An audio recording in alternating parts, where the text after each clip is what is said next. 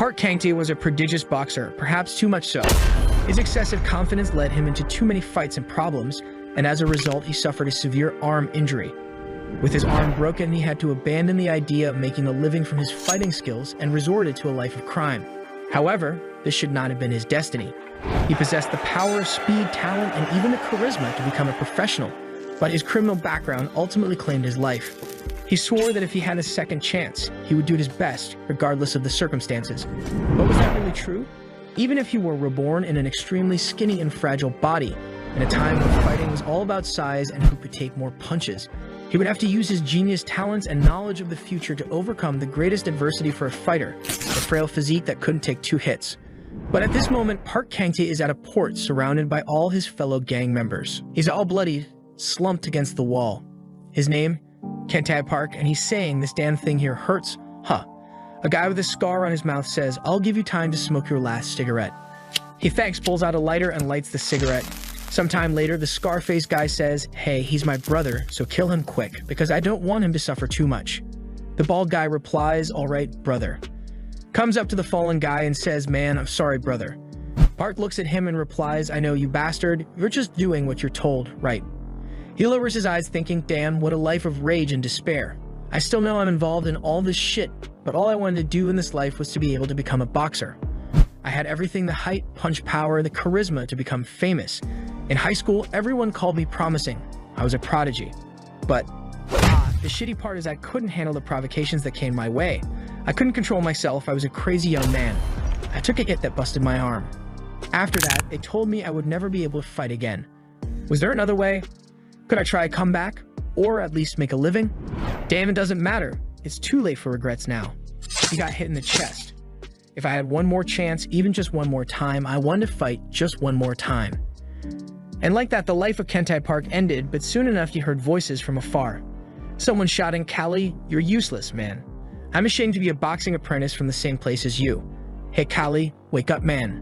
Damn, man, did this idiot die? Screw it, I don't care about him."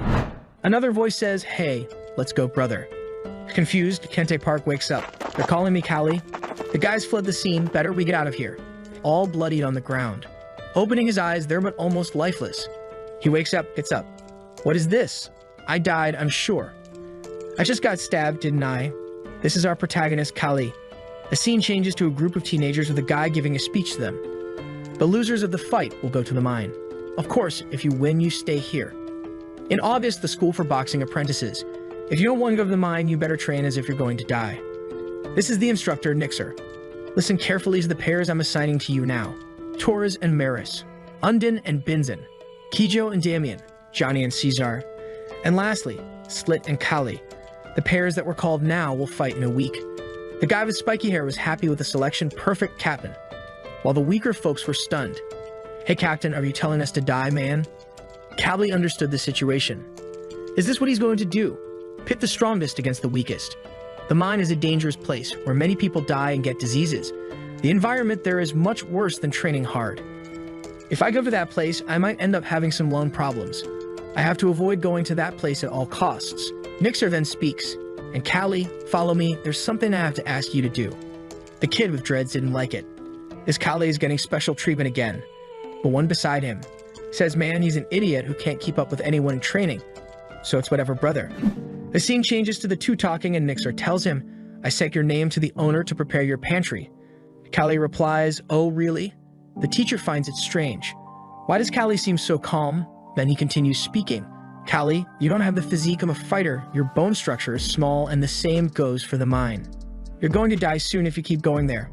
Kali looks at himself. "Really, with a body like this, if I keep going to the mine, I will die before a year." Nixer says, "I'm going to recommend to the owner that you be sold to a..." Kali interrupts him saying, "Even so, I want to fight in a week."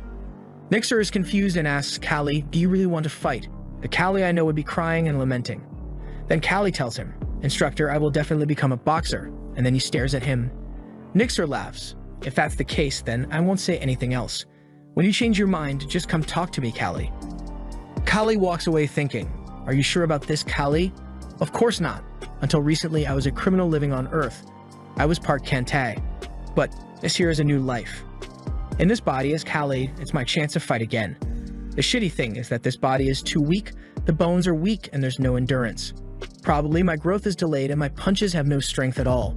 Besides, it seems that Callie was a victim of a lot of bullying. It must have been because of his body. A second chance is great, but this body here. Someone then calls his name. Hey Callie. When he looks back, here come these guys again. 1 second, and gets hit in the face. I never liked this bastard here. The fact that the instructor keeps calling him all the time also pisses me off. He was bragging that this guy's father was a champion. He should just die, man. Insignificant bastard. A guy on the side says, really, this kid is pathetic. Oh, but what happened today? Normally, he would already be crying on the ground as usual, but he's resisting. The protagonist thinking, what a disgrace, how pathetic was the owner of this body. Slit looks at him. Hey, I just want to see you in a week. Don't show up in front of me. Callie responds, perfect, because in a week, you're going to the mine. Slit rushes to hit him from above. Callie looks at it thinking, truck, his punch is huge. With this body here, it won't work. But Howell? Wait. His punch is too slow. What is this? Poof, easily dodges. Wait, how did I dodge? Just like that? That grabbed the attention from the boy in the tree. Slit comes to give another one, while Callie thinks it's not an illusion. It's so clear. The trajectory of the fist, every detail of the hand. It's as if I could see everything. It's like he's fighting in slow motion. It's here where the guard is lower, hit right in the solar plexus. The kids all get a shock, but Slit grabs him. What? Callie, you're dumbass. Unfortunately, his punch didn't do anything, and now he's going to be beaten up. Some punches later, the guys are leaving. Ah, trash like that, making jokes. But the guy that was in the tree looked back, stares at his body, and turns around. The protagonist was smashed on the ground, but he was dying of laughter. Why didn't I notice until now? The thing that's as important as weight in boxing. Coordination and reflex. The coordination of hand and eye that can see every grain of sand, and that follows your movement, and reflexes that can dodge any punch. It seems I have quite a useful gift, don't I? Ha, I'm not going back to that mine. I'm going to fight and win, and I will survive in this place. 20 years ago, the rising revolt of the armored gladiators. A situation so tough, even regular troops would have trouble dealing with it. The kingdom, barely managing to suppress the rebellion, later abolished the system of slave gladiators. And that's how the fighters were born. The fight to destroy an opponent with just fists. That delighted the audience. Okay, that was why I found out about fighters in this world. But this body is so trash. And we see everyone's running in the morning exercises. Damn, if I get too tired, I'll be even more exhausted for the fight. The guy next to him. Hey, Callie. You're already tired, my man. It's better if you run slowly. But he says, I'm fine, man. I don't care.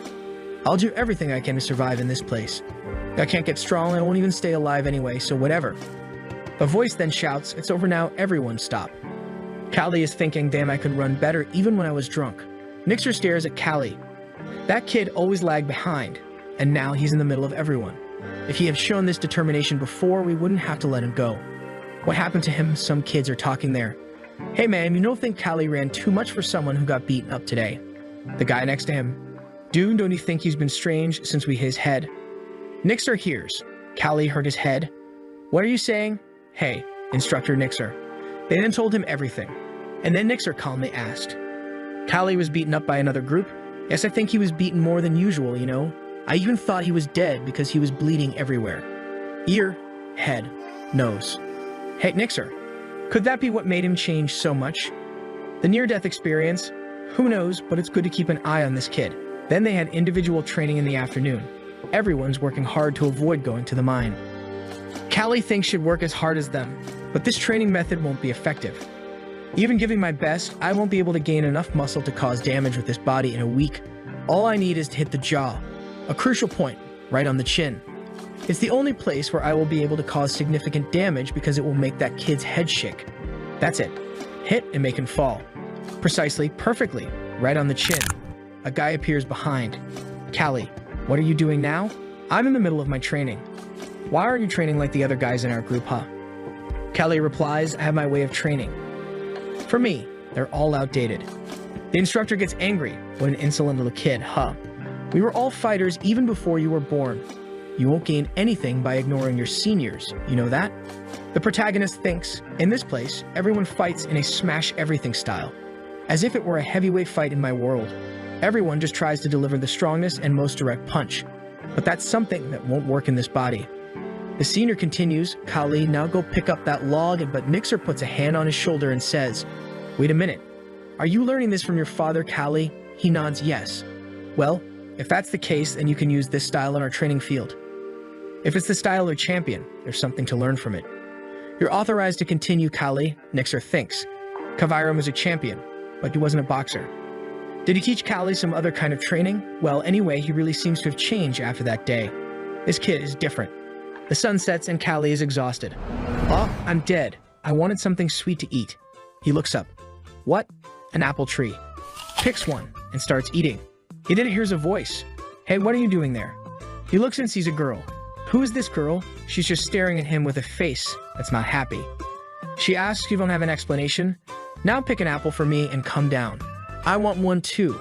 He grabs one in desperation and comes down. Here, take it. She starts eating. Good job. But aren't you a slave from the training camp? Don't tell me you don't know this is the garden of a noble family. If you're caught, you'll be punished. He tells her, I really didn't know. Damn, if I get punished and get hurt, how am I supposed to compete? Then she laughs. It seems you also don't even know who I am, do you? My name is Azalea August. My father is Baron Godolph August and he is your owner, your master. Now tell me your name's slave. I'm Kali, she says, Kali. I'll pretend I didn't see what you're doing, okay? Because you gave me this apple. If you get caught again, I'll have to use the whip myself. Now get out of here before others see you. Kali says, thank you, miss.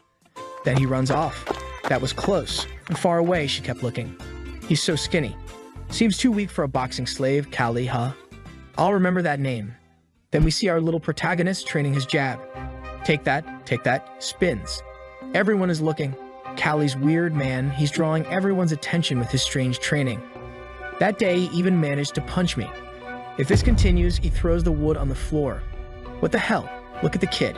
Hey, where are the instructors? Wasn't he supposed to be here? The kid with dread says. The master called everyone, and they left. Perfect. I'll test my opponent. I have to show everyone who's boss around here. Starting with this one. He comes to grab Kali. I'm going to crush him. But just dodges, son. Turns around by reflex and almost hits his jaw. He stops right before and says, sorry, man. I was so immersed in my training that I didn't realize you were next to me. I was about to hit you by accident. Slit replies, I'm good. Kali tells him, good bro, it would be shit for you to have to fight injured, right? Slit was somewhat speechless. Then Kali says, well, I'm going back to my training then. Later. Kali walks away thinking, you trash. When I was in my organization, I saw many guys like you. Those who try to appear tough, making others look weaker. I crush all of them. The guy who's always watching him as they're training thinking. It wasn't a coincidence. I saw that movement again. Hey Slit, you're pale. What's the problem, brother? Are you worried about your fight with Kali? Slit turns around saying, worried? What are you talking about, man? Thank goodness I have to fight Kali, a skinny one. Nothing better than this. The guy says, you know that Kali's changing, you see? Normally he'd be complaining, annoying everyone, and we'd beat him up. But lately, he's not like before. I saw in his eyes that he was confident in his victory. You better not be negligent and not lower your guard. Slit is losing his cool. Everyone is giving attention to Kali lately. Even Torres now is talking about him. But then Torres comes to Slit and tells him, relax bro, it's Kali after all. Just beat him up and send him to the mines, right? Slit says, of course, man. That's what I'm going to do. It'll be easy. Meanwhile, at the Godolph mansion, a meeting is going on. The noble is speaking. It appears that the preparations for the fight are going well. Nixer responds yes. They even started living in the training facilities after they started training. The noble named Godolph. On this list, it appears we have a man named Corys, right? He's the promising one you talked about. What's he like? Nixer says he's quite promising. An extremely balanced fighter, a lot of strength and agility. Not to mention he's aggressive and skilled. Besides, he seems to be always trying to improve on his weaknesses. He has the potential to even become a champion. Godolph says, I'm interested in this one. Also, there's something I wanted you to do for me. What is it, sir? As you know, the reputation of our training center has fallen. We're facing some financial difficulties and had to send half of our slaves to the mines because of a lack of resources. So I want to invite some commoners as spectators and raise some money. I'm sure everyone is missing a good boxing fight, so they'll certainly enjoy this. Can you provide them with a fight worth watching? Nixer replies, yes, of course. Thinking, this guy is my master, but he's incompetent. He's the reason our training center fell in the first place. Baron Godolph August is all because of his greed. He's been running this place for 15 years. In the first 5 years, he managed to keep it afloat because he inherited the boxers that his parents took care of.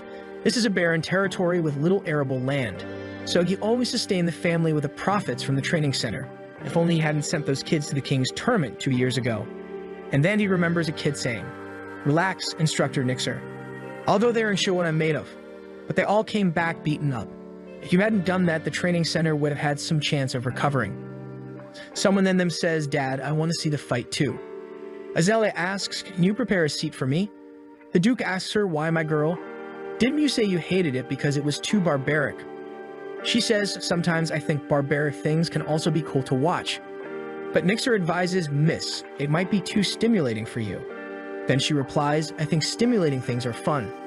The father then agrees, "It seems you really want to see this." But she's thinking, "Actually, I'm not so interested in these fights, but I want to see for myself." How does that skinny guy fight? And now it's the fight day. Everyone in the city gathers around the ring. Our protagonist is entering. Finally, the moment has arrived. Hands in the sky. Everyone's shouting and Tor is saying, "Easy." He already defeated his opponent in the nobility area, the Baron says. "Wow, that was really a great fight. You trained Torres very well and turned him into a champion in just a year." Nixer replies, "Thank you, Master." The announcer says, "Next up, Slit and Callie." Azalea is there thinking. Most guys are tall, muscular. But that Callie, he's short and skinny. Why does he think he can win with that body? Nixer is there reflecting, really for a fighter, physical form is absolute, since a good body represents strength. However, there are some ways to win. The two are facing off. Slit says, "Hey Callie, why don't you just give up, kid? If you fight me to the end, you're not going to be okay, man." Callie hits him with his words. "If you were as good at punching as you are at making threats, you'd already be a champion, Slit." But inside he's thinking, "I knew this would happen, but I can't even find a place to hit this guy." The biggest problem is the difference in physical form. Nothing will happen if I hit his torso. I need to hit the jaw. To do that, I need 2 things. But here comes Slit's punch to his face. He dodges the first one. Slit stares at him. Callie thinks I need to make him lean his upper body, like he did now. It keeps dodging. Each punch he throws, he always tries to move to the side, so the guy has to change the direction and lower his guard. But the audience is not enjoying this style.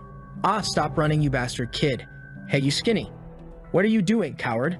While Slit is there confused. "I'm on the offensive, but I've almost lost all my energy already. But why does that idiot seem to be so fine?" Then he comes to punch with his rubbish, while Callie thinks, "Well, I just need to make him keep attacking me. He will lose much more energy than me, who's just dodging the attacks." And now the second part, when he lowers his guard. But then Slit just grabs his shoulder. Callie is confused. Wait, this is cheating. But takes one right in the ribs, and that punch broke something. He's thrown to the ground. Callie stares at the audience.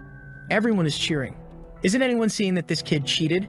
He grabbed me with his fingers, not with a glove. But the referee already started the countdown. 10, 9, 8. Wait, I didn't think this would happen. What am I going to do? 5, 4. Ah, get up, get up. How many ribs did I break? That's not the problem now. Hey man, can you continue the fight, Callie? He's thinking, I already died once. I won't die again. But Slit tells him you're going to regret getting up. He's standing there, but his face and his ribs aren't looking that great. He broke all that shit. Now I won't be able to move freely anymore. Slit comes in to punch. Now it's screwed. I have to do anything. He headbutts the guy's hand. Perfect. He's surprised. It's my turn to attack now. Charges at him. The kid comes in for a punch. Callie ducks underneath. I just have to dodge. Now's the chance I needed. I created it. This is mine now. Then hits him right in the jaw. Slit stumbles backward. You think just one of those will get me? Boom. Falls to the ground. 10, 9. Everyone in the audience is confused. What happened? 4, 3, 2, 1. The winner is Callie. Everyone in the audience is perplexed. How is this possible? This is madness, man. That skinny guy won? But our guy is thinking, I survived and I'll make this life worth it. A week later, the slave traders arrived and half of the apprentices were taken to the mines. The only exception among all the lower students was me. There were only 10 people in the training camp and everything was very quiet. Inside the August mansion, the two go up the stairs and Nixer says, the handcuffs will be released when you return to the training center. He looks around. So this is the August mansion. It's my first time entering this place. Nixer asks, and how's your body? He replies, it's all right. But why did the miss call me to come here? Nixer explains she seemed to be interested in you after watching your fight. Later, in Azalea's room, she says, "Hi, slave. We meet again." While he thinks, "Don't say again, they'll suspect something." Azalea then says, "Nixer, could you please wait outside?" Nixer replies, "All right then, miss." Then she tells Callie to sit there. He tells her that he's fine and doesn't need to sit. She says, "Since that's the case, I won't go against your will." But he asks her, "Why did you call me here?" Azalea gets frustrated. "My God, how impatient, huh? You're too tense. Have a fruit first, ease the mood." He bites into the apple. And she explains, "Why did I call you? Because there's something I want to ask you. You know that as a slave, you don't have the right to refuse, right?" He agrees but thinks this girl's hard to understand. She tells him, "You were amazing in the last fight. You managed to win even with those skinny arms, and you knocked him down with one hit. My father told me it was luck and coincidence, but it wasn't, was it?" He thinks, "Goddammit, this is going to be complicated." It seems she understands things quickly, then tells her the strike was somewhat a coincidence, but I shook his head. She asks, "Shook?" He replies, "Yes. If you get right on the chin with your punch, the person's head shakes, then you lose control of your body temporarily. Of course, this only happens if the impact is very strong." She's impressed and interrogates him, "So you aimed and hit right on the chin?" He agrees and she cracks a little smile. "Very well, Callie, I'm looking forward to your next fights. Keep winning and become a professional boxer. If you become a champion, you might even become a free person." Outside, Nixer removes the handcuffs and Callie thinks, a free person? Who knows? Then he went to the afternoon training. Tor is training hard there, thinking, "This is now my goal, I will achieve my freedom." And then he remembers he will become a very strong king, Torres. When he was 14 years old, Nixer told him, "If that weren't the case, I wouldn't have taken you from farm work. You have a good physique and spirit, so just work hard. Become a champion and turn into a free person." He throws wood on the ground. "Damn, I hate guys like Callie who do pathetic things without a goal, or at least that's how he used to be." But suddenly, he changed, defeated Slit, and survived. Really, you can never tell what's going to happen in this world. A kid with green hair arrives. "Hey, Torres, what's up? Let's smash Callie, yeah." "Hi, name's is Koji, nickname Praying Mantis." But Torres says, "Get out of here, you're interrupting my training." Koji replies, "What's up? You're not coming with us." Torres thinks if that kid really wants to change that much, I won't bother him. And I used to get mad and annoyed because he acted like a loser. But look at him now. His ribs are fully healed and he's back to exercising in the same time it took them to heal. Not to mention he's gained some muscle. But they went to bother Callie anyways. "Hey Callie, haven't seen you here in a while." Callie thinks, I was wondering when you would show up." Koji asks, "It was fun winning easily, wasn't it?" Callie warns him, "Man, don't start that. It'll be a hassle if you get hurt." Koji gets mad. Callie, if you're here disguising your fear, relax. I'll go easy on you." Callie corrects him, "No, you idiot. It'll be a hassle if you get hurt." Koji calls him trash and tries to hit him, but he just dodges another, and then takes one on the chin too. Thinking this kid must have thought I won by chance. Such idiots. Towering height, impressive reach. It's like facing someone with a spear. Punches that allow no approach. Long reach, very advantageous. But the Mantis has a wide movement, a curved swing. He strikes from the sides. He's not taking any advantage of all that reach. In the end, he's just a big punching bag and falls to the ground. I just need to not give this guy any opening and take another hit. The guys are all pissed, just keep the pressure, dodge, and take. To this damn kid, 3 against 1, he dodges again, damn. Then Koji says, "Kid, don't get cocky just because you landed that punch on me." Then Callie told them, "You guys are coming in 3 because you know you can't handle it alone, right?" "Shut up, you shit," he throws another. But then he dodges and suddenly takes a knee in the back.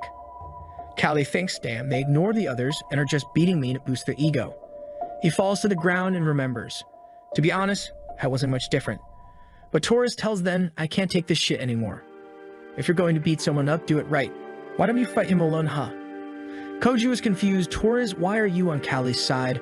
But he replies, "I'm not on anyone's side. I'm just pissed at the asshole who was defeated by Callie and is now acting like that." The scene changes to Callie and Koji fighting. And Callie saying, "You're just wasting your talent. Your movement is too wide. You're all flawed." He takes one on the chin. Torres thinks he acts like an experienced boxer. This kid has potential. His father was a champion. Callie asks, "Torres, I thought you hated me. Why did you help me?" Torres turns around and says, "I have no reason to explain myself to you. Get out of my sight, kid." But after that, nobody ever challenged Callie again. They silently acknowledged that Callie was now among the best in that training camp. In the guest reception room of the August mansion, the owner is speaking. Don't worry, proceed with the fight as usual. Nixer is at the door, afraid that the Baron has made the same mistake. He enters and says, Master, I told you refuse this. Why did you accept this fight? The Baron punches the table. Can't you make it happen? Anyway, Dorman didn't bring any real boxer. We will win if you train the kids right. Nixer warns, this situation only has two outcomes. Either we prepare the worst to get beaten, or we send our best and risk everything. The Baron yells at him saying it's an order, choose the best. I want to see Dorman lose his patience. But Nixer is angry, thinking, when will he realize that he is the reason this training center is destroyed? If veterans like Torres can no longer fight, this field will end. 4 days, I must prepare these kids for this competition. He then speaks to the boys, Torres, Koji, and Callie. I have decided to train you 3 and put you in a fight against Dorman. You were chosen because you are those whom the instructors believe have the highest potential. Torres asks, Instructor, do you think our team will win? Nixer remembers the Baron giving the order to take the 3 best and go. He sighs and says, You have a ridiculously low chance of winning. Koji asks, Hey, we're not going to die, are we? Nixer tells him, Relax. The Master also won't let you die because you're his property. But the opponents might end up breaking your bones or doing whatever they want. Callie then says, But if you called us, it means you believe there's a chance, right? Nixer says yes, and that they will start now. Torres, go now and train with all our instructors non-stop. Your practice will be to gain more experience in 3 days. Mantis, Koji, you have to find a way to deal with your fear. You need to train for your mind. He then turns to Callie and says, I only chose you because your appearance recently looks good, so I have nothing prepared for you. Since that's the case, you'll have to manage. Callie says, okay, but I need someone to assist me in training. The scene shifts to Torres getting hit in the face. The instructor speaking, Torres, your opponents are experienced fighters, but they are human. No matter how strong they are, if you hit them enough, they will fall. You have to enter the fight as if you were there to win. Even if you're broken and crumbling, you have to make the opponent think you're immortal. Well, that's all for now. We'll continue later. Torres looks at Callie, who's leaning against a wall. He wonders what Callie thinks he's doing. The boy with Callie asks, Are you crazy? Do you want me to throw this at you? But Callie says, Just do it already. The boy then agrees, preparing to throw the stone. He throws it and Callie dodges, thinking, I need to train my reflexes. That's the most important weapon for me right now. Callie then grabs a stone coming towards his face and says, Enough, that's all for today. I know practicing reflexes is good training for a boxer. In one of the rooms, a boy says, Damn it, I want to kill them all. But a friend stops him and says, Dude, you're not the only one who's angry. Callie enters and asks, What's happening? One of them with a knife in hand says, I'm not going to forgive that bastard. Callie looks at Koji and asks, What's happening? Koji responds, And you think I know. But our protagonist insists, Just tell the truth, man. This is serious, stop joking around. Then Koji reveals the guys from Doraemon training camp came here and beat everyone up because they're angry about the fight. At least no one was seriously injured, it was just a bruise, so it's hard for the instructors to sort this out. We're going to be completely defeated, Callie. The guy with the knife, Doraemon, those bastards, I'm going to kill them. Mixer enters asking, What are you guys up to here? You're idiots, boys, already hitting one another. If you lose, it's over. Do you know why you got beaten today? Because you're weak, so get stronger from now on. Callie thinks, Now I realize after training and living with them, I've formed a bond with these guys. From now on, the fight isn't an event for the citizens, but a fight between proud and wealthy masters, and it's a competition to see which is the best training camp. 4 days later, at the August Arena, in the audience a man says, Do you see this? The stands are even shaking from so many people here. Another man says, Half the population of the entire state came here today. Facing the 3, Nixer hands out tea saying, This is to help you relax. If you think you're going to lose, just raise 2 fingers high. It's better to have your pride hurt than to never be able to fight again. The order will be Koji, Torres, Callie. Get ready. Koji asks, Am I the first coach? He responds, Yes, it's you. Now let's go. Callie calls to Koji. He turns around and asks, What's up? Callie then gives a tip, Don't let the opponent get close to you, got it? But Koji responds, You're an idiot, Callie. I have to stay close to hit hard. Callie thinks, What a dumb kid, he should listen to me. Both are already heading to the ring and are announced, apprentice from the August Boxing Training Center, Koji.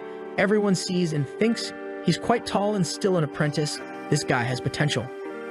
But he's trembling there thinking, Oh crap, Then the other challenger is announced. He will fight against a warrior with 14 victories from the Doraemon Training Center, the boxer Bass. Looks like they've invented steroids by the looks of it.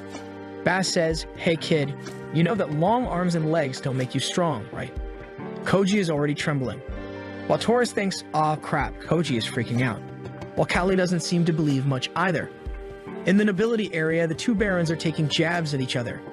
Baron Derriman says that the boy from August looks like a child, but August retorts that only the fight will show what happens. But inside, he's thinking, "Damn it, Nixer, why didn't you send someone who would win this damn fight?" Then the fight begins. Bass immediately goes for Koji, closing the distance, trying to land a punch on his face, which Koji narrowly dodges. The audience boos Koji, shouting, "Mantis, you just dodge, man. No one came here to watch this trash fight." Down below, Koji, still trembling, thinks, "If you want to see a pretty fight, come here and make it happen." It's easy to talk from there, isn't it? Bass advances on him again, asking, "How long are you going to keep running away, kid?" At that moment, Koji sees a punch and thinks it will hit his face, so he raises his guard, but the punch actually lands squarely in the middle of his chest. It sinks in with the force of Bass's fist, who then mocks him for falling for such a pathetic trick. Before Koji can react, he receives another hit in the face. Then Koji falls hard to the ground. The audience is not enjoying the show, shouting, "This is boxing, get up, kid. If you're going to fight like that, you'd have been better off dead." But Koji, all beaten up, thinks, "I'm not getting up no matter what. How am I going to win this fight?" The count begins, 10, 9, 8. Just then, Koji thinks it would be easier to give up, until he sees the Baron staring at him. Knowing he could be sent to the mines, which would be worse than getting beaten here, he gets up, thinking, "If I lose without throwing a single punch, I'll be kicked out of the center." Bass says, "So you feel like fighting now, kiddo?" Koji responds, "Shut up, I'm also a boxer, you filth." He tries to remain calm, recalling what the instructor had told him. "Mantis, I heard you lost to Callie. Is that true?" He admits it's true. Mixer then asks him, "Have you ever thought about why you lost?" Koji says he hasn't. Nixer explains, "I didn't see it myself, but I'm sure it wasn't a fight you should have lost. You have a very advantageous condition as a boxer, tall, with long arms and legs. It seems like you don't know how to use what you have well. You probably lost your cool and got impatient, which is why you let Callie get close to you. If you do that in this fight, you'll lose as well." With that, he recovers nicely, thinking, "I can't be afraid, I can't let him get close, I need to intercept the attack." Once again, Bass charges. But this time, Koji manages to take advantage of his long reach and lands a punch on his face. Everyone is impressed and Callie praises him. Koji is ecstatic. "I landed my first attack, it worked." Now confident, he starts throwing a barrage of punches. With such distance, the opponent struggles to get close. Callie thinks, as I suspected, he has a lot of flexibility, and now that he's released the muscle stress, his attacks are very threatening. Compared to before, he's doing much better. Bass charges again, but now he's the one having doubts. "I'm ready to hit this guy, but he's too tall. I can't find an angle. I'll just defend until I find an opening." Then he sees an opportunity and says, "My punch hurts more than yours." However, Koji dodges and says, "Got you?" landing a punch on the guy's forehead and putting him on the ground. Koji looks around, looks at the coach and celebrates, "I won, all happy." The audience can't understand how he turned the fight around out of nowhere. Meanwhile, Baron August takes the opportunity to needle Derriman. Even his daughter is embarrassed. Derriman says there are still 2 rounds, so nothing is settled yet. The Baron then raises his hand, signaling the boy next to him, and says, "Tell Nixer I don't care if they die, just win this thing. Whoever loses today goes to the mine." Nixer receives the message and informs everyone, "You heard? He said he'll send the loser to the mine, but he's drunk right now, so I'll change his mind later. But understand this risk exists. If you're in danger, it's better to surrender." Taurus stands up, defiantly stating, "No need, because I'm going to win." Callie, observing him, thinks Taurus really has a fighter's spirit, but that guy named Muga, I think he's on a different level. Taurus' opponent is far more experienced than he is. And as he enters the ring, he advises, "I'm going to give you a piece of advice, Taurus. I'm different from Bass. If you don't want to get hurt, give up now." But Taurus cuts him off. "Shut up, old man, let's fight." And so it begins. Muga immediately comes at Taurus. The exchange of punches is frenetic. Callie has no idea what will happen. Punches fly, blood sprays, Taurus takes hits, then hits back. He manages to land the first few punches, taunting, "Woke up to reality, old man." But inside, he's thinking, even if I feel like I'm going to collapse, I need to keep acting like I'm going to win this. Muga says, "You really do look like a soldier, kid. I take back what I said." He moves into punch. Torres is confused by the movement, and it turns out to be an elbow strike, which hits him square in the face. Torres says, "Old man, don't you know elbow strikes are against the rules?" But Muga responds, "Too bad, these fights always have accidents, don't they?" Torres says, "All right then, let's play."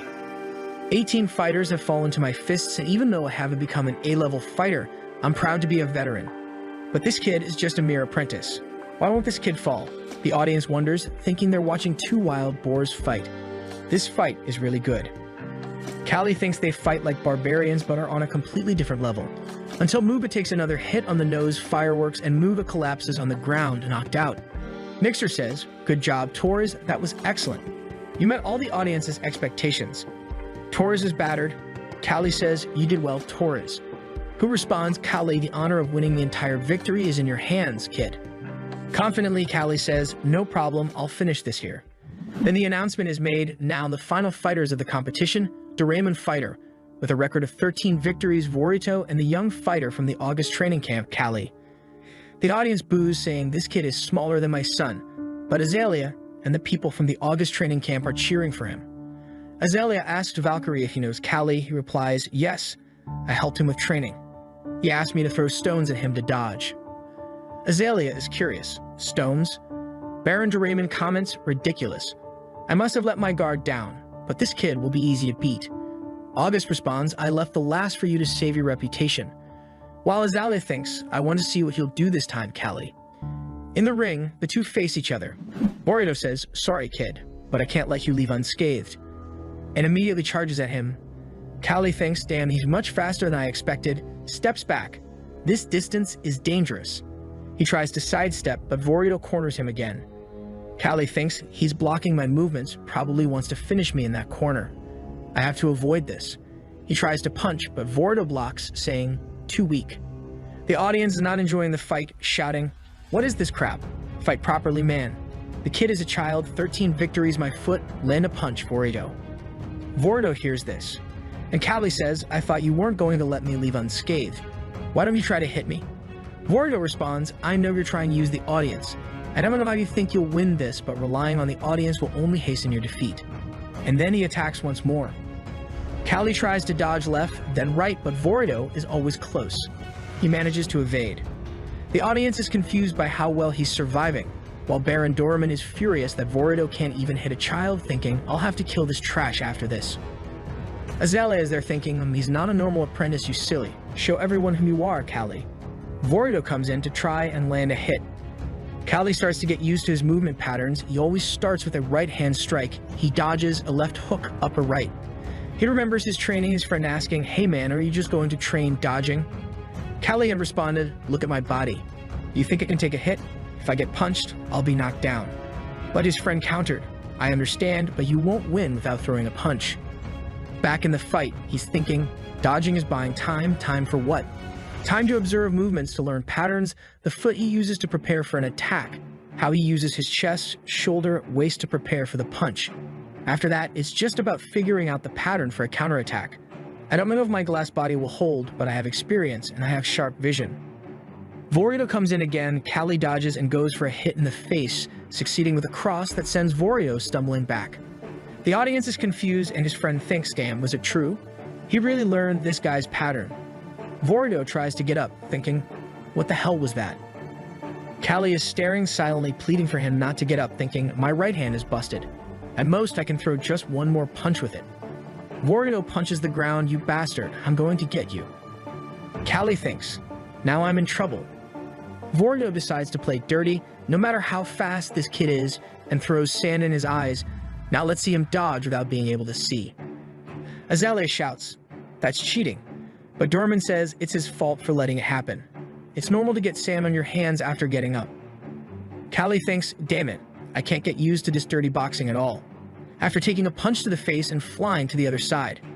He touches his nose, feeling the hit. Damn, that hurts a lot. Then he stands up, eyes closed, imagining. As Vorito advances, saying, "It's the end for you, scum." Callie reflects, "I just need to stay calm. The analysis is done. He always starts the same way with a right-hand punch. Dodged, now his chin will probably be here. And with that, he lands a precise punch blind." Callie raises his hand. Azalea thinks, "Is this what I traveled all this way for?" Callie celebrating, Nixer says, "To think all of you would win, huh?" After this fight, Baron Dorman left the territory as if fleeing, and as a reward, the Baron paid for a barbecue for everyone. 2 months later, the harvest season arrived. Koji drops a box of potatoes on the ground. Damn, do these guys think we're farmers? Callie says, "Don't complain, this is perfect for gaining muscle." Callie's body underwent many changes. The farmers came to thank them. "Thank you for all the hard work, Callie. You're free to take some." Callie thanks them. "Thank you, sirs." The farmer then asks, "By the way, are you going to Duke Wistery's Autumn Festival?" Koji says, No, we're apprentices. We can only leave here after a year." The sirs respond, "Is that so? I was dying to see your fights again." With that, they leave, and Callie asks, "Hey, Koji, what is this Autumn Festival?" Koji explains, "Are you dumb? The highlight of this festival is boxing. Our master is one of Duke Wistery's vassals. Didn't you know that Dorman and August are competing against each other for the Duke's sponsorship? But Dorman is currently leading all this." Callie says he understands. Koji teases him, saying, "You little pest, you must have taken a blow to the head back then, huh?" Callie looks towards the mansion thinking, wow, but an entire year? Are they really going to wait all that time? The scene shifts to them discussing with the Baron. "Please, one more year, Master. We won that match, but it was because they didn't know us and we had a bit of luck." The Baron responds, "A letter from the Duke has arrived, Nixer. He's heard of our last victory. As much as I'd like to give you more time, Duke Wistery wants to see these 3 apprentices. If I refuse, things will get complicated." Nixer thinks damn Duke Wistery is one of the biggest names in the entire kingdom. The Baron can't say no. He then says, "I understand." The Baron warns Nixer, "We're leaving tomorrow. Be prepared. From now on, those 3 will be official boxers, so brand them." They then receive the mark indicating they are now professional boxers. Callie says, "This thing still hurts, but I can fight anyway," as they set off. Azalea speaking to Callie, "Congratulations, I heard you're now a professional boxer. Thanks to that, you now have the honor of walking alongside a noble." He responds, "Thank you." All friends are blushing as they look on. She says, "I think you must have changed a lot right after everything at the festival." Koji says, "Man, isn't she a babe? Those intense red hair, seductive lips, she's a beauty even from afar." Callie thinks, "Yeah, she really is beautiful." But Torres warns Koji, "Be careful, if the master hears you saying that, you'll be punched to death." Koji asks, "Since when do you care about me?" Torres then says, "Callie, the truth is he likes her." They keep arguing and Callie tells them to quiet down. They then stop to rest for a bit. Koji says, "This mountain path is awful, bugs everywhere." Callie responds, "Who would have thought the bridge would have collapsed due to the rain?" "Yeah, the problem is we might encounter bandits here." The Baron then says to Azalea, "Look, the sun sets quickly in the mountains, so you sleep first, girl." The Baron then tells the soldier tying up the horse, "We're leaving as soon as dawn breaks." The knight warns, "Bandits might already be hiding in the bushes. It's harvest season. It would be best if we left as soon as possible." However, the Baron tells him to shut up and says, "I'm paying your salary to fight off the bandits if they appear." At that moment, Callie senses something. "Wait, what's that presence? Hey, something moved in that bush. We should leave now." The Duke loses his temper. "What? A mere slave boy dares to give me orders." It's too late. A soldier is already hit in the eye with an arrow. A barrage of arrows begins and everyone tries to run. Some shout to protect the Baron. Nixer calls them, "Come this way." Callie notices the arrows have stopped. He takes a look and sees a bunch of bandits. He tells Nixer, "The soldiers aren't enough. Unlock our handcuffs so we can fight." Koji says, "Me too." They are unshackled, but Nixer warns, "Only engage those who come close because our priority is to protect the Baron and the lady." Suddenly, someone appears behind saying, "Found you," and makes a move that Callie blocks with the hilt of his hand, and then hits the attacker in the face before turning and saying, "Don't just stand there, let's go." Torres thinks this kid is insane, he's definitely not normal. Callie runs with one goal, to find Azalea. The Baron is screaming, asking to be let go. Callie runs past, and the Baron informs him that Azalea is still in the carriage. He heads towards the carriage, but sees a man approaching fast. He says, "Hey, stop there." The man turns, smiles. He tries to hit Callie, who defends again with the chain. Then the man opens the carriage door. Azalea screams in shock. Callie is startled, and the man exits with her in his arms, semi-conscious, and flees immediately. The Baron shouts, "Azalea, someone rescue her." Callie goes alone. "All right, I'm on it." But the man runs towards a cliff. Our hero tells him, "Stop, you idiot. You've got nowhere to go. Let her go." The man says, "Kid, you seem to be a slave. Why don't you join us, huh?" Callie asks, "What kind of recruitment is this? You're pointing a weapon at me. If I follow you, will I end up dead like every other bandit?" The thief responds, then the talk is over. Our hero notices this guy's movements are too rehearsed and asks Gladiator. The bandit confirms yes with 42 victories and goes for the attack. Our hero is frightened. A one-on-one fight will be tough with this guy. He dodges and moves back. The bandit is confused. Did this guy run away? But when he looks, Callie has already grabbed Azalea and is running. Without a second thought, he jumps off the cliff thinking, why fight when I can run? They fall into the water. Azalea wakes up a while later with Callie calling her name. She gets up and he is relieved. Phew, finally you woke up. After a while, she says, I got the situation. You better remember that guy with the eye patch who hit me. Callie feels quite proud. To think the desert camouflage techniques would come in handy. Azalea looks at him and says, I'm really cold, light a fire at least. But he explains that it's not possible. The trees are too wet to be lit. Not to mention that guy might end up finding them. She calls him useless. Callie notices she's shivering from the cold. Her clothes are wet and lowering her body temperature. So he explains, Azalea, if you keep those wet clothes on, you'll catch a cold. Your body will warm up faster if you take them off. Naturally, she takes this the wrong way. He says she's got it all wrong. He just thinks it's better to do this than to die of cold. He'll turn his back so he won't see. Hila retorts, you're being quite bold, aren't you? Callie responds, I have to protect you from now on. If anything happens to you, I'll be killed. Shyly, she warns, you better not look back.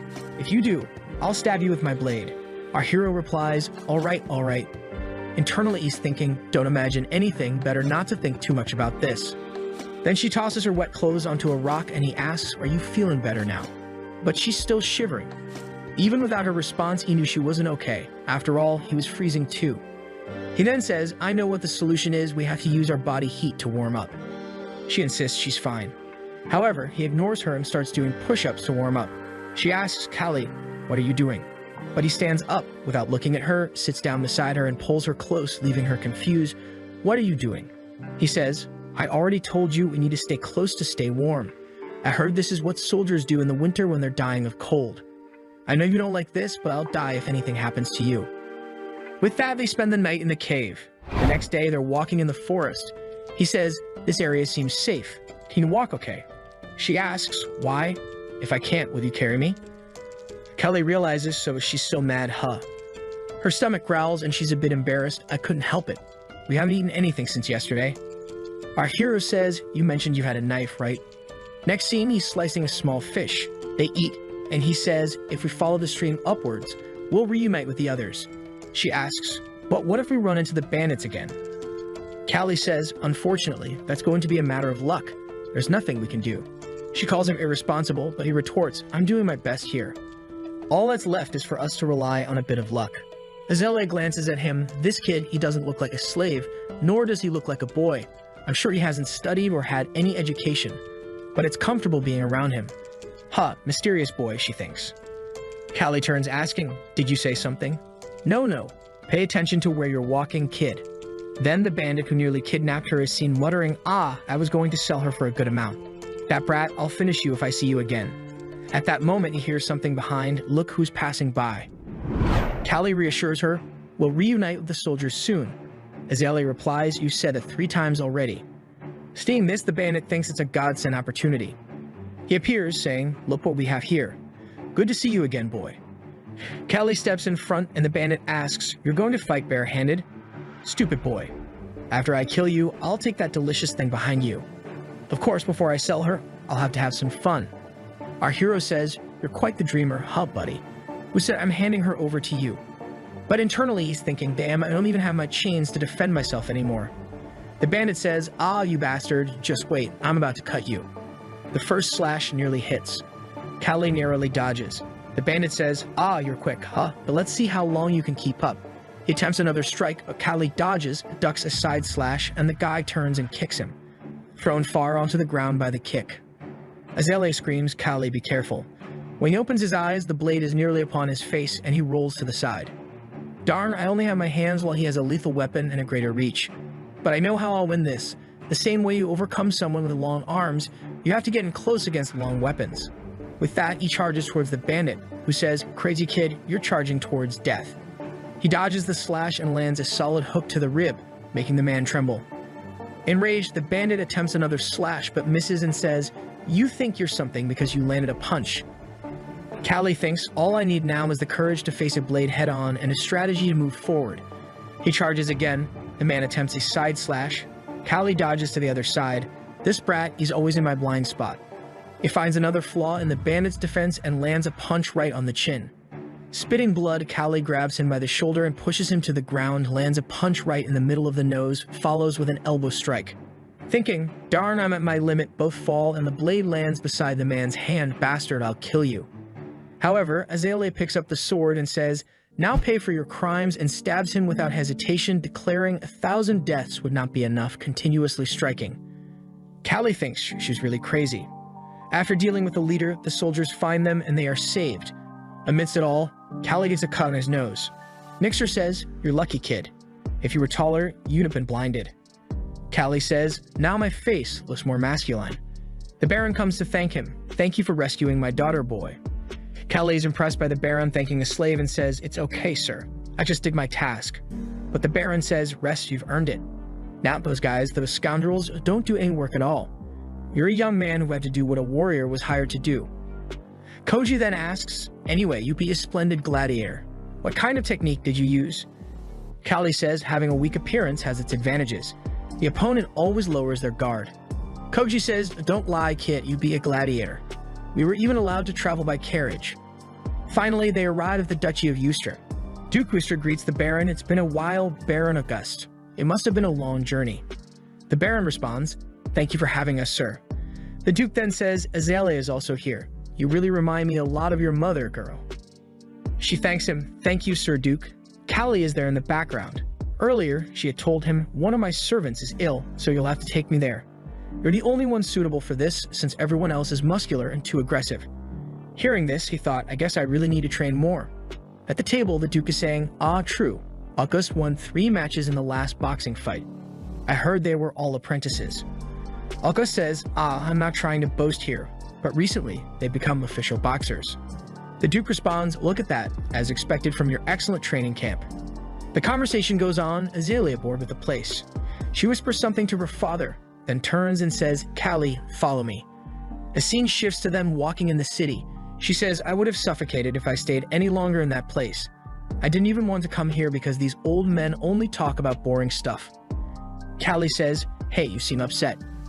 She explains, "It's because my father is obsessed with finding me a husband. Isn't it terrible that I'll be tied to someone I don't want?" Callie responds, "I don't really know what to say in this situation." But Azalea declares, "I won't let that happen, Callie. Oh, this is a local delicacy. I bet you've never tasted anything like this." Callie thinks, "Really? The only sweet I've tasted here was fruit. Well, this is really good." Azalea gets convinced and Callie becomes shy. She is very beautiful and attracts many gazes, but then there's that old woman staring at him. The old woman approaches, asking the beautiful lady if she can read her fortune. Our protagonist says, "Hey, let's go, Azalea." However, she's intrigued. "No, I want to hear this." Knowing about destiny sounds interesting, and heads towards the tent, all excited. The old woman offers to do it for free. They enter and Azalea is fascinated. So, this is a fortune teller's tent. Callie, however, senses something off. What's this old lady planning? As she touches the orb, she says, It seems your life won't be peaceful. You will face many ups and downs." Azalea responds, "Oh my god, how incredible. I live an interesting life. If it were like everyone else's, it wouldn't be fun. Now tell me about my marriage and fortunes." Callie thinks, "God, fortune tellers are the same everywhere." The fortune teller says, "Your partner seems to be very close to you, but it won't be a love blessed by everyone." Azalea becomes a bit shy, and our protagonist is somewhat lost. The fortune teller then looks at the protagonist. "Shall I include a reading for this young man? What do you think?" However, he responds, "No, I'm good." But Azalea insists, "Hey, don't be a spoilsport. It's free." So the fortune teller does a reading for Callie, saying, "I see a place so distant, a place that people here can't even imagine." Callie asks, "What's this place like?" The fortune teller answers, I can't quite say. I'm just speaking of what I see." Azalea asks, "What do you see?" The fortune teller tries to describe something like a carriage, but metallic, a human talking in a box of glass. Callie is confused. Wait, is she actually seeing my past? The fortune teller says, You have a very unusual aura around you, as if you have the spirit of a guardian by your side." Azalea says, wow, maybe that's why you're a boxer. It seems to be the reason for your victories. But Callie replies, that's a myth. Only an idiot would believe in those things. She gets a bit angry, saying, I know about these things too. You don't need to lecture me, and leaves the tent. He stands up saying, Miss Azalea, that's not what I meant. Ah, the old lady looks at him and thinks, a slave. Impossible for someone with such vibrant energy to end up a slave. For 3 days, he had to endure her moods throughout the castle, until it was time to go where the other slaves were. He thought he would finally have peace, but a soldier stopped him and scoffed, what? The skinny guy is a boxer. Boy, you're a boxer. My son is a hunting dog.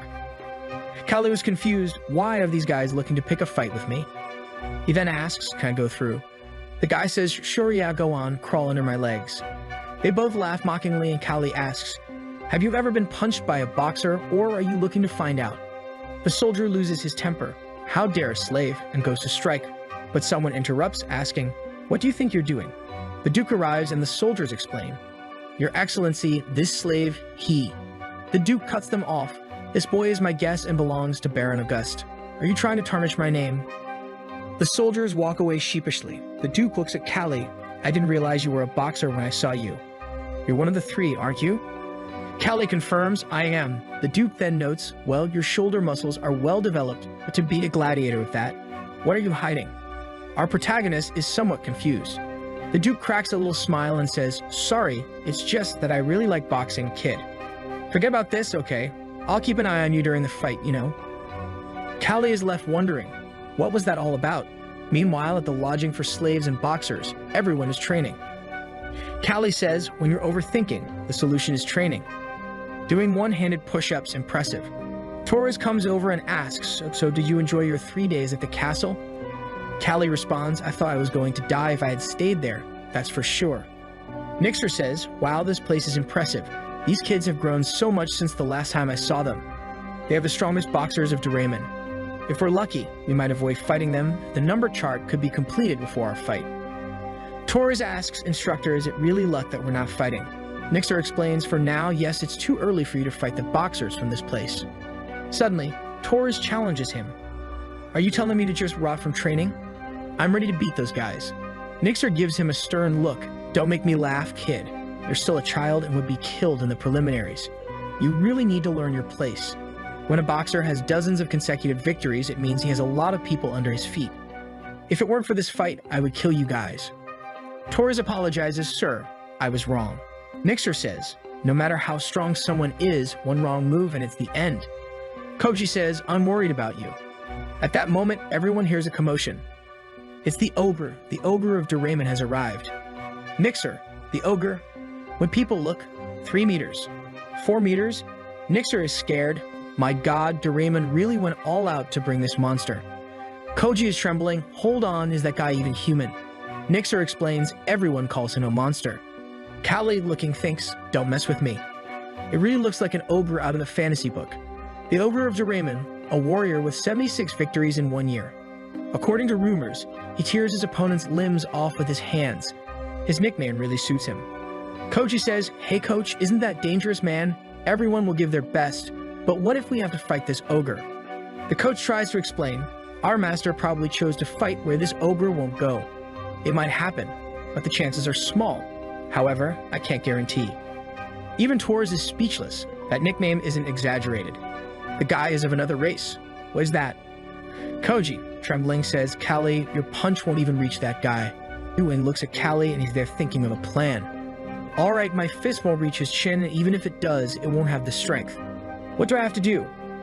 I have to make him lower his body as much as possible, but how? Wait, maybe I need to tire him out and then hit the leg? No, but still, I don't know. Koji can't believe it. Wait, is he thinking about how he's going to beat that monster? Sometimes I think you, Callie, are the weird monster. The barons and all the guests are staring at the list of fights. The schedule is available. Make sure to check your location precisely. We'll see you soon.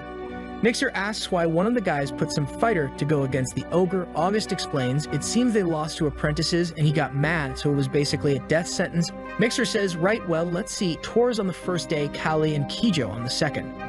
The only thing we can hope for now is for the viewers to leave a like on this video to help Mamoru. Thank you so much to watch my brothers. Ring that bell to catch on the next Saya. Do you remember that Callie and his friends, along with the instructor and the Baron, went to a championship where there's this thing called the Giant Ogre? August and Nixar are in a room with all the dukes, seeing who's going to fight who.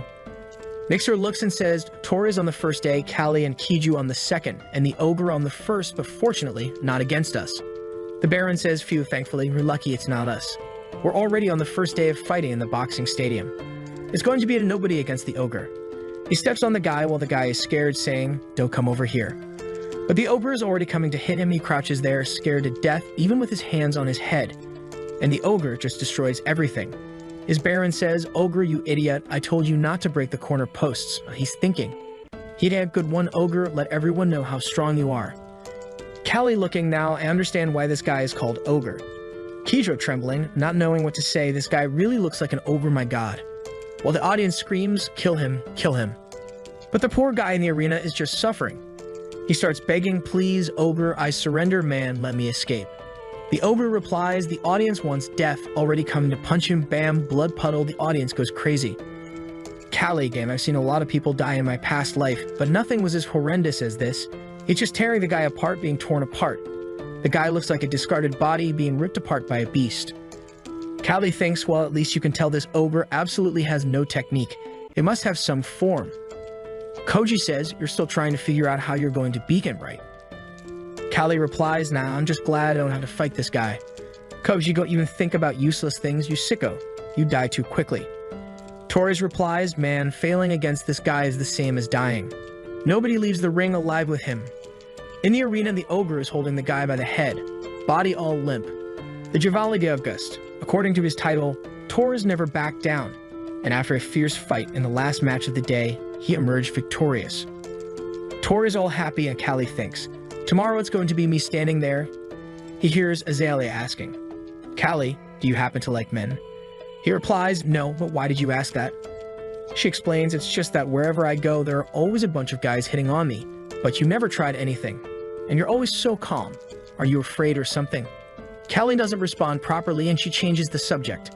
Well, I heard that most boxers die on the first day of fighting. Maybe it is our last day together, you know. Callie says, I'm not a noble like you, Azalea.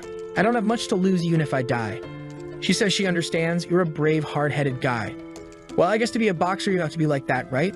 If you win tomorrow, you better dedicate that victory to me. And she tosses an apple to him, saying, you can count on it. I'll win. Don't even worry. We're already here, the big drum beating and everyone in the arena. It's time for Callie's fight, and he's thinking, I'm almost ready. The second day has arrived.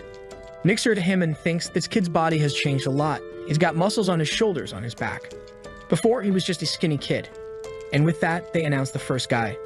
The veteran boxer with an impressive 21 victories. The Iron Wall of the teen Vardaman. And his opponent is a small boy, but with a victory against a veteran. A rookie boxer from the training camp, August. Callie, and everyone boos him. Boo. I didn't come here to see my son get beaten up. Get out of there, kid. Azalea from above says, win this, Callie, for love's sake. But a guy next to her says, such an obvious outcome, right? That skinny kid would never win. Not to mention that the Iron Wall is a guy I'm looking to buy, and he's one of the contenders for the champion title. Azalea thinks, here come these annoying guys. That's why I didn't even want to be in this place. She replies, pretending to be naive. Really? I think that little boy's going to win. The guy says to her, Miss, you know nothing about boxing. Weight and physique are extremely important. It's a bit embarrassing for a noble like me to say this. However, I have experience with street fights. Azalea thinks, what a sick guy, this isn't something to be proud of. And then she says, shall we make a bet then? I bet everything on that skinny kid. If I lose, I'll spend some time with you. Brotha, this girl is betting on herself, now that's confidence in the protagonist. The guy gets excited. Really? Okay then. If I lose, what do I do? She says, I saw a very nice ruby necklace in your family's store. How about that? The guy agrees, understood. Perfect. He thanks Lady Azalea. This is too easy. This girl is already falling for me, making a bet she knows she'll lose. What a delicious bet. Back in the ring, the two are already facing each other. The Iron Wall says, kid, I'm going to end this quickly, okay? It's your master's fault for putting you in this. Our protagonist says to him, it's all the same, right? You and everyone else. You're better at making threats than fighting. Come on then. The Iron Wall agrees and charges, saying, let's see, kid. Callie dodges the first punch and thinks as expected. The guy's muscles are as tough as metal, and the neck is thick. Even if I hit his chin, he won't be dazed. The guy keeps coming relentlessly, and Callie dodges here and there. And the opponent says, "We're just dodging, kid. If that's how it is, I'll have to eliminate your escape route." He inhales and comes at Callie with a sequence to corner him. The guy next to Azalea says, "Miss, it looks like our bet has already been decided." But he's confused what's going on. The audience is also shocked. Callie is dodging everything. The opponent wonders what's going on. Why? How come I can't hit anything? The guy next to Azalea then hears someone nearby saying, "Wait, that skinny guy. If I'm not mistaken, I heard he defeated Doraemon's apprentice with his eyes closed. Now he's scared. Darn it, that's not what I planned." Ah, Azalea is having so much fun now. And the audience is still going crazy. Callie is thinking, now is the time to knock him out with a single punch? Should I accumulate damage to wear down his muscles? Can I endure all of this? Never? Or maybe ribs? The guy is exhausted. Our hero sees the opportunity. Now's my chance. I won't hesitate. He goes for it and lands a punch right in the ribs, breaking a few. Mixer is confused. Wait, what kind of technique is this? Did he plan how he was dodging to land this punch? He's perfectly balancing between defense and evasion. And another. Clearly, the hard muscle work is paying off. This is a fighting style that the once skinny kid could never have dreamed of. A punch that doesn't rely on the opponent's body, just Callie's strength. The opponent is already spitting blood. Callie appears beside him and lands another on the chin. The audience now shouts, "Go kid. Beat him, you can do it." The guy who made the bet is already getting up there angrily. And in the fight, Callie thinks that armor of muscles little by little is going to break. This guy is weakening. The enemy comes in for a hit from above, but Callie dodges to the side and lands one in the middle of the back. The opponent doesn't even understand what's happening. What the heck kind of punches that man? It's like a spear. Every time he hits me, a pain is sharp. While Callie keeps landing precise blows. And then another. Dodges the next hit and lands one right in the middle of the face. Azalea is in disbelief. Callie thinks, it's now. It's time to end this. He lands another right in the middle of the face and the opponent is all dizzy, spitting blood. Completely lost. Bam, he falls hard. Our boy raises his arm and celebrates. While the bettor thinks, impossible. Azalea says, looks like I won a certain bet. That necklace. I'll be waiting for it. The guy leaves all pissed off. Damn it. The Baron up there celebrates. This kid is my boxer. I invested well. Everyone is kind of embarrassed. He looks down at the ring. Callie puts his hand on his chest, raises his hand in that direction. The Baron thinks it's for him. Look at the victory he offers me. He knows the debts he has with me. But Azalea knows it's for her and she's all happy. While Callie says, Azalea, I did it. I got stronger. Next chapter, Nixer is talking. Good match, kid. The audience and the nobles also really enjoyed your fight. Callie thanks them, but when he grabs a cloth, his hand releases it due to a muscle spasm. Nixer says, wet it in the water. His hand is all torn up. The instructor says, yeah, you're still a kid. Callie stares at his reflection in the water. Damn, this body is still weak. I didn't imagine my hand would get so destroyed just from those punches. Torres says, still got that glass body, Callie, but I thought you were only good at using your head. But that punch of yours was good. Koji, if Callie won, then I'm gonna win too. Right. Torres responds, stop being weird. Nixer warns him, breathe, Koji. You want to lose without throwing a punch, kid. But Koji replies, my ears are ringing just from the sound of the audience. I can't breathe. I'm suffocating, man. This is insane. Callie understands he's having a panic disorder. Not surprising considering his personality. So he says, Koji, don't think too much about it, man. Just dodge backward and use your long arms like you did last time. Koji asks, do you think that's possible, Callie? The scene changes to him celebrating. Yeah, I won. This guy is annoying as hell. He comes happily celebrating, Callie, I really won and thanks for the advice. Callie responds, no problem. But now Koji is confident, saying, I'm strong, I'm smart, I'm the best. Callie thinks Koji is a bit of an idiot. The scene changes to Azalea saying, you should have seen how his face looked. He ran off like a red tomato. Callie asks, what have I lost, huh? She replies, you assured me you would win. That's why I was confident. Callie says she's trusting him too much. And she says, I'll take that as a compliment. Let's go already. With that, they leave the room and the Baron comes to talk to her. Azalea, you have a visitor. She asks, visitor? And why the rush? The Baron explains, Count Joseph's second son. He wants to see you. She makes a face like she didn't like it very much, and the scene changes. The betting guy saying, "So, you're the lady of the August family. And I found you while looking for a beautiful lady with red hair. Let me introduce myself again. I'm Count Joseph's second son, Valen Joseph." She thinks about how stupid the guy is now that he introduced himself as part of the Joseph family. He's confident since Count Joseph is very powerful even among the central nobility. "Now I understand why my father was in such a hurry. He wants this guy to be my husband." The Count's son says, "Here's the ruby necklace I promised you. It's an excellently crafted product indeed. It matches your beautiful hair." Azalea thinks, "Damn, this complicates things even more," and replies, "Thank you very much. You're really a man of your word. Now excuse me."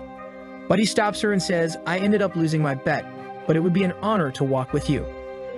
Azalea gets angry thinking, this is what I was trying to avoid. She looks away not wanting to answer, but the Baron intervenes and says, "My daughter is very shy." Of course she accepts. "I'll arrange it now." The Joseph's son thanks him, and the father says they can take as much time as they want. Azalea argues with her father asking, "Dad, why did you say that? I have no intention of spending time with that guy." The Baron says, "Azalea, can't you do this for your father just this once? He may not be as bad as you think.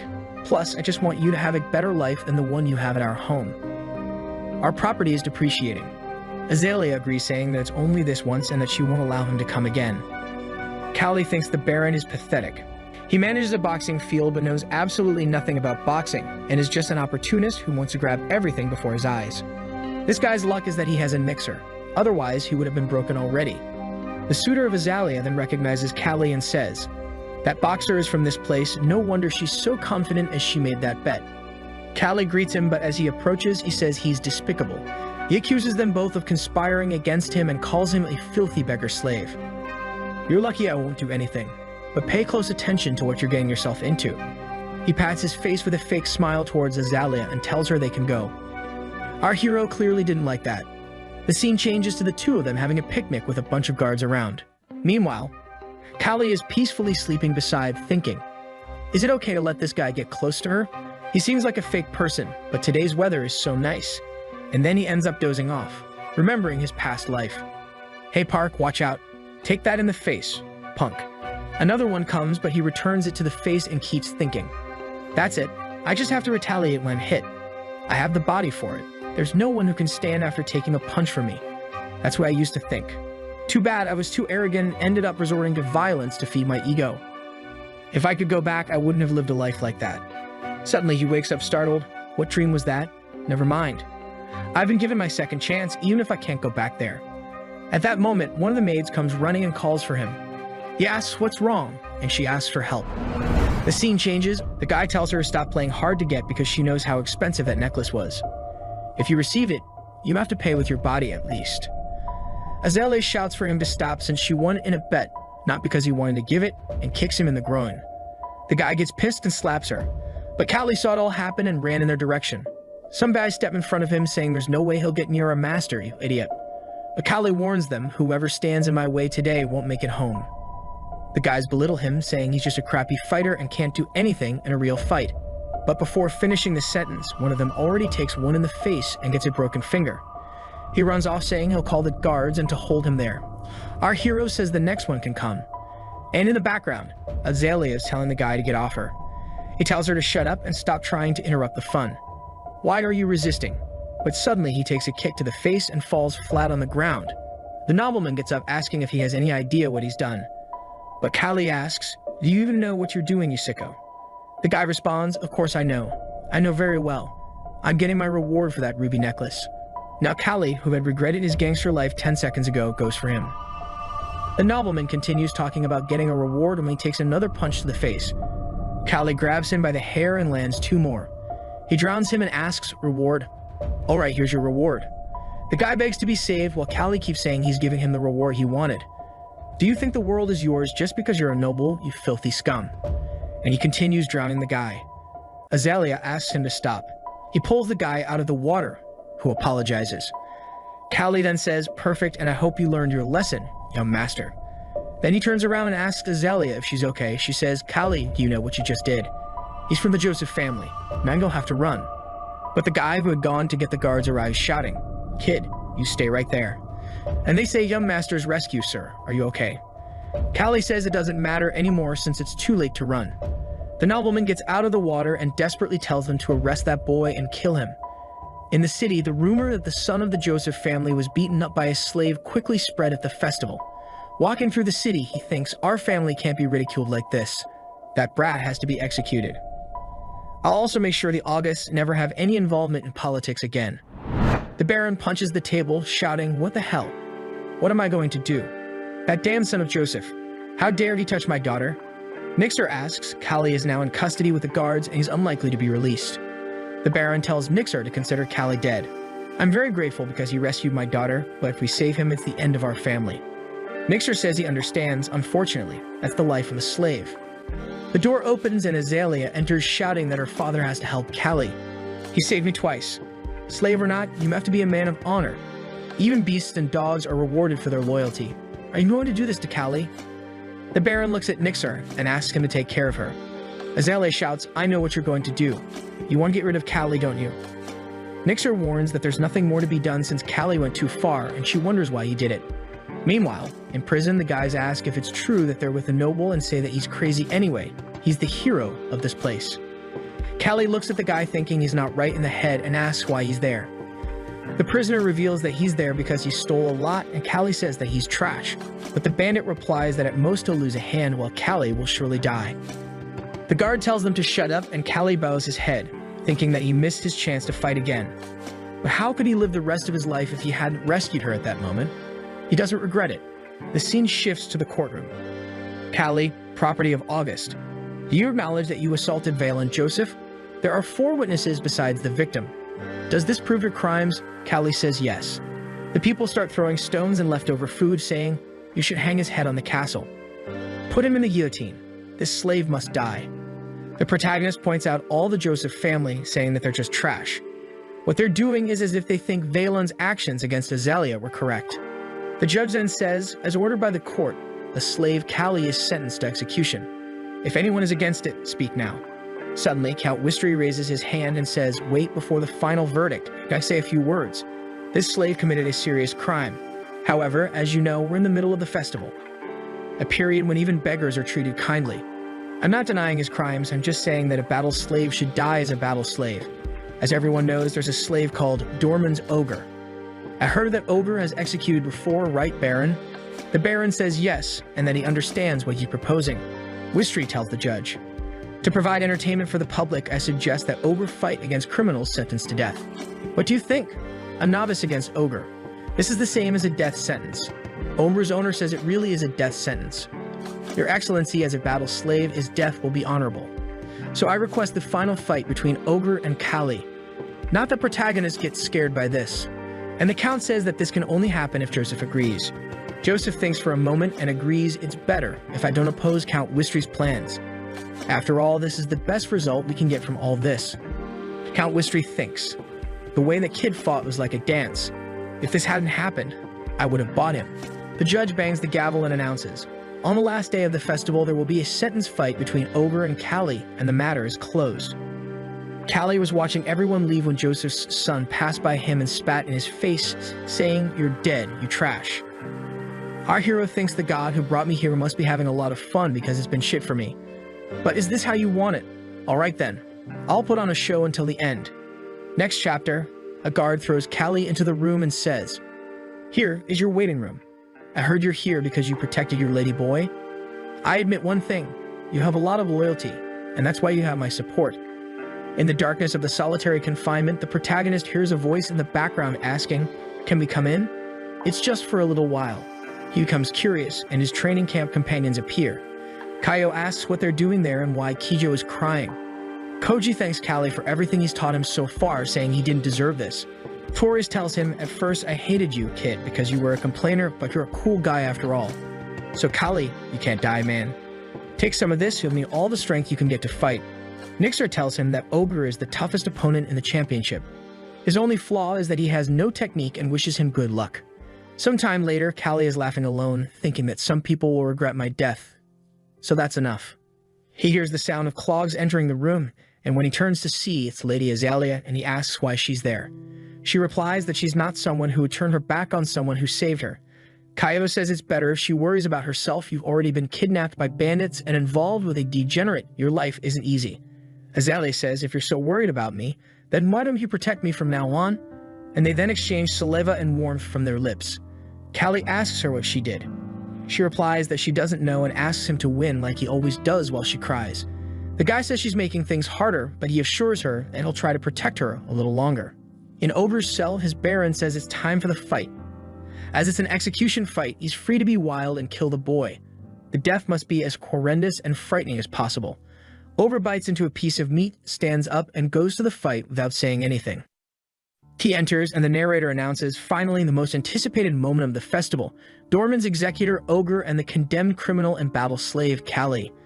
In the audience, everyone cheers for Ogre to crush Callie.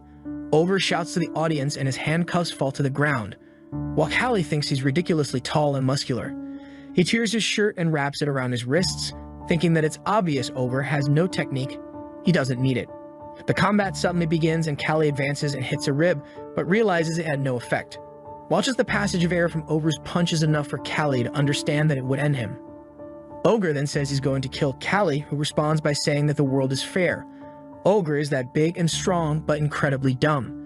He was thinking that this guy's physique doesn't make sense. He's seen a being like this on Earth, but when it comes to killing beasts, humans always use wisdom and technique, and our race is accustomed to defeating creatures stronger than it.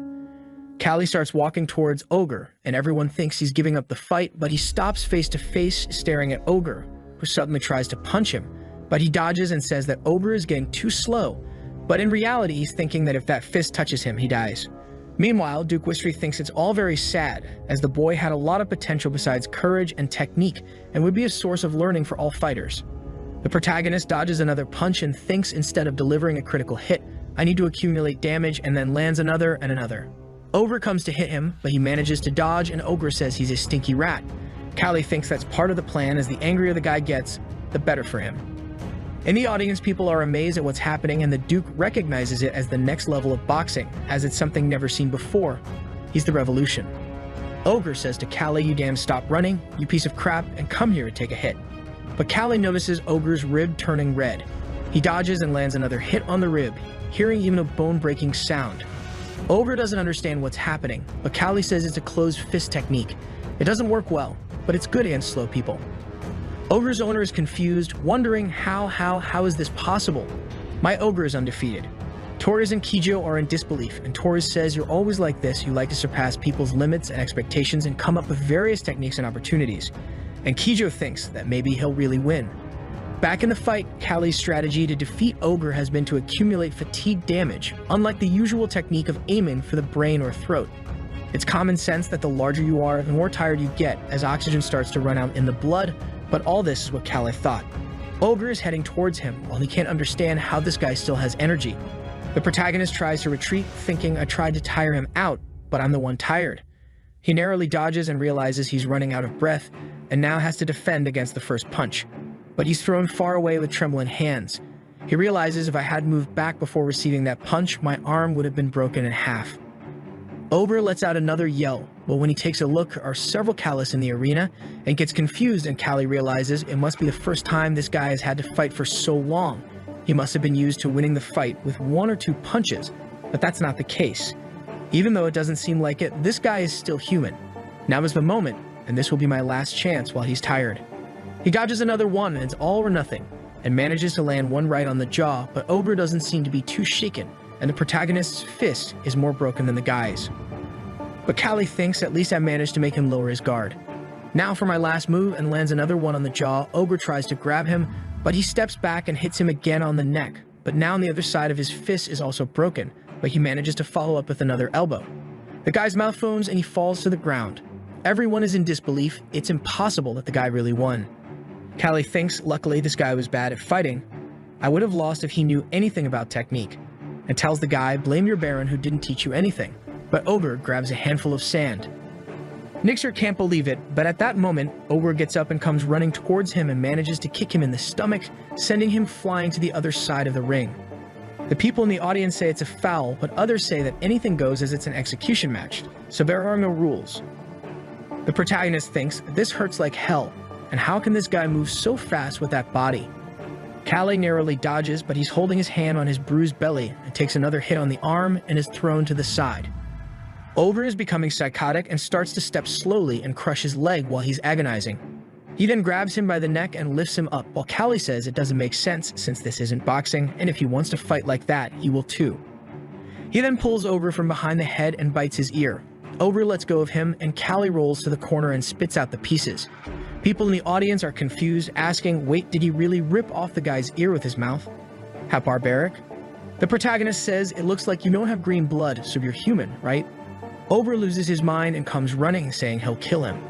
Callie throws sand in his eyes and says, if it's dirty fighting you want, I know it too, and manages to land another hit on his leg, and Ogre falls to his knees.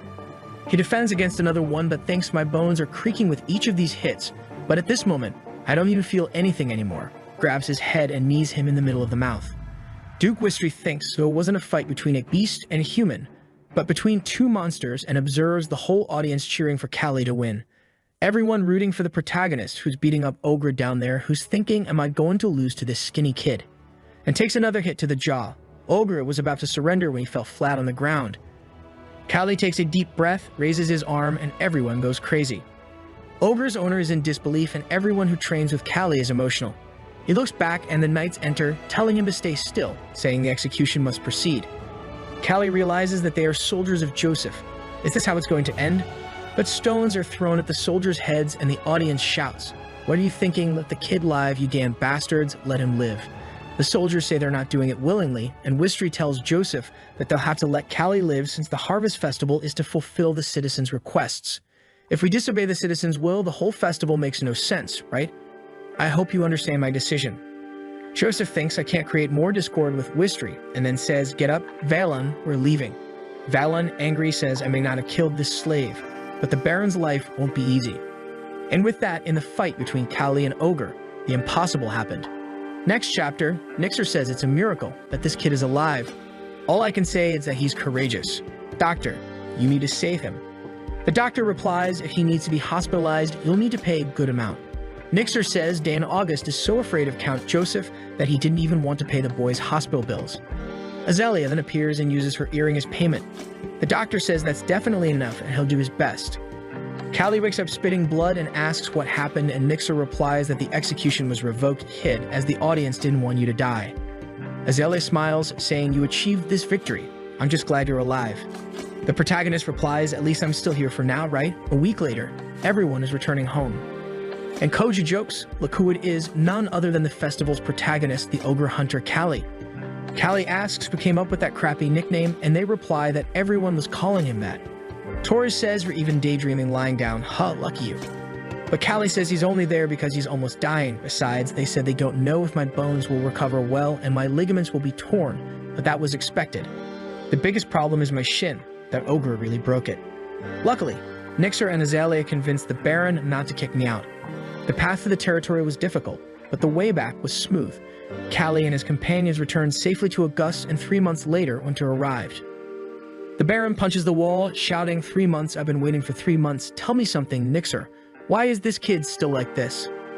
The protagonist enters on crutches, and Nixer explains that this leg of his cannot heal completely, and they said his bones didn't heal because of the growth phase, but how is this kid going to fight like this?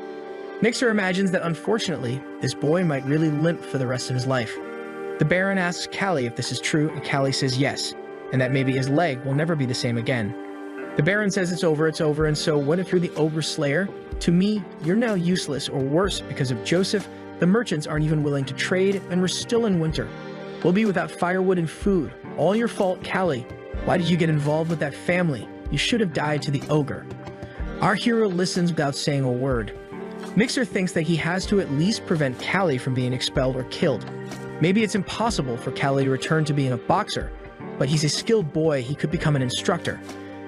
Callie says he doesn't want to be an instructor. The scene shifts to Koji saying, you're crazy man, you turned down the instructor position, but Callie tells him to shut up and says he does what he wants in life. But Koji insists, saying, you're stupid. It's the best thing for a retired boxer to become an instructor. Do you think instructor Nixer offered you that option without thinking? He sees himself in you since he also went through that. He remembers Nixer saying, I won't interfere any more then, I don't think you know, but someone limping doesn't box. If it were possible, I would have fought for much longer. Callie ponders and Koji asks if he's gone mad after taking so much beating. Callie tells him to shut up and mind his own business, and Koji replies that he already has 7 wins. Torres explains that he's really going crazy, even irritated the master, but the protagonist says he knows they'll hate him regardless of what he does, so he's not worried about smoothing things over. Torres says he has courage, but Callie is thinking, these 3 months that I've been battered, Koji and Torres have been participating in several fights and gaining fame, of course. I have the option of becoming an instructor and living a peaceful life, but it doesn't make sense if I don't fight for myself in the second life. In the next chapter, some lords thank Callie, saying that thanks to him, they'll have a warm winter, and Callie says it's nothing. And the lords say he seems to have grown a lot. Maybe chopping wood is helping you. If your leg doesn't improve, you can join us. One of the guys tells him not to say those things, but Callie says it's okay, and that he thinks he'll heal soon. It's getting colder, so let's go back home soon. The protagonist punches the entrance to his room. Oh crap, I have to calm down. I have knowledge, I have experience, nobody knows boxing like I do, but I know it's impossible to recover my leg with the medical knowledge of this place. Suddenly, Azalea says, hey, you scared me, why are you hitting the door? He enters, saying she scared him, and asks why she's in that room. She replies, you talk as if I couldn't be here, right? While he thinks that since that day he hasn't been able to look her in the eye properly. She chuckles and says, I just came here to say goodbye, okay? Callie asks where she's going, and he explains that his territory is in a terrible state. Not to mention that all the merchants are being blocked by Joseph's family. The weather is getting colder and the cost of living is increasing.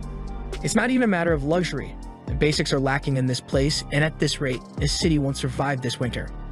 Callie said he knew things weren't good, but he didn't imagine they were that bad. And Azalea says that if the merchants won't, she'll go to them and personally talk at the syndicate. Callie asks if Augusta's going with her, and she says no, he's finished looking like a corpse and doesn't get out of bed. If I had any power, I could help your leg. Our hero says it was a choice, and he was prepared when he entered that fight. She then explains that she heard about someone with impressive healing abilities. I'm sure that at the merchant syndicate, I'll get more information and figure out how we're going to heal your leg. Callie tells her not to worry about it since she has no reason to help because he's just a slave. But she says he saved her twice, so that's reason enough.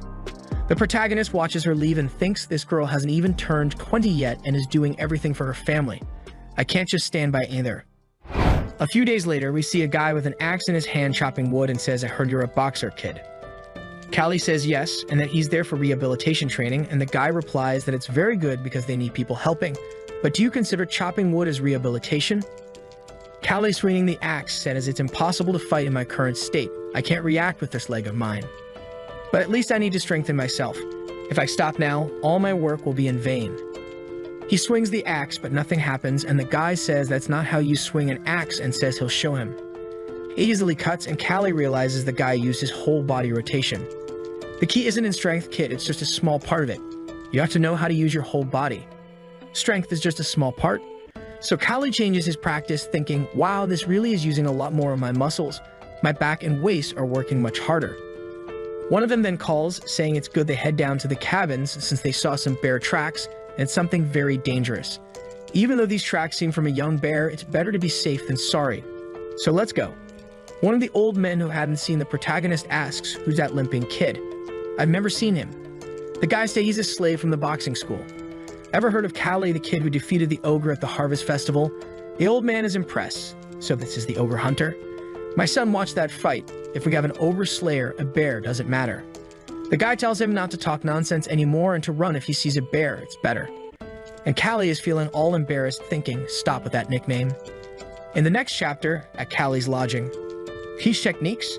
The great bore of Augusta is asking me to teach him some techniques. Torres explains that he's almost passing out every fight and can't fight properly. He stumbles and Callie asks him to explain what's happening. Torres says, my body is like this, sometimes I'm losing control and can't see properly. Suddenly the guy throws a stone for him to catch, but he completely misses the reaction time. Callie wonders, retinal detachment, punch drunk syndrome, or concussion shock. Torres fights taking all the punches, so it was obvious that something was going to happen. He then says, Torres, if you keep taking punches to the head, you're going to be incapacitated. Torres says he knows, and that's why he came to him asking Callie to teach him the techniques he uses. Sometime later, Callie starts teaching Torres some techniques. This here is a defensive position. You maximize your protection when you keep your arms close to your face and body. Since your sense of direction and reaction are affected, This is your best alternative. Tori says this will limit his vision. How is he going to attack? The protagonist replies you have to fight considering that. No frontal attack will be a problem for you. The only issue is that your sides are exposed, so you'll have to move sideways and use your waist to dodge some punches. The good thing is that you can put some spins into your punches and hit with much more force. The important thing now is that you have to block and hit instead of just hitting when hit. You seem to have damage to your eyes or brain. Isn't it better for you to take a break and practice? But Torres says his schedule is packed and his training ground isn't in good condition, so he can't drop out now. Callie wonders what an instructor is thinking. He should be responsible for making sure the master doesn't act like this. Why is he allowing everyone to get beaten up? Tori says August doesn't listen to anyone anymore. The only sanity was the lady, but now that she's gone, everything's gotten worse. Territory administration was at its worst, and the winter was colder than usual. Some residents comment that the Doram couple even fled last night. Doram is a craftsman. It's obvious he'll be welcome wherever he goes, but if we go somewhere else, we'll die of hunger on the way. August never had a good reputation, so the complaints kept increasing more and more. The old man looks at the axe and asks where Callie is. A guide informs him that he's already hit today's quota, so he must have gone to train somewhere. The old man realizes the boy is already chopping faster than him. They think he must be around, so it's just a matter of calling him before they go. In a tree, our boy is cosplaying as Rock Lee, $39.99, 4,000. If I throw 4,000 punches, I can throw 5,000 kicks, but not. It's a somewhat brutal training, but it will work. The law of Wolf. When bones are damaged, calcium increases to make the density stronger, and this will callous my hand. As long as I take into account the regeneration rate, I can strengthen it. I have to become stronger than I was, but now only using my back and waist, no matter the cost. A long time later, they shout, Callie, it's time to leave. He says he's coming and runs. When they come across something, the dead she-wolf on the ground, all bitten and scratched, with several wolf pups nursing on her. The lumberjacks realize she's already dead, and that it looks like she was killed by a bear but returned to her cubs before dying. It's regrettable to leave these little ones here, but it's Mother Nature who will have to take care. We can barely feed ourselves. Callie looks down and there's one at his foot, and it's even petting him. The guys say that one seems to have taken a liking to him, but tell him not to get attached. Callie asks the wolf cub, you're desperate and helpless too, aren't you? I think we can take care of this. Koju warns, he's cute, but if any instructor finds out, you're screwed. Callie says he'll share part of his meal. It's not like he's taking more than he has. The instructor appears and both of them are startled. Nixer says, geez, Callie, you're getting quite conceited, kid. Little wolf cub, do you think you're a free man? Our protagonist apologizes and the instructor grabs the wolf, saying, give me that. I'll throw it away. He looks at the adorable little wolf and starts hesitating. Callie says he'll throw it. It's okay. But Nixer says it's all right. I suppose it wouldn't be so bad to have a dog around. Just make sure it doesn't bite the others, Callie. Now go to sleep because tomorrow you'll have to help with building a property. The guy remembers they're going to renovate the main hall. Our master seems determined. Nixer says, determination and stubbornness are the only positive traits he has. The problem is, he always follows a strange direction.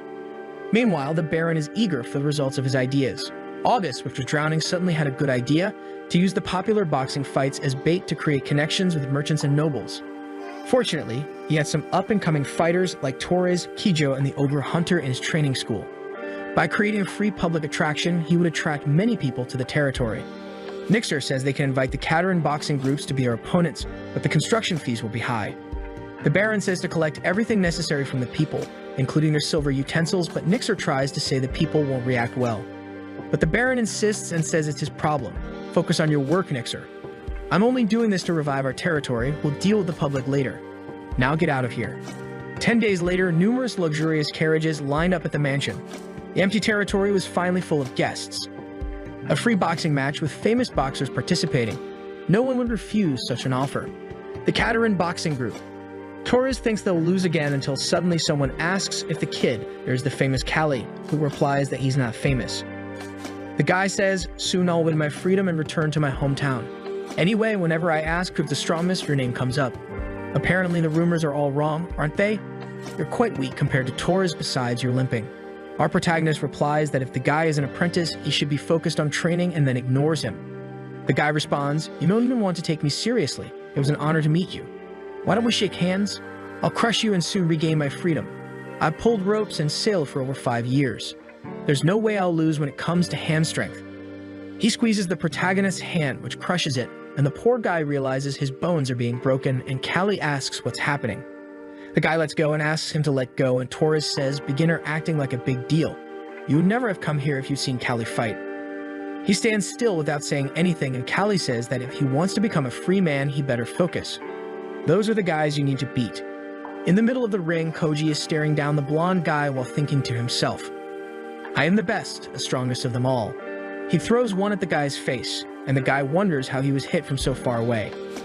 Tori says that this damn Koji has changed a lot. In the ring there, Koji's long-range punches hit the opponent much earlier than expected.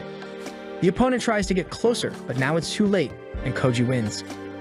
Callie says he's not wrong to try to approach an opponent with greater reach, but trying like that without any technique doesn't make sense. It would have been better to wait for Koji to tire out.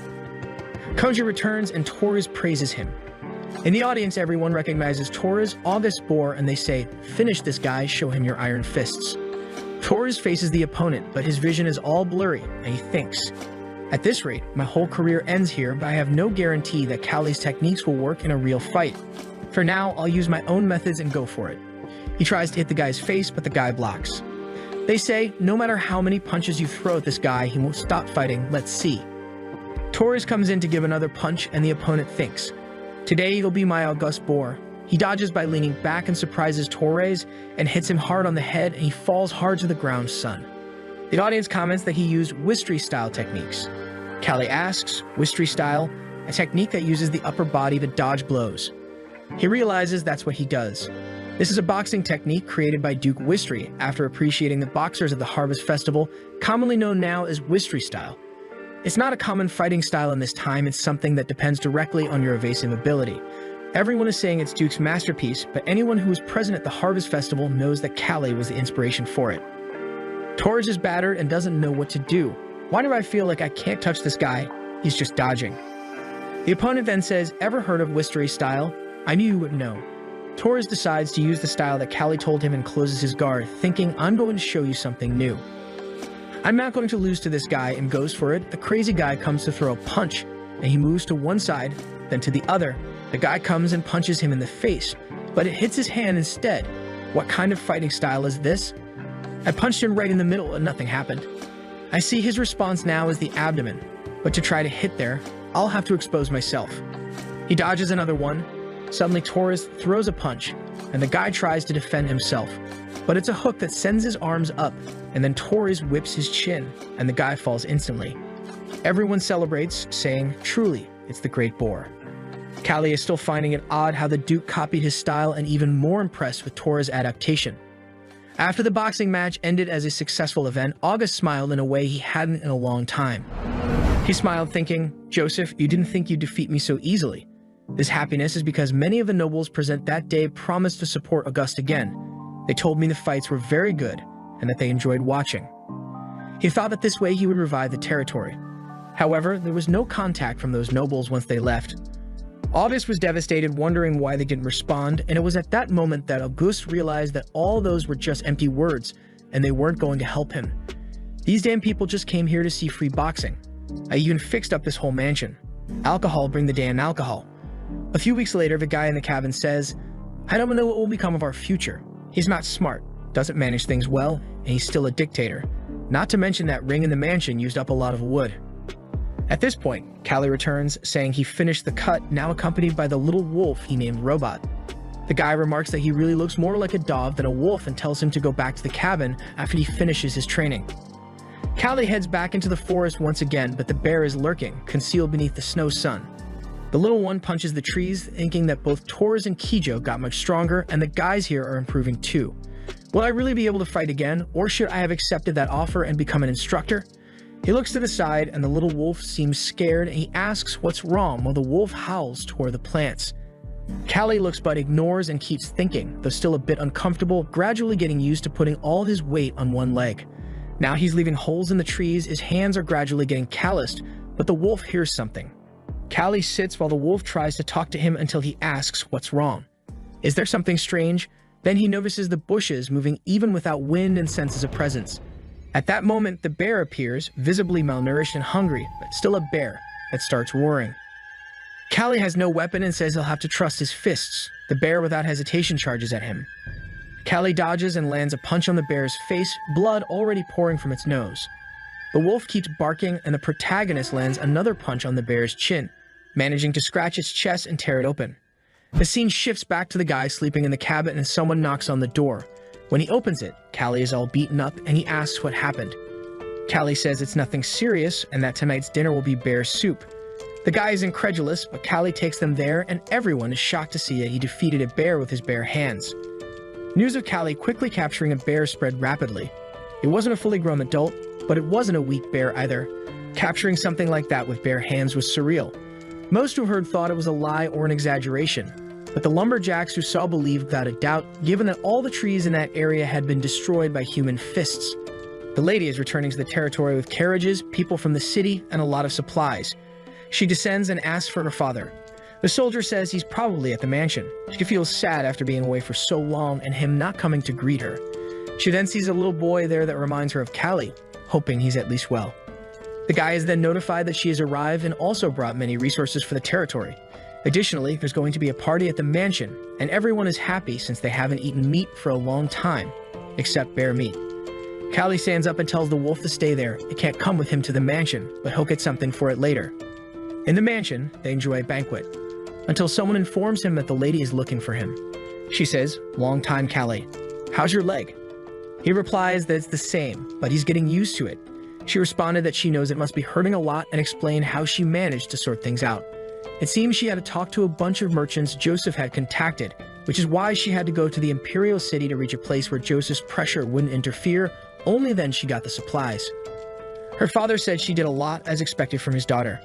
The protagonist thinks that the Imperial region, as far as he heard, has a very strong military power. Although they share the same language and customs as theirs, it's strange that she managed to get everything there. Azalea then says, "I heard a very interesting story there. I'm sure you'll be interested, and that's why I called you. I heard about a famous doctor there. He's the Imperial family's doctor, and everyone calls him Dr. God. He can even attach lost limbs." Callie says it seems incredible, but there's no way a doctor of that level would want to heal a slave. Azalea says that if she goes there to ask, she's sure it's possible since she made some connections with the Imperial family. Since everyone loves the fights, whenever a fighter gets injured, they always end up treating him. She wants to take Callie with her after resting a little in that place. The father is all happy, saying, "Azalea, you are my true blessing," and she feels a little embarrassed, while Callie feels insecure, asking if she's sure about his legs. She says of course she'll find a way to make it happen, but then she lowers her head thinking it's impossible to meet the royal family for someone like her. She just hopes Callie doesn't find out what's behind all this. In the morning, everyone is practicing when all Callie can think about is, will my leg really be healed? Nixer asks what he's thinking so much about and asks for help to decide on tomorrow's apprentice test. Who do you think I should send? Callie says to take Takayan or Shirin. Takayan has great flexibility and moves like a leopard, and Shirin has great muscles, plus he has a fiery spirit, as he's eager to return to his homeland. Maybe a big secret is having good reason. Nixer, hearing this, realizes he's sad and wonders why. Callie is thinking it's an exaggeration to say that someone from this world will attach a limb. The medical practices here are very rudimentary. In fact, the surgeries they did after the fight with the ogre were all useless. Maybe it's just a futile hope, and there's no way to fix it. But what do I do? He punches the table. Damn it, what am I thinking? Azalea works so hard to get this opportunity. Koji tells him to stop hitting the table because he's scaring the robot. Callie asks Koji why he boxes, and he replies that he fights because he's ordered to. He's a slave, so he doesn't decide anything. But this little robot is so cute, I'm going to bite him. Our hero thinks things aren't so simple. Next day, time for the apprentice test. An apprentice becomes an official boxer by competing with a professional boxer and gaining the coach's recognition. But the truth is that August's apprentice test is more of an informal and ceremonial event because only those with the ability to pass are sent. The apprentices select their boxer by drawing lots and proceed with the fight. The guy pulls a stick. Koji, it's you. Koji gets up and says, I'm screwed. Callie thinks it was obvious that Koji would humiliate this kid. He has those long arms and now knows very well how to use the whole body structure. He's becoming more and more skilled. Nothing like that guy before. Koji and Torres are getting stronger and stronger. While I'm punching trees up there on the mountain, if that's not serving any purpose. I'm not using that punch on anyone. Using my legs or not, I want to prove that I'm still strong. The announcer says the next one is Shirin. He ignores the stick selection and tells Callie he wants to fight him, and this leg pain thing is fake. Callie is eager to test the tree punch on someone's face. People are against it because he can't choose the opponent, but Nixer says it's okay. I honestly want to see it. How is Callie going to fight now with this leg? This kid wasn't bluffing to gain time. I'm sure he has some plan. The little one stands up and asks why he was chosen, and Shirin replies, "You humiliated me that time, and I'm going to show you who you mess with." He says it's okay then, and makes a boxing glove with a leather strap. Callie asks if Shirin has it good in the abdomen while Shirin is thinking, I heard about this kid. He doesn't just fight with his fists, he uses intelligence and strategy. But now the broken leg is going to have to use half the skill, and then goes after him. Callie sees the movement and realizes he's going to try to come from the left, and lands a punch that no one can even see properly. Everyone is shocked and in awe, and Torres wonders since when his punch has been so strong. It was a punch to the ribs, and Shirin already felt breathless. The instructor even asks if he's okay while he's confused, not understanding what happened. It was a blow, and his rib almost broke. He turns around and says it's okay. They've only just begun, and he can keep going. Callie thinks I wrapped my fist with leather, but I'm sure I hit the perfect spot, and he even jokes, saying the guy is determined, just not good at fighting. Shirin admits that Callie apparently really managed to defeat a bear and says, but there's no way I'm losing to a kid who doesn't use one leg. However, when he tries to take a step forward, his leg doesn't respond. What's happening? I took a punch to the abdomen, but my leg is numb. Callie notices and asks if his leg is stuck by any chance. His friends want to know why he's standing still. This is humiliating for all the apprentices. He says he knows that and tells them to shut up, saying, I'm not like this guy. I can still move. He starts trying to circle Callie there, but spinning around him ends up forcing him to move, but with a bad leg, it's difficult. Callie ends up feeling pain, and Shirin finds an opening to hit him in the face, but he realizes that the protagonist is very calm and takes a cannon to the mouth. He rolls out and ends up on the other side of the ring, passing out. Sometime later, his friends say he was stupid to choose Callie right away. No matter how messed up his leg is, he's still the ogre hunter.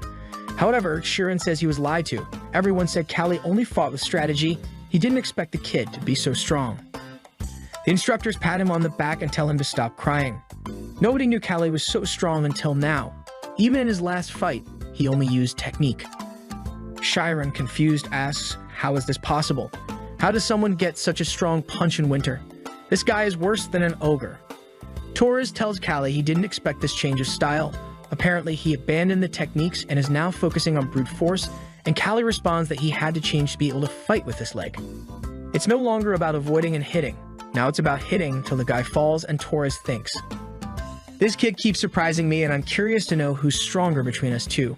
He wasn't bluffing when he said he was going to fight again, even with his messed up leg. Callie says there must have been people who thought his career was over just because of this leg, but I'll prove that's not the case. But after this motivational speech, he sits and thinks fighting without one leg is harder than I thought. To compensate for this, I have to use all the strength of my back and waist. Not to mention that any support on the quadriceps drains my energy. I need to improve my force distribution. Now our boy has that guts vibe, all beaten up with bare fur, a stab in the face, and a burn on the shoulder.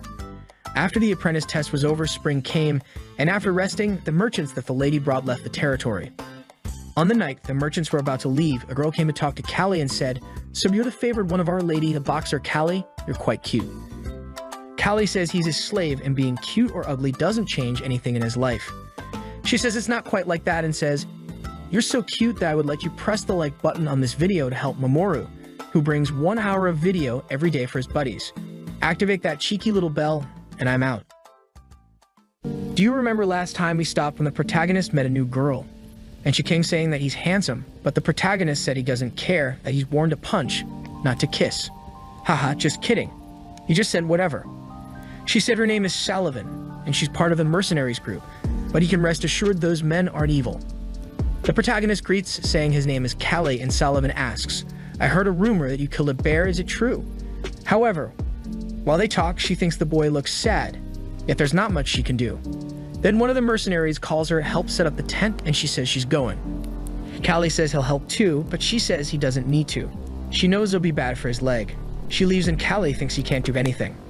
Azalea appears and says there's not much he can do. They just want to help because of his leg.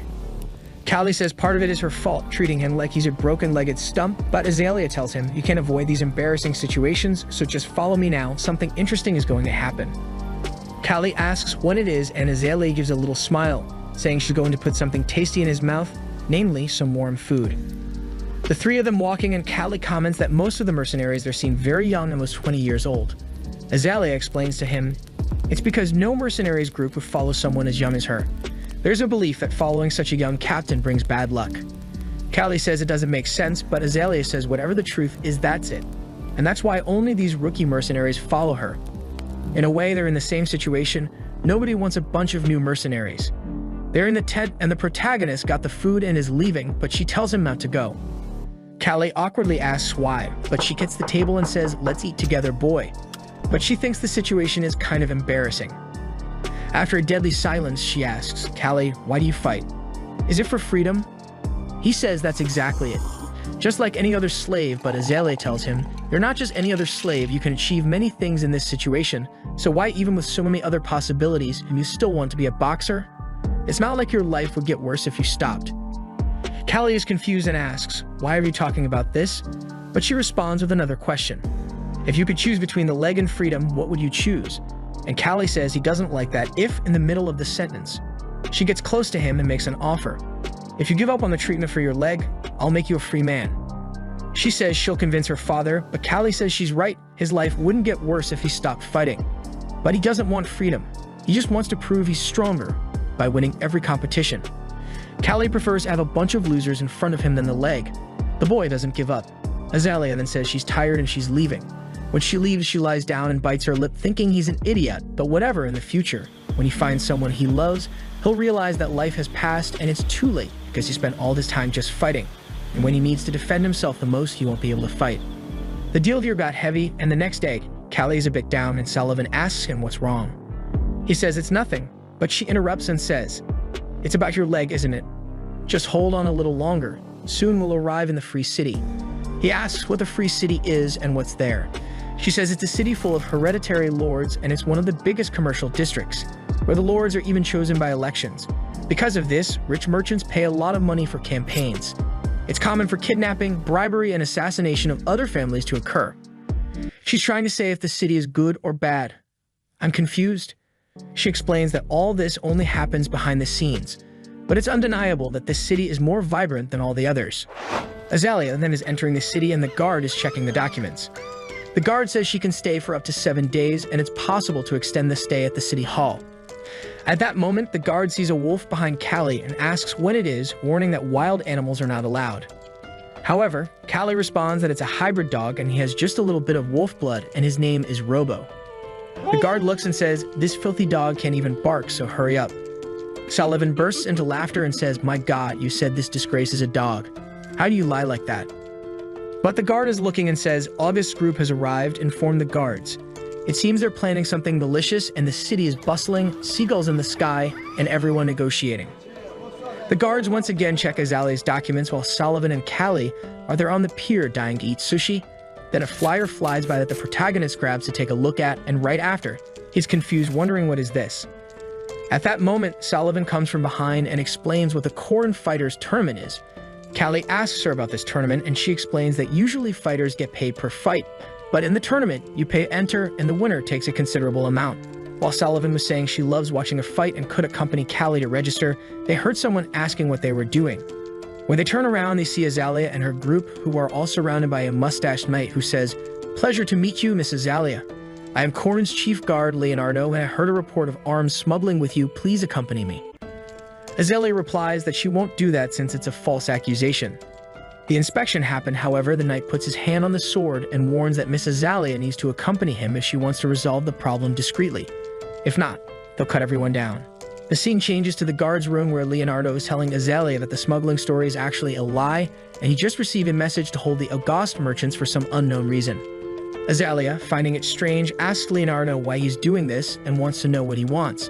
Leonardo understands the situation and says he wants 10,000 gold. All the angry guards advise the princess that it's impossible to come up with so much money in this situation. Besides, money is tight for the Empire's journey. With a pensive expression, she knows this, and that if she considers all the money she has, she'll only get a maximum of 5,000 and needs another 5,000. That damn Aaron Joseph is really trying to ruin her family, and Callie knows it and is thinking the same thing. Sullivan, leaning against the wall, wonders if this will be the end of the merchants group. She thinks she'll have to find someone else to hire her. It seems Callie heard Sullivan and calls her. She awkwardly apologizes and wishes there was a way to solve the problem using a knife. Callie then says he actually wants to know what qualifications are needed to participate in that boxing tournament, and she responds with a somewhat excited and somewhat scared look that you just need 100 gold and pass the test given by the active fighter. Callie asks about the prize and she replies it's 8,000, but Azalea from afar says she won't let him participate at all. Everyone there became apprehensive, and the knights start trying to convince Azalea, arguing that if Callie wins, they'll only need 2,000, and besides, he even beat the ogre. However, she turns around and says everyone is crazy. The princess doesn't want to send him with his leg in that state to fight, and Sullivan, watching all this conversation from behind, thinks it's not quite a romance yet, but it's close. The knight continues to insist that this is the only way and says if they stay detained here, Joseph's family will show up and bang. Callie punches the table, saying he promised the old man he would make a comeback this summer, so this tournament is the stage where he'll make that happen. The princess stands there somewhat at a loss. She lets out a sigh. "All right then, but make sure you win this tournament, Callie," she promises. The registration guy is asking for the protagonist's name, thinking it's Coley, and angrily he responds that it's Callie. The attendant then says whatever and finalizes the registration, but finds it strange that a boy with his leg in that state wants to register for the fight. Sullivan then points to a bald man in the center and says he's the judge of the fighter's tournament. This bald man is shouting at someone, calling him an idiot who should go back to his mother's breastfeed or go buy milk. Callie is pondering about the behavior and analyzing his physical body while Sullivan is inhaling deeply to let out a scream that suddenly tells the bald man to go drink more milk. After doing this, she disappears, leaving everyone thinking the protagonist did it, so he's questioned, "What are you doing?" The bald man looks at him and calls him over, while the crowd is all confused watching Callie walk but trembling all over. The bald man tells him that's the participant's place and orders Callie to leave, but the protagonist says he's a participant too. Making him even more nervous, he calls him to the combat. We see Sullivan, who wants to see the fight and is thinking that whoever defeated the famous ogre was Callie, and she knows that for someone like him, this bald man isn't a problem after all. If the protagonist's goal is to win this fight, it should be easy. The scene changes and we see her shocked face while the poor bald man is lying on the ground all twisted, drooling and thinking, "It seemed like it was going for my leg, but he hit my waist when he took a rib kick." Callie, still all swag, asks if that's all he's got, while Sullivan is all happy, incredulous at the strength of the protagonist's punch. Callie explains he took advantage of him being very distracted, and she emphasizes that this strategy is also a skill and assures that everything will be fine in the tournament tomorrow. Staring at him, she thinks that this is actually a master skill, and he doesn't even seem like a slave, understanding why Azalea fell in love with him.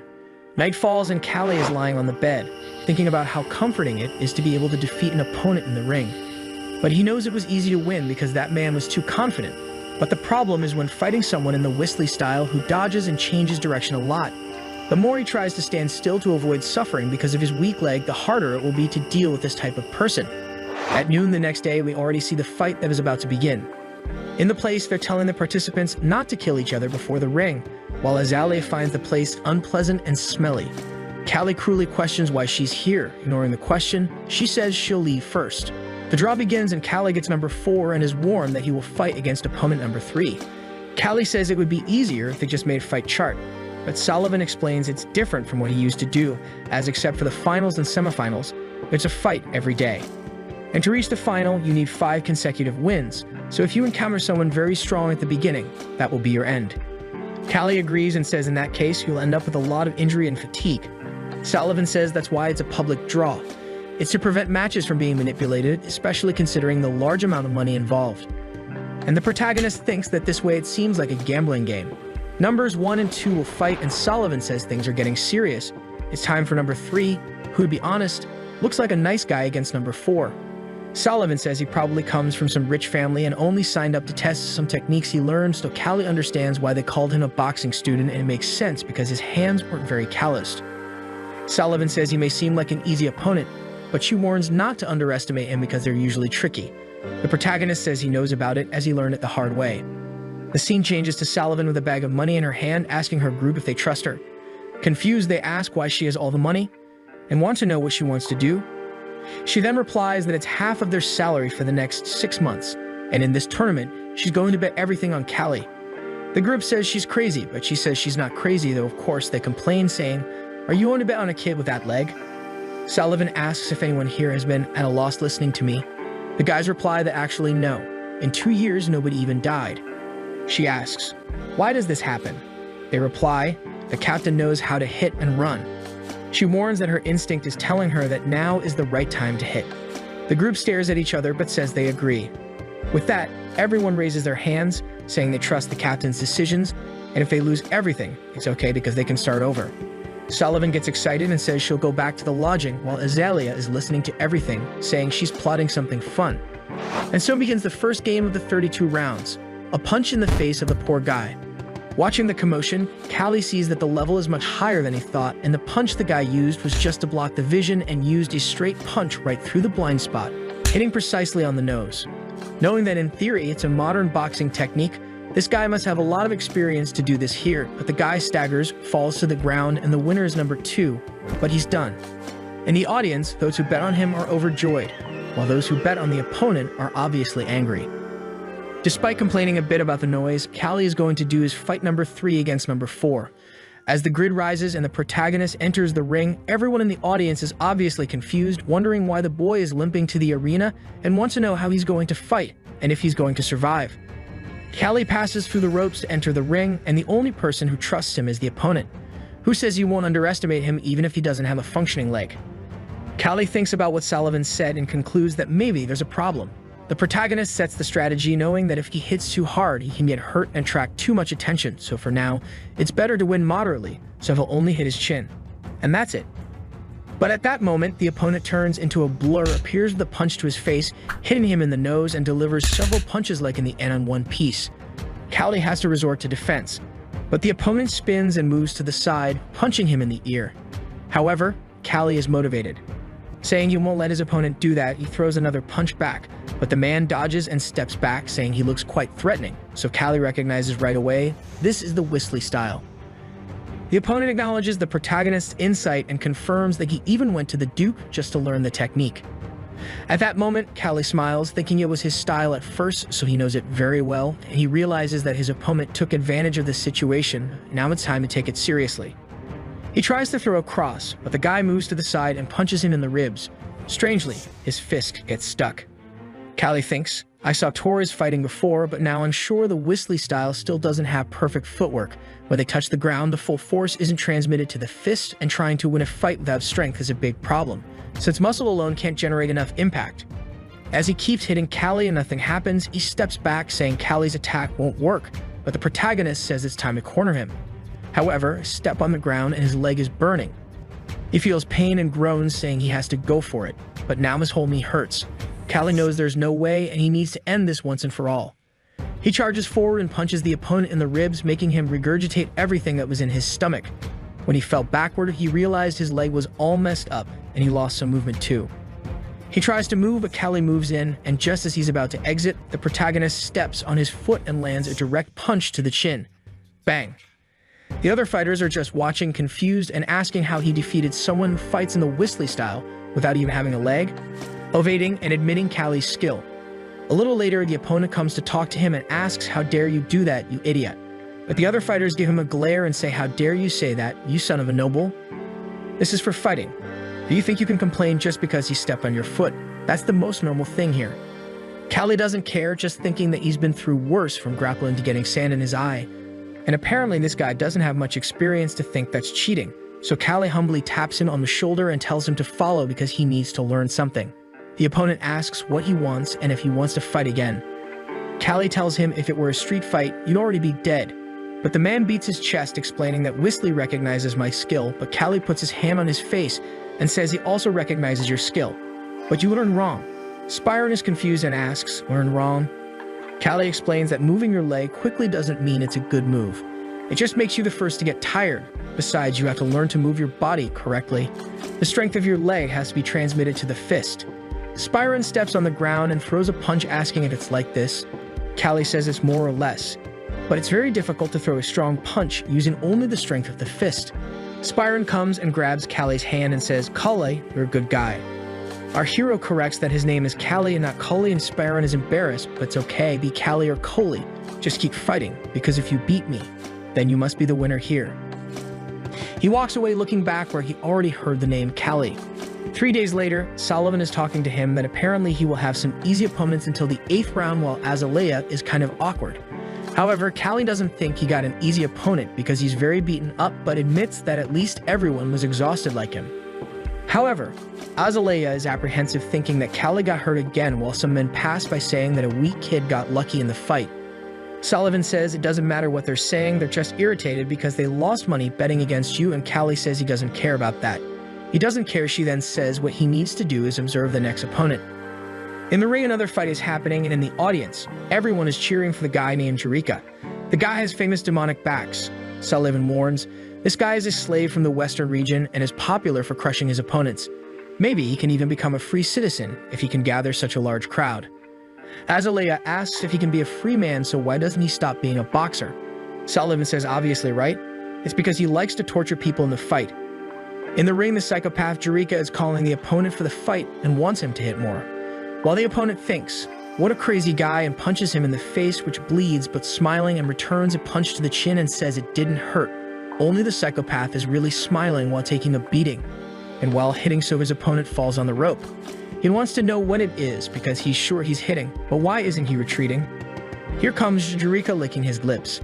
It seems like this man is immortal, so he'll surrender, but he takes a hit in the hand while Jirika thinks he's thinking he'll surrender like this. But the judge says he surrenders, and yet he continues to punch the chin and says he didn't hear the opponent's surrender request, who is taken on a stretcher. Sullivan asks if he thinks he can finish the next opponent. Callie says when he watches the guy fighting he doesn't think he'll lose, but Azalea asks, but what? But Callie says forget it, and thinks that this guy doesn't have much skill. But his body is very strong, there's nothing special about him, just like Ogre. But there's something that seems dangerous. Round 4 is going to happen, Jirika and everyone cheering for him while Azalea seems worried.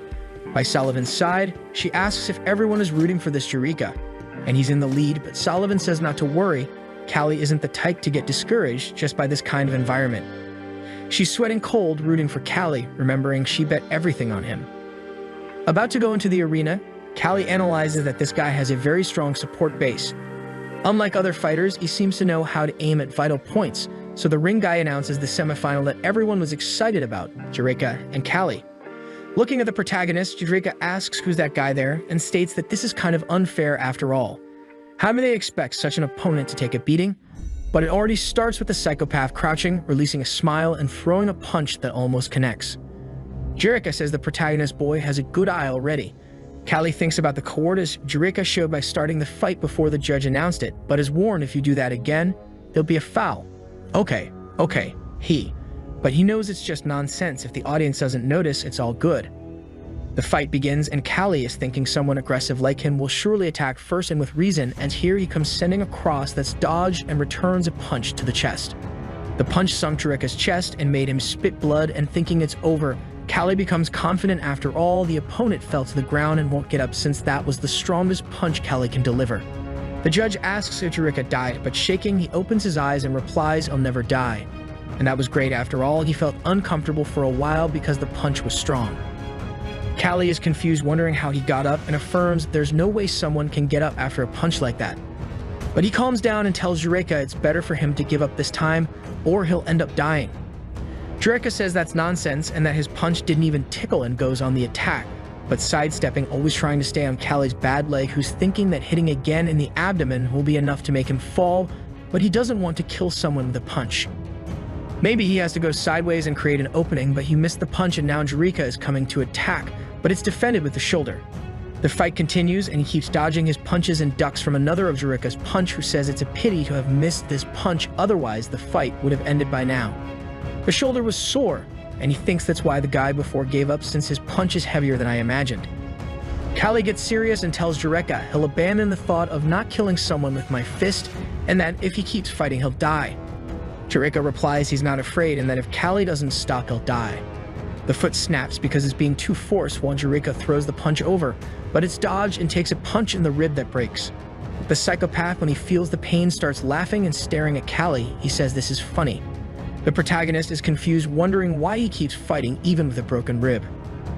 Another punch and Callie manages to defend one and thinks he has a lot of stability, but that's not the only reason for this guy to get this far, and if he doesn't defend these punches, he'll end up losing after all. He's already being beaten. The damn Jiraiya doesn't stop beating the protagonist, who is now having to retreat, but he retaliates well in the abdomen. Jiraiya feels the blow, spits blood in Callie's face, who went blind, took a punch and was sent far away. In the audience, everyone bet on him and is celebrating. Meanwhile, Azalea is biting her nails, and Sullivan is just looking at her and says she seems worried and calms her down. After all, Callie won't give up like this. But actually, she's thinking that Callie has to win this fight at all costs, since she bet everything she had on him. Poor guy is in the middle of the ring, analyzing his opponent, and knows that he always tries to finish with a punch right in the jaw. But luckily, Callie managed to tilt his head and dodge it, but there's something strange about this Jiraiya guy, who seems to feel no pain. PSICO is there shouting to the heavens that he's blessed by God with an immortal body and will never die, unlike this crippled guy who's fighting. Callie tells him that's not a blessing, and in fact, his body is all broken, and it's too late for him. But Jiraiya truly believes he's the enemy of science and reaffirms he has an immortal body. The protagonist says that doesn't exist, and he'll prove it now, abandoning all the strategies he planned, and will end this fight with all his might. He steps with the leg that's messed up, asking it to hold on a little longer, while Jiraiya goes for it, saying it won't work, and blocks his punch with both hands. However, his arm got all twisted, leaving him confused since he hit his hand from the inside on purpose, and the blow was so fast that the audience didn't even notice. He tries to throw a cross, but Callie crouches down, asking for one more punch and giving a step with the leg that's about to give out, biting his bleeding lip, and lands another punch on that broken rib, sinking it even further and making Jiraiya spit out more blood. Callie retreats, sweating and exhausted, wondering why the hell Jiraiya is still smiling, deducing that he's targeting the protagonist's weak leg. While Callie waits for Jiraiya's attack, the entire audience is rooting for the psycho to win, and everyone is saying, "Go Jiraiya, win the fight." They're face to face, but he's just standing there, laughing like a maniac, but Callie extends his arm, pushes him, and he falls to the ground, smiling like a maniac. But it seems he's finished. The scene shifts to Jiraiya's background 7 years ago in the eastern desert, showing when the poor guy was 15, a boulder fell on his head. But 3 days later, he opened his eyes and thought he'd been blessed with the power that made him the strongest among all, and that his body simply didn't feel pain. He crushed the slave who tormented him and came here to the city of Korin, always thinking he was the strongest and invincible, blessed by God, and it was impossible. But when he charged at Callie, his heart gave out and he fell to the ground. The poor guy passed out thinking he was immortal. The referee checks his pulse and says Jiraiya can't continue the fight, so the winner is Callie. In the audience, even some girls are shouting our hero's name, and Sullivan celebrates by getting up. He won, but when she looks to the side, something falls on her thighs. She's crying there, saying she's so happy and that she's ashamed. Sullivan is embarrassed and Spyron is impressed. And after all that, he remembers the name and that Callie is the Oberhunter. The next day in Callie's accommodation, when he stepped out, there was a crowd chanting that he's the Oberhunter, he's the real Callie. People were even offering leg massages, but the protagonist wonders what's going on. Sullivan explains that he's popular now, and she thinks everyone knows who he is. After all, some of the people who watch the Ober fight also watch the other fight. But she tells him to go have breakfast because they're going to a doctor she knows. The fight between the two drew a lot of attention, and this information spread throughout the city. In an alley, one of the boxers named Voltaine is furious with Callie, finding it impossible for him to have beaten the Ober. But his group warns him that he crushed Jiraiya, so he can't ignore him. Voltaine wouldn't even have beaten Jiraiya, so how is he going to beat someone who beat him? He doesn't like how they're talking to him, so he puts the knife to his neck and says they're underestimating him. The group then apologizes and says they'll find some guys to solve the problem. Since Voltaine wants to win, he needs a perfect plan and thinks about cutting Callie's leg, which is also talked about by the doctor. But Callie is perplexed and asks why cut the leg off.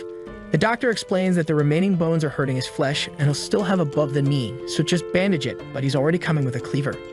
Callie is confused and wants to know why this old man is suggesting cutting off his leg. Besides, he has a fight tomorrow, so the old man scratches his nose and says, "So you're a fighter. You can't kill people and now you want to ignore my suggestion." Sullivan explains who the protagonist is and that he's on the rise, but Callie feels a bit embarrassed and tells Sullivan to stop it, and that he'll seek treatment elsewhere, so just give him some medicine to endure a little longer. The doctor hands over his strong medicine. With that, they leave, but before that, the doctor tells Sullivan that the boy's leg needs to be cut off for a reason, and he has many years of experience and knows that few will be able to solve that. Sullivan asks if he knows about the god of the empire, and he replies that he often hears that name and that his name is Johan. The next day, it's time for the final, and Callie thinks that after the medicine and bandaging, his leg is much better. The guards at the door, staring at Callie, think it's much easier to protect this place now because there's only one person there, but the other one says they shouldn't be afraid of the boxers because they'll fight each other and suggests going out to eat. At that moment, someone calls Callie from behind, and when he looks, it's Sullivan with the wolf dog. He pets him, saying he misses him already. Sullivan says she can't believe it's a wolf, and how does he get so close to him? But at that moment, 2 feet appear at the door and some guys come in saying, "Wow, it's the real ogre hunter? I knew he'd be here." They get closer, saying they're fans of Callie and want to shake his hand, but Sullivan and the robot are staring. She notices something and pushes Callie back, throws her hand to defend, and takes a stab but gives a knee to the rib. The guy falls back and the other one attacks. Callie sees the blade and thinks to avoid it, but the dog is coming. The enemy sends the cut towards him and he recoils, but they both run away, managing to escape. Callie asks Sullivan if she's okay. She says she's fine, just hurt her finger a bit. She's sure it must be Voltaine's fault. That idiot must have planned this. She knew something like this would happen. But then they notice the robot lying there on the ground, so they go to help, but Sullivan says it's just a superficial wound and it'll be okay. He needs to focus on the fight because she bet all her money on him, including the money she saved from everyone for retirement. She'll take care of the dog while he goes there to win. So the protagonist wraps his hand and says he'll come back a winner. The scene changes to the ring when Voltaine looks and realizes that Callie appeared without any injuries and with a clean expression while Callie is staring. The referee gives the signal to start and the 2 opponents are already face to face. Voltaine, a little closer, becomes confident considering the protagonist is shorter than expected, not to mention that his leg isn't very good, so he decides to attack first, hitting the chin. But even though Callie pulled his head back at the last moment to reduce the damage, Voltaine becomes confident and thinks it's working and that he'll hit another one. The blow is heading straight for the head, but Callie defends with his arm, saying his name. Voltaine, who keeps trying to land the blows but misses, and when he's about to shout to ask, he takes a punch inside his mouth. Callie asks what's wrong, spits this out, and lands a punch, pulling out all his teeth. Voltaine enters agony and Callie tells him not to worry because he won't be eating meat in the future anyway. With teeth flying, poor Voltaine falls backward, saying he surrenders. But he takes a punch in the hand, breaking a few more fingers, a few more punches to the face, and another hit right in the middle of the belly. In the audience, people are all open-mouthed, and in the ring, he falls hard on the ground like a stone. The judge is a bit hesitant, but signals that the winner is Callie, and the audience goes wild, but the pain in his leg returns, and he thinks that this leg is a curse. The next day, the closing celebration of the event takes place, and the noble comes to congratulate him, asking him to come back to the city whenever he has time as he will be well treated. Callie responds affirmatively. One of the guys is handing the money to Azalea, saying that the boy really is the one. She takes the prize money but clearly doesn't seem very happy about it. That day in the lodging, everyone was praising Callie and how thanks to him, the group is rich. They're detailing the fights and how strong the protagonist is, but suddenly, bam, the door opens. Leonardo enters. He says it's been a long time since he saw Azalea, but she affirms that she was already expecting him. He talks about Callie and didn't know he was a fighter, let alone the ogre hunter. Azalea throws the money on the table, saying the debt is paid, but Leonardo says they won't leave that easily, and he continues, "These 10,000 aren't enough because I bet on Jerica, and I'm not happy that Callie won. Why didn't you tell me earlier that this kid was the ogre hunter?" Azalea gives him a stare and snaps her fingers, then Sullivan takes from her backpack and throws it too. 20,000. Leonardo is now confused, staring at that pile of coins, not knowing where so much money came from. Then it shows what happened a little earlier. When Sullivan talked to her group about betting, Azalea said she would bet all of hers too, even though it was against her. Azalea knew it was the best thing to do despite Callie hurting his leg even more. She knew he wouldn't lose under any circumstances. She then questions, what's the problem? Isn't it enough? Leonardo says it's a huge amount, but he'll only take that much and takes 3 coins. Azalea doesn't understand, but Leonardo looks at the group and tells someone to come in. The door then opens and Spyron appears, who looks at Callie and asks if he's okay before looking at Leonardo and telling him to forget about this matter this time, especially since it's very wrong for the main guard of this place to do this, and imagine if this news reaches my uncle's ears. Leonardo, worried, knew all this would happen, and Sullivan says that as expected, he's a noble. Then Spyron says he was just curious because someone who injured his leg in the fight against the ogre came to this place. He also says he uses a pseudonym, and his real name is Lorvim, and his uncle is the current dean of Corrine, the person with the highest position in a certain area. The guards recognize him immediately, and Leonardo leaves, saying that next time he'll bet on Callie, but the protagonist thinks he never wants to see him again. Then they explain the whole story of Joseph to Lorvim, who is thinking, so that's what happened, and offers some kind of help. However, Azalea says that this is enough to help them and thanks him. If they can get help from the high ranks of Corrine, Joseph won't be able to do anything against them. Now Callie is happy, and Lorvim then calls him to know what happened. So the noble explains that he watched all the fights and that he is indeed a true boxer. The protagonist says it's okay, he won't hit him anymore, but Lorvim says that's not the case. In fact, he tried to buy Callie from Lady Azalea, but she refused. Callie says he didn't know Lorvim liked that kind of thing, but Lorvim explains that's not what he meant. He just wanted to buy him to set him free, and he thinks it's a waste to continue as a prisoner. But Callie explains that he doesn't find his status that bad. It's dangerous like walking on a blade all the time, but it's important to him. Lorvim asks, is fighting more important to you than being a free man? Callie says it's better to die than not be able to fight. Now Augusta's fleet has twice the horses and merchandise, all thanks to Lorvim's family. Then the old man in front tells Azalea that they'll soon reach Macedon, the capital of the empire, and she lowers her head. Arriving at the capital of the empire, Sullivan is impressed by the roads, all paved like ancient Rome. At that moment, the empire's troops shout to clear the way, and when they look back, they see the army and realize the kingdom's strength. Sullivan recognizes the imperial troops, and Callie asks who they are. She then explains that she didn't tell him, but before they were hired, they were bandits, and at that time, she met a very skillful man who became the prince of the imperial army. Callie ponders over what Sullivan said, and the guards clear their passages, but Azalea grabs a letter and hands it to the soldier, telling him to send it to the third prince, Iskandar. She looks at Callie and asks him to go to her room as soon as they reach the lodging. Callie then, a little later, goes with Azalea, looking at the papers. She tells everyone to leave, leaving only the two of them. Then Callie says it's better for her to rest since they just arrived from the trip. She says she'll rest a lot later and warns Callie about the third prince, Iskandar, and alerts him to stay put, no matter what Iskandar does or says from now on. Callie was so distracted that he forgot about the price for a treatment of a slave fighter like him and stands up, yelling to understand what she meant by that. After all, he knows it won't be for free. Bam, someone knocks on the door. She stands up, saying he's arrived, but Callie puts his hand on her shoulder and asks her to wait. She looks back and asks why he's acting like this, but Callie says it doesn't make sense for them to have come all the way here for this to happen. So she slaps his hand away and says that he only cares about fighting, so he can do whatever he wants. Azalea introduces herself and greets Prince Iskandar, who says he came as fast as he could when he found out she was already there, and that even though their encounter was a long time ago, he never forgot. Callie is thinking that the prince looks more like a fighter than a noble. Iskandar looks at him and asks why he's wearing that sour face. Azalea explains that this is the slave fighter they had talked about. Iskandar seems to know him, saying he heard he's a famous boy in that kingdom and will take care of welcoming everyone. He looks back at the group and tells them to take this boy to the palace because he can't let the future wife's slave be in a place like this. Callie is there in the carriage being taken away, just thinking about what the prince just said. Future wife.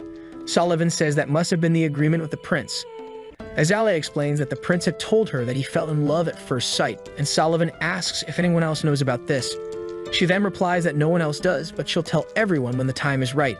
Callie is just bowing his head, thinking it's his fault for all this, and she's doing this just to improve his leg. The scene changes to Iskandar and his servant, who are asking if he's really going to make Azalea his lover.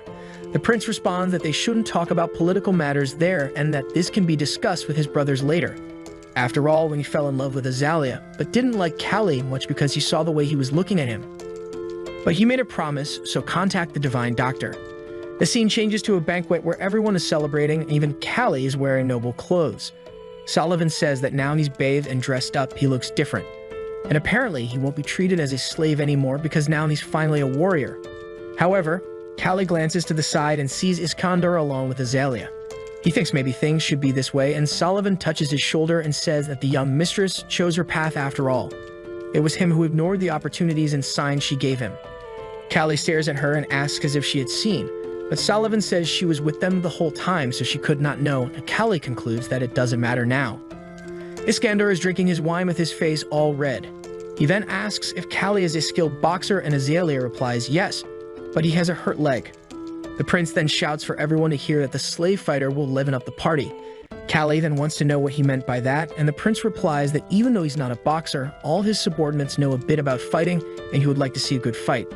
Azalea tells the prince that Callie is injured and not in a condition to fight, but the prince responds that his hand isn't injured, so if that's the problem, they should have a fight without moving their feet. She looks at Callie, who accepts the fight, while the crowd is all excited to see the skill of a boxer. But Callie seems to lose his temper after all. He never saved Azalea expecting a reward for it, but now in this situation, all he can do is this. Facing his opponent, the protagonist exudes an aura. The rival knight must be around 35 years old and thinks Callie is very young. But that doesn't matter. Face to face, he says whoever faints or takes a step back loses. He thinks the protagonist just strengthened his fist and is at a disadvantage, and if he provokes Callie a little, he'll fall for the blow. Iskandar throws his wine glass on the ground to signal the start of the fight, then the knight throws the first punch, while Callie dodges and returns the punch. The knight, realizing the strength, trembles, but the protagonist sends a sequence of blows but is countered by the knight. After several sequences of attacks and defenses, it is announced that the fighter won, and in that, Callie is thinking that all he needs to do is prove his strength. The prince watches the scene but finds the fight boring and didn't meet the expectations of the boy who defeated the ogre. So he claps and says the entertainment is over, thanking everyone for their participation, and after that, he pulls Azalea into a corner, who resists. That night, the prince walks drunkenly through the corridor, wondering why the girl he likes doesn't reciprocate his love. He decides he needs to talk to her. He knocks on her door and she asks who it is, but he says it's Prince Iskandar, so she opens it and says he's drunk. But Iskandar says he wanted to say something he couldn't say during a banquet. Azalea is thinking that this is exactly the situation she avoided. She doesn't want to spend the night with the prince before Callie leaves the empire. But he says they should drink something and she accepts. So he enters and sits at the table, and Azalea asks about the divine doctor. He replies that he's an incredible man with miraculous medicine in various forms besides being a friend of his father's. Not to mention he's the grandfather and guardian of my brother, the first prince, Philip. Azalea smiles, saying the guy seems to be a good person, so if he's so amazing, she lowers her eyes, saying she thinks he can fix a broken leg. Iskandar realizes she's worried about her fighter and asks if that's it, so she says it's not exactly that, but then he gets up and punches the wall, making a hole. Then he apologizes and says he lost control while grabbing Azalea, saying she doesn't need to be afraid and that he won't let her think about Callie for the rest of her life, and he finishes saying that she will only think of him from now on. Azalea realizes the monster the prince can be and asks for help from Callie, who enters the room and hits Iskandar with a chair on the head. The scene changes to some moments before in a corridor where Callie was watching the prince going drunk, so he thinks it's horrible to meet this man at this moment. However, he realizes the man went to Azalea's room. He remembered everything they went through, but even so, he turned around saying it was none of his business. But he heard a Callie from afar, and realizing it was Azalea calling his name, he ran to help her. The scene returns to her fight with the prince in the room, and he falls to the ground with his hand on his head, realizing what he's doing, but it's too late, and with a piece of the chair, he hits the prince's face, asking how he dares to touch her. Azalea is in the corner, totally silent. The prince then loses his temper and rushes towards the protagonist, but receives another blow from the wood to the face. But before that, he lands a kick that throws Callie against the wall. Iskandar then steps in front of the protagonist and says he understood the whole story. However, this woman is now his and running towards Callie, who's already thinking that it's not the time to imagine the consequences of this. He knows he needs to end this soon and lands a punch right on the prince's chin. He approaches, saying he will use the force that the man is coming with to let him hit himself, and takes another blow, but after getting dizzy, he comes back and grabs Callie's arm, putting him in an arm lock. Callie tries to break free but can't. When the protagonist's arm is almost breaking, they hear a noise and everyone turns around to see that it's Azalea hitting the prince on the head with a chandelier. Then a bunch of soldiers come running down the corridor and the prince realizes the fun is over. Callie is now surrounded by several soldiers telling him his only option is to surrender. Iskandar is all bandaged up and kneeling, and Azalea is trembling by his side. Prince Philippus asks why she's so hurt, and the prince starts explaining what happened, but Philippus interrupts him, threatening to hit him with a metal bar unless he tells the whole truth. Iskandar, trembling with fear, explains the whole situation, leaving Azalea incredulous because he strangely told the whole truth, including the part where he was drunk, and it was all his fault. However, regardless of who is to blame, Callie remains a prisoner of war who attacked a prince and needs to have his death sentence applied. Philippus puts his hand on Iskandar's face, calling him an idiot, and says he'll beat him with the iron bar, while telling him to shut up because he never imagined a younger brother as drunk as him. He kicks his brother's leg and asks how he can go into a girl's room at night in his current state.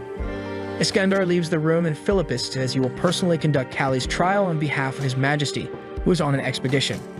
He orders them to bring the fighter called Callie, who kneels before him to be judged, and Philippus is impressed by the protagonist's young age. Iskandar tries to argue that this prisoner of war is not just anyone besides the fact that he was caught off guard.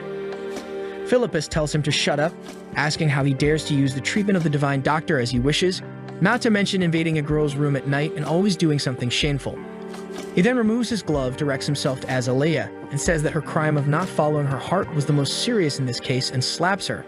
She simply apologizes. Philippus says, "The crime of going against the imperial family and harming Iskandar is extremely serious, especially considering that you are a woman and should know the nature of men." Philippus then calls Calais, who is afraid, but he listens to what he has to say. "You're very brave to fight with one leg, but as honorable as it is, Iskandar has his right." And with the blade on Callie's neck, he says, "Even if Azalea refuses, that's their problem. So you remain a criminal who attacked the innocent Iskandar and must assume your responsibility." Then he asks Callie what his last words are, to which he responds, "I have no regrets." Philippus says, "So be it," and cuts the rope, saying that from now on, he is responsible for protecting Miss Azalea because that's what a man has to do. And Philippus declares that according to the strict imperial laws, the winner will be the one who is standing at the end, and the one who loses will be considered the defeated. Both Iskandar and Callie want the same thing, which is Miss Azalea, so there will be a combat after 1 week of training in which her hand will be at stake. The scene changes to Sullivan talking to Callie, saying she heard that Philippus was a heartless guy, but that was a surprise. Callie agrees, but the biggest surprise is that they really resolve things like that. Then Sullivan says she will send some guys to keep an eye on the lady because she found things strange at the banquet too. At that moment, someone asks, "Are you the boxer who got the prince?" When Callie looks, the knights are all praising him and want him to beat Iskandar. Callie becomes somewhat confused, asking why they speak of the prince so casually. The knight tells him to follow them. When Callie asks why, they respond that it's to go see the divine doctor. Then Callie begins to remember that everything he has been through so far was to meet this doctor, and he wonders if he will finally be able to fix his leg. The scene changes, showing the characters in the chapel of the divine doctor. The guard knocks on the door and someone inside asks who it is. The guard says they brought Callie. The doctor asks them to come in, and when Callie looks at the doctor sitting down, he asks if he's the troublemaker Philippus was talking about and if Callie enjoyed fighting Iskandar. After some conversation, the doctor examines the protagonist's leg and confirms that there are some bone fragments inside his muscles and wants to know how he's enduring so much pain and also when he got this injury. The protagonist responds, "In the autumn of last year." Then the doctor thinks for a moment, but Callie is eager and asks, "Will it be possible to treat this here? Is it too late to heal my legs?" The doctor takes off his glasses, saying that it will indeed be possible. Callie is happy, while the doctor says he can help him, but will only make a temporary prescription for next week's fight. Everyone calls him Dr. God or Divine Doctor, but if it's okay with Callie, he can call the doctor by the name John American. Callie is surprised by the surname, "So you're American?" The doctor looks at the soldiers and tells them to leave, then he explains that he searched for a long time and no one showed up, so finally finding something like this must be fate. Callie asks if he's from Earth, and John replies that his name is John Bradley Clark, and he came here over 40 years ago. With that, John and Callie talk for a long time. John was a captain in the American Army who died in the Korean War in 1950. He was an elite officer specialized in surgery and earned the title of Divine Doctor after helping the Emperor with his extensive knowledge. The doctor was fascinated that Callie came from Earth after the 2000s. This means that his 40 years in this world have passed his 60 in Callie's world. John says they'll have to compare this with other cases. Then Callie asks if there are other cases. The doctor explains that in history, there seemed to be other people like them. They were ordinary and suddenly became elite in some kind of field overnight. John says Callie seems to have a kind of remorse with boxing, whereas when he died in the doctor's case, it was medicine. Probably what brought them to this world was an intense desire that goes beyond death. However, maybe it's not the time to talk about that. John already wants Callie to take off his pants, but he says he's not going to perform the surgery yet, just remove a piece of bone that's in the middle of the muscles. This is a treatment that will reduce some of the pain and will be very quick. Callie, in pain, wants to know if he doesn't have anesthesia. The doctor apologizes and replies that he's old, so sometimes he makes mistakes. Callie just wants him to do it quickly. The doctor then removes a piece of bone, saying it's very deep. Then he stitches it up, and the protagonist steps on the ground and realizes that the sensation of something entering his muscle with each step disappears. The doctor says this pain is more bearable, but he should avoid fights as much as possible. However, unfortunately, the fight sanctioned by Philippus will happen. So the doctor gives him a cream and some herbs to help. Callie says he doesn't need to worry. When the protagonist leaves all confident, the soldier notices something strange and asks the doctor if he knows that fighter. The doctor smiles and says he's a friend from the same city as him. The next day, Callie was walking in the corridor when Philippus called him and said he needed to tell him something. He nods and Philippus asks him to go somewhere else. With the two facing each other, Philippus says he heard that the divine doctor has been talking a lot with Callie, and he responds that it's because of the treatment. Philippus then says that if it weren't for the divine doctor, maybe he wouldn't have been born, so he's very special. He says they've been together for over 30 years, but he doesn't know much about him. He also says he wants to get to know him better because he's a very curious person. Philippus says, I heard you're from the same hometown as him. However, I've never heard the divine doctor leaving the empire in the last 20 years. And besides, you're only 20 years old in this kingdom. So who are you, Callie? Or what are you? The scene shifts to a few days ago where John asked, why didn't Philippus kill you, Callie? Callie responds that he also has no idea, not to mention that he made Iskandar bleed, which was more than enough for him to have been killed. John tells him that boy is the key to the development of this civilization. I taught him everything I knew. Philippus doesn't want to ascend to the throne with noble titles, but with power, and in other words, he's a Republican. And if Philippus becomes the next emperor, there will be bloodshed in this empire. Here, strength is important, power is synonymous with status, but that doesn't guarantee that a battlefield hero will become a leader. That's why Philippus seeks individuals who are willing to enter the fire without hesitation for this belief, just like you challenge authority and are a skilled individual. Back in the conversation, Callie is trying to analyze Philippus's intentions. I don't think he's trying to harm me, he says, and then he says it's just something related to boxing, his interaction with John. However, Philippus stares at him, saying, from your response, there's something more. He sighs, I won't force you to answer, keep today's topic secret from the divine doctor, because I want him to see me as a harmless disciple. However, if you change your mind and want to be more honest with me, you can come anytime. Callie says he's still not sure about all of this, but he'll talk to him when he changes his mind. Philippus starts laughing like a psychopath because basically Callie admitted in his own way that he's hiding something. Philippus says, for this audacity, I'll give you a credit. Take this as a gift to persuade you. Callie asks what it is, and Philippus tells him it's the imperial martial technique from Indra's book. Iskandar is a master of these arts. Our protagonist asks if Philippus wants his brother to take it, and he replies actually it's the opposite. Iskandar is his favorite brother. If Iskandar wins as the older brother, he'll be happy. And if Callie wins, now he owes him something. The boy now understands that he's cornered. Philippus says that regardless of who wins, he comes out winning. With that, he leaves and Callie thinks that Philippus is more treacherous than he thought. And he starts to look at the book, and the techniques taught there are all very good for immobilization. Surely, if Iskandar hadn't been drunk, he would have lost. This time, he's in trouble. Especially considering that he damn well can't read a word of this place. All he knows is some things he spoke frequently in his name. Unfortunately, when he showed it to Sullivan, she couldn't read it either. It's a type of writing that only officials and aristocrats can read. Callie thinks that maybe he could ask John. However, he's not someone he can bother all the time, especially considering the suspicions. Sullivan then says, why don't you ask Lady Azalea? You haven't seen her in the last few days. Considering her personality, she must be blaming herself now. The scene shifts to Callie thinking, I only came here because of this book. And then he knocks on the door. She asks who it is, and Callie says, it's me, lady. The room gets noisy, and suddenly she opens the door sweating and tired while asking what brings him here. What brings you here? She asks if it's his leg, what happened. Callie says he's not 100%, but he at least received a treatment that will help in the fight. She starts crying emotionally, saying she's very happy. Callie feels a bit awkward, and he shows her the book and says, I wanted you to read this for me. I heard it's a martial art used by Iskandar. Azalea asks if he received it from Philippus and says it's strange how kind this guy is being. She flips through the book and says there's quite a bit, but Callie says he can't understand it just from the pictures. At least read me the parts that seem important. Azalea looks down and asks, you still haven't blamed me. Callie tells her he knows everyone makes mistakes and asks her not to do it again. He thinks this applies to him too, especially since his last life didn't learn any of that until it was too late. Pointing to the book, he asks what that is, and she says it's a way to initiate a fight when the opponent is too far away, but it's a dirty method. You collect saliva in your mouth along with blood and spit it in their face.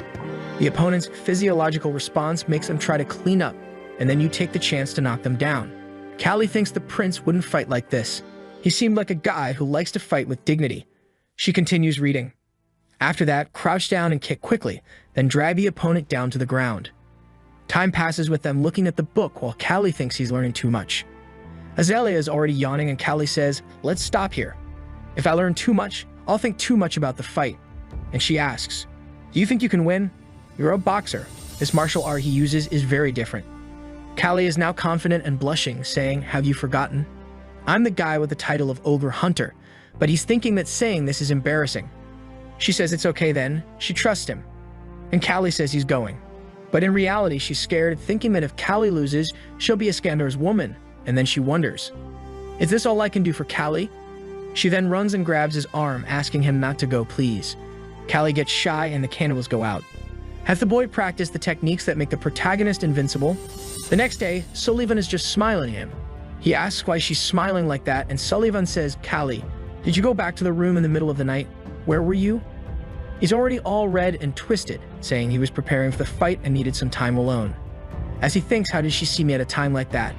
The door then opens, and Sullivan says, "You have to win, Callie." He looks back, and now the boy is confident. The whole army surrounds the arena, making sounds with shields and swords. From the throne, Philippus is watching, and the soldiers are all excited. The third prince of the empire and descendant of the god of war, Iskandar. The soldiers say, "He's going to beat you up, kid."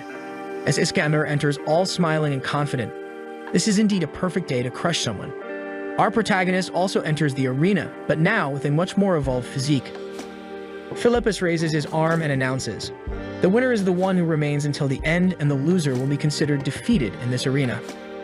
This is the manifestation of the god of war, and this fight was approved by Emperor Alexandros. Iskandar takes off his shirt, thinking that now it's not even about Azalea anymore. It's just that he has no choice but to crush Callie, so he better resist at least a little. The guy is 50 kilos heavier than Callie, and seeing the monster coming, he thinks, now it's a fight without rules, this is not boxing. Iskandar is a very difficult opponent, but I have to win at all costs and prove that strength isn't everything. The soldiers form a circle with the two in the middle, and the fight has already begun. Callie takes 2 steps forward and punches him in the face and then retreats. Iskandar hasn't even raised his arms yet, and he's already bleeding from the nose. He says it's going to be interesting now that Callie can move, as expected from the divine doctor. Then he comes with that bomb that Callie dodges to the side, and dodges again by squatting, moving to the right, moving to the left. Iskandar thinks it's better, but strangely the air is getting heavy around him, and it's getting bad. While the pressure of his arm scares Callie until he sees a chance to hit him in the face or stomach, but hesitates because he can't counterattack and wonders. He hesitated because he remembered Azalea and wondered if he was afraid to fight at full strength or if he was afraid of losing something. Taking a kick to the face, he is thrown to the other side. Iskandar yells at him to fight properly as Callie gets up. Iskandar realizes that when he went to kick, Callie had leaned back to reduce the impact. Exhausted, Callie thinks he might be going crazy for having such thoughts in the midst of the fight. He goes back in, reminding himself not to hesitate. Now he can stomp the ground without pain, making his punches stronger. However, Iskandar throws a fake punch and prepares to kick instead. Callie barely dodges and lands a classic rib strike, making Iskandar writhe in pain. Iskandar tries to grab Callie's shoulder, but Callie blocks with his arm, knowing he'll be finished if caught. He realizes he can't let Iskandar recover, landing more blows to the stomach and face. Watching, Philippus thinks the pugilism technique might not work perfectly, but Callie must do everything to defeat Iskandar. The princes of this empire undergo rigorous training, expected to be strong both physically and mentally. The Iskandar was raised as a warrior, becoming more excited than fearful when facing someone strong. Taking punches, Iskandar thinks Callie is like him, not charging recklessly but calmly choosing the right time to strike. Iskandar decides to make a run for it, knowing his leg is at its limit. But Philippus realizes it's a trap. As Iskandar approaches, Callie worries about mistiming and manages to land a blow that rocks Iskandar's head. Callie believes he hit perfectly, but Iskandar retaliates, grabbing Callie's stomach and throwing him to the ground. Callie is astonished he didn't pass out after such a head blow. With Callie taking a beating, Iskandar wonders when he managed to throw him down, but doesn't care as he won't stop now. Trained in brutality, Iskandar aims to break Callie's arm, who notices Iskandar's injured thigh. Without hesitation, Callie thrusts his hand into Iskandar's thigh, causing him agony. In reflex, Iskandar grabs Callie's arm, who lands another blow and retreats. But Callie notices Iskandar has stretched his ligament, realizing he's in trouble. Callie taunts him, asking if Iskandar understands his pain. Iskandar, thrilled, claims to be enjoying the fight. Watching from above, Philippus is certain Iskandar is enjoying it too. To force a member of the royal family to use all their strength, Philippus concludes Callie is as brave as he is skilled. At that moment, Azalea arrives and Philippus remarks that she's late. Philippus says to her, Azalea, a jest. I heard that Callie is a slave of your family. She confirms, and Philippus then says, if it's money, I'll pay you whatever you want to hand him over to me. Sell Callie to me because I think I can handle him better than you. He's too big to be confined in your small world. Azalea hesitates but says, I hope you're joking, Your Majesty. I already know that Callie is too good for me. However, she adds, but don't you know that Callie and I don't have a master-slave relationship? Are you revealing our relationship? Philippus asks, are you willing to marry him? Weren't you the one who leaned towards Iskandar that one time? Azalea responds, I'll do anything for him. Whether it's freedom, difficulty, or marriage, I'll do everything for him because he's done everything for me. Back in the arena, Iskandar admits, Callie is stronger than I thought. Pride is a luxury of the winner, and if that's the case, he will win at all costs. Callie knows he's in trouble and thinks, I can only punch with my right hand. Should I use my teeth to attack him? But my leg is reaching its limit again. With so much difficulty, it would be incredible if I beat him in this state. I'm going to crush you here, says Iskandar as he approaches, while Callie responds, at the pinnacle, I'll regain my pride. I've lived 30 years on this earth as part Kante, and I'm going to put all the years of that life into this fight, because my life as Callie now is important. As Iskandar tries to grab him, Callie dodges and delivers a powerful knee strike, causing Iskandar to lose balance. As Callie goes for another strike, aiming for Iskandar's jaw, he lands a blow to the head, but Iskandar defends with his forehead and retaliates, disorienting Callie.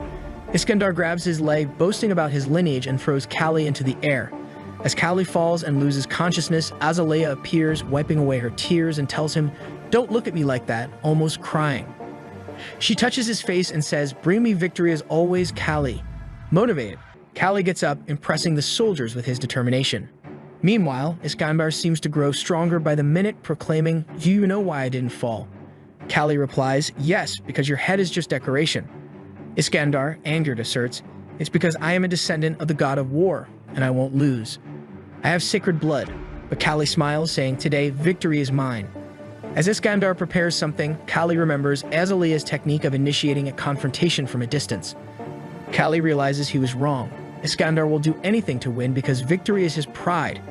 Iskandar spits towards him, but Callie defends with his hand, confusing Iskandar. Seizing the opportunity, Callie strikes Iskandar's chin, leaving him perplexed. Claiming to have heard the voice of the goddess, Callie defeats Iskandar.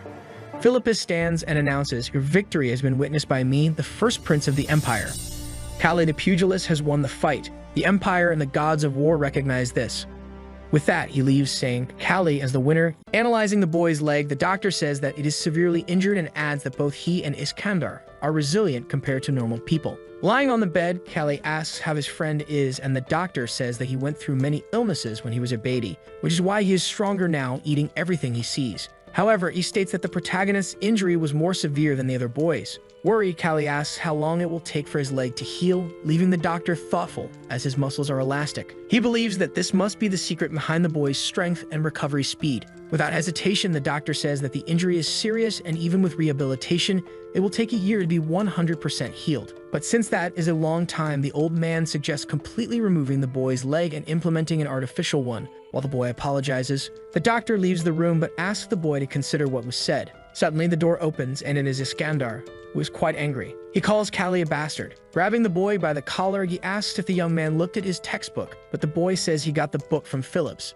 Irritated, the man says he will crush his brother to death, but he is nearby and hears what the man says about him. Stammering, Iskandar asks how his brother could lend the book to the boy. Phillips says that it is not fair for a boxer to fight against the ringer technique. Then he congratulates Callie on the fight and says he is happy that the boy managed to win. He mentions that he heard of the leg treatment will take at least a year, and the boy says he will think of a way to heal faster. Phillips says that thinking of another way is a great idea, but there's a problem, and he talks about the boy's nationality status. He states that foreigners like the young man and Azalea are not allowed to stay in the empire for more than 3 months. But this is different if it happens within the palace, since it is related to security matters. Unless the young man is a diplomatic envoy, it is illegal for a foreigner to stay in the place for too long. Iskandar then asks his brother what they should do about the foreigners. Callie asks, and his friend is saying that there is no other way for him to receive treatment there. and the man says there is. But the protagonist needs to be a free man. Phillips explains that all foreigners who stay there become specialists in their fields and hold important positions. With the skill the young man possesses, it is possible for him to be appointed as a martial arts instructor, but the man cannot bring another person's servant. Therefore, he must become a free man to remain. Callie asks if his friend thinks the lady would easily give him up just to heal his leg, and Phillips says she would do it for him. And then if the boy asks, she can also give him other things besides freedom. He also says that if it is difficult for the boy to ask, he can take that step, but Callie says there is no need. As he gets up, the man thinks that the protagonist is an excellent boxer who can surpass Iskandar in pairs. Or, in other words, he could become a great assassin or his guard. Azalea appears and calls for Callie. She is accompanied by other young men. The two men say they will leave the place and let the two of them be alone. Sitting at the table, the red-haired girl asks how the boy's situation is, and he says he cannot move properly. Both remain silent, and the protagonist wonders what he should say. He thinks about how he can do it that night, and Azalea asks why the boy is embarrassed. Callie says that she may not trust him if he says no, even with his face red. The young woman says the slave is right, but she is interrupted by the man. The protagonist informs her that it will take at least a year for his leg to heal, and that Prince Phillips said something. That he needs to become a free man to receive proper treatment in the kingdom. He explains the situation of foreigners and everything the man had told him earlier regarding his status. Understanding, Azalea says she will prepare the documents soon. Callie asks the young woman not to worry, promising to heal properly and return to defeat the kingdom's champion first. The young woman says that the boxing competition is only happening within the kingdom and calls the young man an idiot. So he will no longer need to return, and Phillips can do more than the young woman does. But the protagonist says that the man does not have what he needs. He says that whether in a kingdom or an empire, nothing changes if he is a slave or a free man. Leaving the place, the young man says that from now on, he will only do what he truly wants to do, and for that reason, he will return. Azalea congratulates him on his freedom. Callie thanks her and walks out the door using crutches. A few days pass, and the protagonist receives the document that guarantees his freedom, and he states that he feels nothing. He says that he truly does not feel that the paper is important to him. The other people in the kingdom say that it was a short time, but it was an honor to have a journey alongside the boy. The protagonist also thanks Sullivan for everything she did, and the girl says that she will soon open a shop in Corin.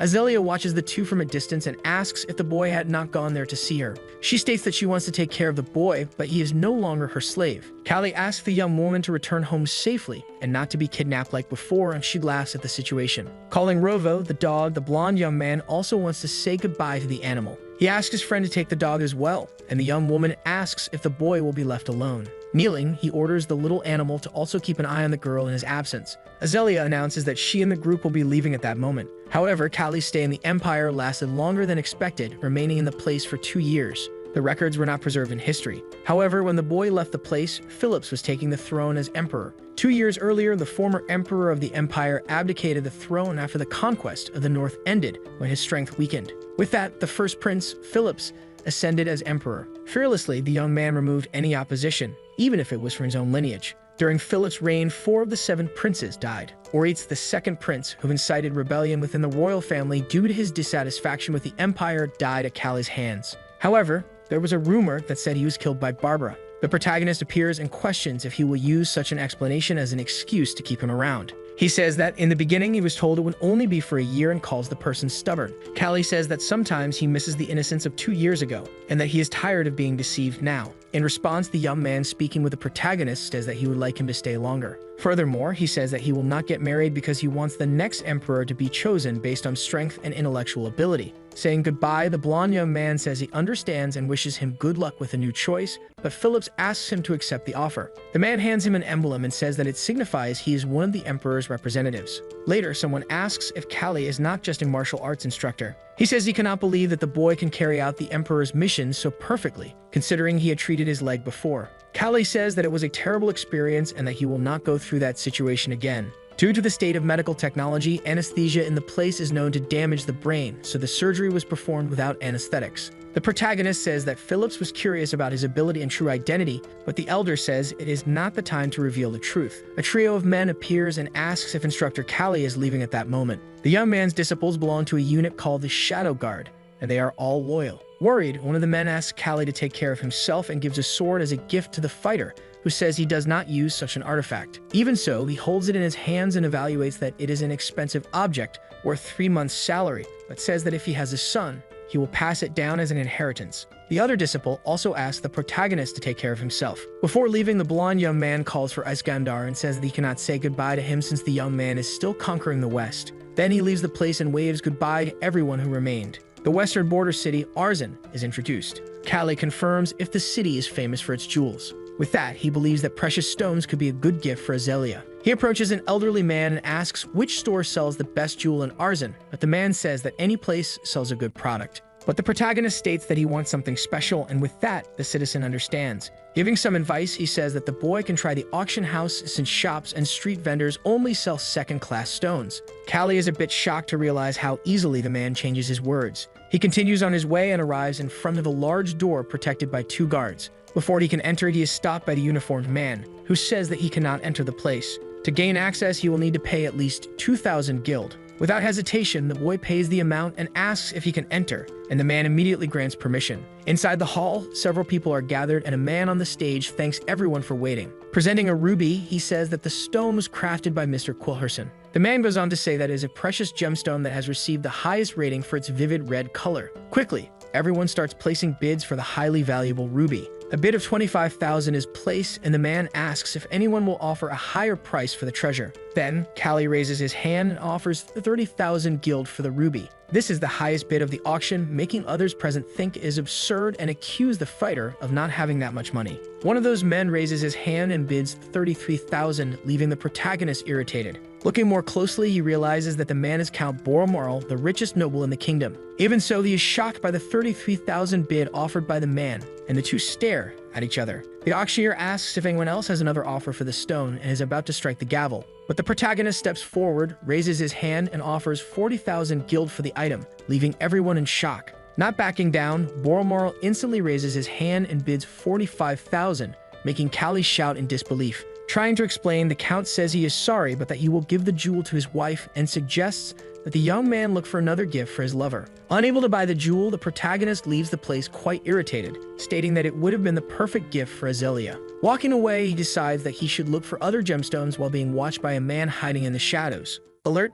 Callie notices the man's presence, realizing that he is not alone but accompanied by a group. He says he thought he was being followed by a petty thief, but upon seeing the way the group is dressed, he realizes they are a group of nobles. Before he can continue on his way, one of the men in the group calls out to the boy and asks where he got so much money. The boy shows the bag of money and asks if they are talking about that, and the man says it looks like he stole it from someone. Callie wonders if the group has been following him since the auction house. Observing them all, the protagonist notices that they consist of 4 large men and one who is just spouting nonsense, and none of them are armed. He wonders how a noble can act like a bandit and understands why Phillips wants to reform the empire. Preparing to fight, he tells the group of men they are welcome to face him. Irritated, the men charge at the young man while the leader calls him a damned brat. But before the men can reach him, Callie delivers a powerful strike, hitting one of the men and sending him flying. Under the terrified gaze of the others, the boy says that he forgot he cannot control his strength, especially since he has always fought tough opponents. Looking at his hand, he says he hopes the group understands his reasoning. Without much difficulty, the boy manages to take down all of his opponents.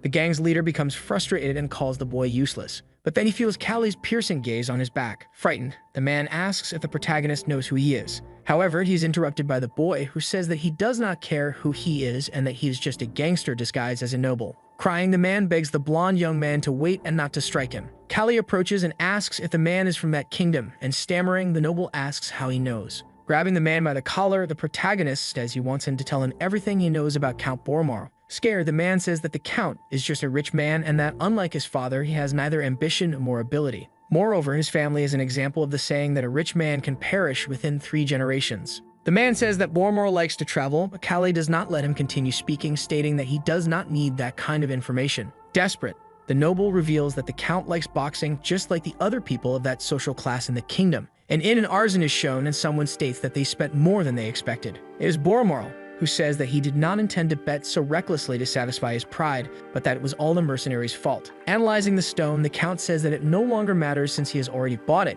but now he does not know who to give it to. While looking at the jewel inside a room, the Count hears noises outside and someone saying they have business with him. Irritated, the man opens the door and asks what is going on and why there is so much noise. Then he notices Callie's presence and recognizes him as the guy from the auction, and the protagonist is surprised that the man still remembers. Even so, the Count says he does not have time to chat with the young man, insisting the blonde boy asks if Boromoral likes boxing. Upon hearing the question, the noble says that he thought the boy was a mercenary but now sees that he is a boxer. Sitting at a table, he asks if the young man came to his house because of resentment over the auction, but Callie denies that being the reason. However, he says that he wants that stone because he knows a woman who would look great with it, but the man says he would like to sell it for 5,000 gills. The protagonist states that he can use his fists to pay the man that value. He says he will fight under the Count's name, earning 1,000 guilds per match, and asks what the man thinks. Callie acknowledges that the decision is somewhat reckless, but insists that he will not make a deal without a solid basis. Moreover, he is confident in his boxing skills, and he knows that this is a strong stimulus for hungry aristocrats. He states that, living in peace under the strong shield of the empire,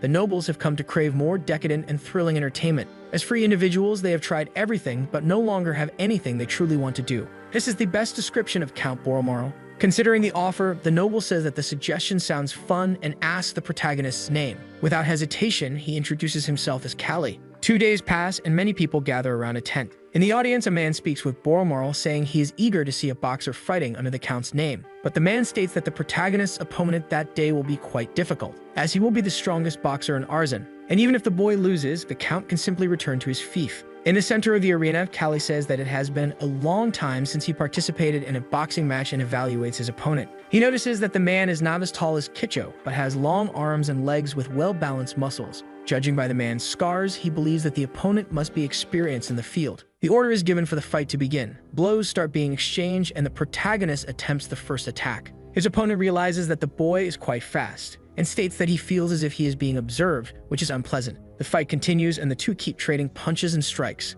While fighting, the protagonist says he is sure that Richie was taller than this opponent, so he decides to move in closer to land a precise hit. Despite his attempts, both men manage to defend themselves and continue attacking each other, striving to win the fight. Callie says he imagined that his opponent would keep his distance due to his long arms and legs, but he takes advantage of his punch and the pressure to win. As his opponent attempts another strike, the protagonist says that it will be easy to dominate the fight and dodges. In a counterattack, he lands a powerful punch on the man's body. In the audience, everyone is shocked by the strength and technique behind the executed strike. Frustrated, the fighter tries to get up and regain strength to continue the match. But Callie stares at him and says he will not let him do anything. Before the man can react, the protagonist delivers another powerful blow, sending him to the ground in pain. Proud, the young man beats his chest as the audience cheers for his victory. He raises his arms and shouts in Count Boromoral's name. Happy, the noble celebrates and says that the situation is incredible. Callie says he is sure that this situation will satisfy the Count. After the match, the Count tells the protagonist that he should have seen everyone's faces, shocked and surprised by the result. Boromoral says that he would like to make the boy his personal boxer, but he knows that he is returning to his hometown. The boy asks him to take good care of the jewels, and the man agrees, telling him to rest before leaving the next day. Quickly, the Count falls asleep, and the young man reflects that he's a nice person, just a little dumb. As he leaves the room, someone calls out to Callie. It is the captain of the guard, and the boy does not know why he has been summoned. He says that he will meet the man for a while, so he can feel at ease. But something catches his attention, and he finds the man's attitude strange. The next day, Count Volner left Arzen to prepare for the next fight. On the way, the carriage stops, and one of the guards calls for everyone's attention. He says that they will camp in that location. Callie is a bit confused by the choice of location for camping. Interrupting, he asks the captain to move to a more open area, since the forest surrounds them on all sides and only a little moonlight will reach the area. While trying to convince them, the captain of the guard tells the boy to mind his own business. He says that, in any case, everything nearby is forest, and it is better to leave the next day. Tired, Callie accepts the captain's decision. Not understanding, he wonders if he did something to offend the man, as he has been irritated since the day before. However, he decides to sleep and rest for the journey the next day. While sleeping, he hears voices in the distance calling for caution. The protagonist wakes up, wondering why there is so much noise. Glancing to the side, he is shocked by what he sees. A shadow appears holding a sword and says that he has nothing against the boxer. Pointing the weapon toward Callie, the shadow tells him to consider himself unlucky. The man tries to strike the boy with his sword, but he manages to dodge. Without thinking twice, he lands a punch on the man's face. The impact is so strong that the man is sent flying. Callie questions what just happened. Suddenly, the Count also appears wielding a sword and asks why they are trying to kill him. He asks the guard if it is because of the jewels and states that he will give them as many as they want, but the group calls him a fool. The captain of the guard says that they are doing this as a favor since the man's nephew is now old enough to inherit the fortune left by his uncle. Boromoral begins to stammer, asks what they are saying, and cannot believe that the boy he raised like a son would do this. But the guard does not care and says he will take the jewel first. Desperate, the Count cannot believe he will die at the hands of people he trusted so much. Suddenly, a blow is struck to the head of the man who was about to take the jewel. Callie appears and says that the group will have trouble if they take the stone while dragging another soldier by the hair. The protagonist states that he had already reserved the object first. He realizes that there are 10 heavily armed guards and he cannot fight them barehanded. This time, he will really have to use the sword he received. Even so, he does not feel confident using the weapon. As he prepares, the captain of the guard orders his men to kill the boxer. A sword fight begins between the young man and the count's guards. The boy sees an opening and lands a punch on his opponent's face. He asks the count if he wants to live. Terrified and stammering, the man responds that he does. Then the boy orders the man to cross the area and run toward him. Trembling and frightened, Volmer says that he cannot do that. With this, Callie realizes that he will have to take down the group since the count cannot reach him. With the distance between himself and his opponents, the young man believes it will be difficult to handle everything. Desperate, he shouts that if Bormoral wants to live, he has to move, and he instills confidence in the man to run past his adversaries. He keeps shouting for the count to get through the group. There is an explanation that Volmer's life was like a paved road, smooth and obstacle-free. He lived comfortably in a world created by his ancestors. Because of this, the man never achieved anything through his own efforts.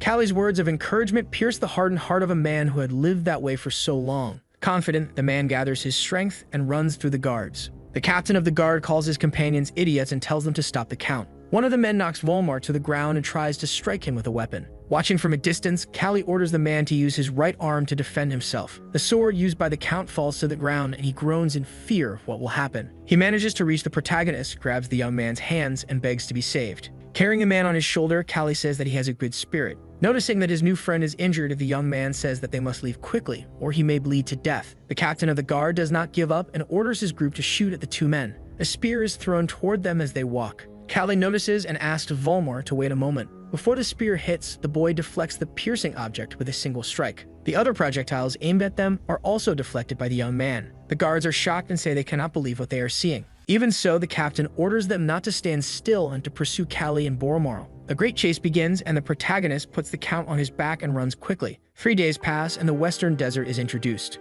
Callie observes the area and says he cannot believe that the surrounding terrain changed overnight. The two entered the desert to avoid being tracked. Initially, the boy's plan was to enter the kingdom through the desert. However, the place was more mysterious than he had expected. Tired, the count says that something is wrong. He states that the young man can keep the jewels, but the protagonist replies that if he has the energy to complain, he should use it to walk. A noise is heard, and the boy wonders what it could be. Suddenly, a group on horseback advances across the sand toward them. Callie sees where they are headed and tells Bormarl that they should go in the opposite direction. However, before they realize it, they are completely surrounded with no way to escape. Later, the protagonist and Volmar are seen with their hands tied in front of a table with a grand feast. Not understanding what the men are saying, the blonde young man asks if they are supposed to eat what has been served. Quickly, Callie starts eating chicken drumsticks, but something catches the count's attention. A large wooden sculpture is near the table. One of the desert men says the word Khan, and the boy does not know what it means. Not understanding very well, he assumes that the tribe worships something called Khan, and that this presence is spread throughout the entire village. A flashback is shown from a few days earlier. Callie questions whether he really has to eat again and says that his stomach is going to explode. Volmar says that he does not know how to continue living this way and that he is very tired, but the protagonist insists that they will endure. But the count replies that not everyone is as strong as he is, to which Callie retorts that he was not born strong, he just became strong. He states that whether one is an emperor or a slave, everyone is born with clenched fists. Furthermore, he points out that Volmar still has his left arm available. Some men from the desert tribe appear, wielding wooden staffs toward the two, leaving them confused. They are struck, and the count exclaims that he knew the group was trying to eat them. Shouting, Callie tells the group not to lay a hand on him, but he is hit to Bormarl's despair, who screams the young man's name. The group leaves the area, taking the prisoners with them. They arrive at a mysterious location outside the tent, and the count asks where they are being taken. At the entrance of the place, the entire group chants Dekan and Yaren, as if it were a ritual. After that, they leave the region, but Volmar and Callie remain behind, tied up. A loud noise fills the air, making both fearful of what might happen. Desperate and terrified, Bormarl begs the protagonist to wake up quickly since he is still unconscious. He says that there is a strange sound coming from the cave. Without success, Callie does not wake up, and the count realizes that his survival now depends only on himself. After some time, the protagonist begins to wake up and questions where he is. Bormarl celebrates that his friend has finally awakened, and the boy asks what just happened. The count explains that after the young man fainted, they were dragged to this place, and moreover, that there are monsters living in the cave. Alarmed, Callie asks what the man means by monsters. A noise fills the air and Volmer says he is certain that a creature was watching them all night. They wonder why the monster didn't eat them and believe it's because it didn't want cold food. Suddenly, the boy notices something is wrong with Boromarl. The Count's lips are bleeding, and this scares the young man. The Count thinks that for the first time in his life, he has just done something rewarding. It is revealed that the man untied the ropes binding the boy using his mouth and urges his friend to escape. He concludes by saying that the boy is not someone who should die in a place like that. Grateful, Callie leaves and starts running. However, a giant monster appears and stands face to face with the protagonist. In desperation, the Count shouts for his friend to run, but the young man asks what kind of nonsense that is. He concludes that his opponent is just a monkey. Even so, Volmer begs him to run as the difference in power is vast. Callie doesn't care and says the difference is like him against an ogre. Trying to calm himself, the protagonist thinks it's just a monkey, except for its fangs and its massive size. The creature lets out a great roar. Without fear, the boy calls the monkey to fight him. As he approaches, he throws a punch at the beast, but realizes that its reach is greater than he thought. Even so, he faces the monster and unleashes several blows. This only enrages the monkey further, and Callie notices that he put all his strength into the strike, yet his opponent barely bled. Standing up, the monster lunges forward and grabs the boy by the legs. Quickly, it hurls him into the cave and Callie crashes hard. The young man lands on top of skeletons scattered across the ground. He realizes that he has no chance of defeating his opponent, and now a bone from the skeletons has pierced his body. Thinking it through, he reflects that if he pulls it out, he will die from blood loss. So he decides to attack the enemy once more, this time using the sharp bones in his hands. The monkey approaches, but the boy doesn't move away. He realizes that the monster isn't attacking because he is crafting weapons out of bones and concludes that the creature is intelligent. However, he understands that if the battle lasts longer, he will be at a disadvantage. Quickly, the only decision he makes is to attack the opponent. Using one of the bones, he strikes and tries to pierce the beast's body, believing that this time he will succeed. But the monkey is so strong that it knocks the boy away, sending him flying. Even so, Callie tries once more, and this time he manages to stab his enemy. The Count screams desperately for his friend. He doesn't understand how the protagonist gets stronger the longer he fights. Even wounded, the monster refuses to give up and continues battling the boy. Using the rope that previously bound him, Callie seems to have a plan to eliminate his opponent. Quickly, he grabs the rope and runs toward the giant monkey. Watching the monster, he sprints forward but is struck in the stomach. The protagonist is injured but doesn't give in and throws the rope toward the monkey, hitting his opponent. Swiftly, he ties a knot in the rope and pulls it tight. Maintaining his grip, he manages to block the monkey's breathing with the rope, causing the creature to seemingly lose strength. The Count is in shock at what he sees. However, the enemy grows even stronger and manages to break free from the rope's hold. The only option left for Callie is to pull out the bone lodged in his back and use it as a weapon. Roaring in pain, he yanks the bone out and grips it tightly in his hand.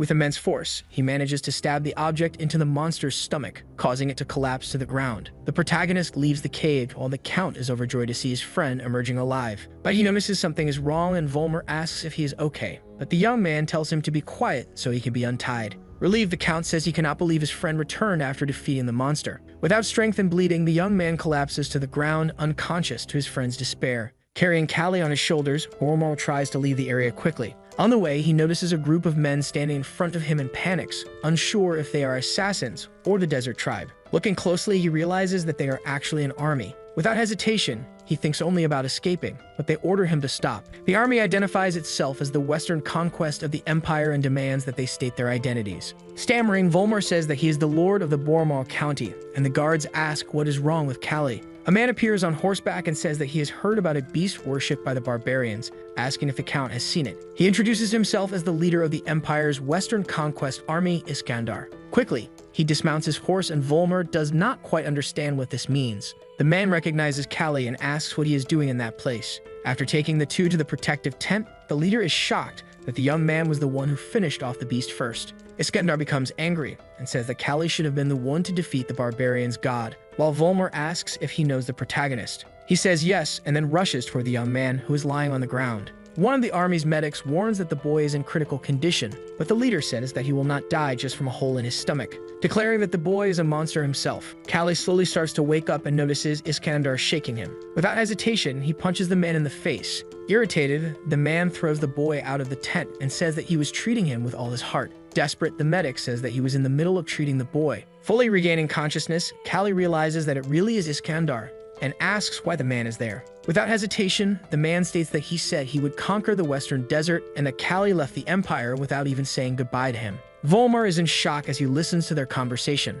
Later, while recovering, the protagonist tells Boromarl that he will begin as soon as his wound heals. but the Count says that he's afraid to return as his nephew still wants to destroy him. Even so, he wants to hear what the young man has to say to him directly from his nephew's mouth. Callie says he will go after that ungrateful brat. The Bormoral castle is shown, and a young man is seen climbing the outside wall toward a window. Began, the Count's nephew, sleeps peacefully in one of the rooms. A voice wakes him up, greeting him as he awakens, confused. He is startled to find Callie inside his room. The protagonist calls him an ungrateful brat and says that he is sleeping after trying to take down his own uncle. Frightened, the young man tries to run and calls for help, but Callie covers his mouth and asks if he knows it took him a month to get there. And because of that, he wants to finish the job quickly. Breaking down the door, he takes the young man as a hostage and tells the guards that he has come to eliminate him. Screaming, the young lord orders everyone to get out of the way, while his captor announces that they are heading for the main gate. Outside, he shouts for the other guards to stand down. Otherwise, he will take it out on their master. Angry, the hostage says that Callie is already surrounded. He then asks if Callie wants money, saying it is not too late to release him. Callie quickly rejects the proposal, stating that he does not want money. He swiftly orders the guards to open the gate. Even more terrified, the brown-haired young man is forced to choose between his right or left arm. Since he does not choose, Callie injures his right arm. Crying, the young lord begs the guards to open the gate. To his surprise, his uncle is waiting on the other side. Shouting, the older man orders everyone to lower their weapons and not to dare lay a hand on his friend. The guards question whether this is really Count Boromaro. Began tells the soldiers not to listen to his uncle because he is now the Count. Furious, the older man asks how he could attempt to take his life and pretend to be the new Count. Stabbing his sword into the ground, the elder declares to everyone that he will duel his nephew and the winner will take control of the land. Saying that the duel is unfair, the young man claims that he cannot fight with a broken arm. However, his uncle reveals that he also does not have a right arm, so the fight will be equal. With no way out, Began gives a wicked smile as he grabs his sword. Surprising his uncle, he realizes that Began truly wants to eliminate him. Both stand face to face, swords in hand. The young man wonders in his thoughts if his uncle has lost his will to live, and giving up the fight, he falls to his knees, begging for mercy and admitting that he was wrong. His uncle orders the guards to take him to prison, thus ending Began's rebellion in less than 2 months. The Count returned to his position and eliminated all the traitors. A few days later, Callie prepares to leave the castle when Jensen asks if he isn't the overhunter. Then he hands him a necklace with a bright red gemstone as a pendant. Holding the gift, the young man says that he hopes Jensen doesn't regret it later and claim he wasn't paid enough for the fight. The man says his debt is more than paid and bids farewell to the young man, who rides away on his horse. At the August mansion, Azalea looks out the window. When someone knocks on the door informing her that Lord Jethro has arrived, the young woman asks them to let him in. The leader of the Merchants Guild appears and tells her she is as beautiful as ever. Then seated, the man mentions that he took a look at the barony before coming there. He states that it is a difficult time for farmers, which has left the people's sentiment there quite negative. Thinking to herself, the young baroness remembers that the man was once a commoner but became a powerful merchant. Known for driving others into poverty, she openly questions why he came to her home.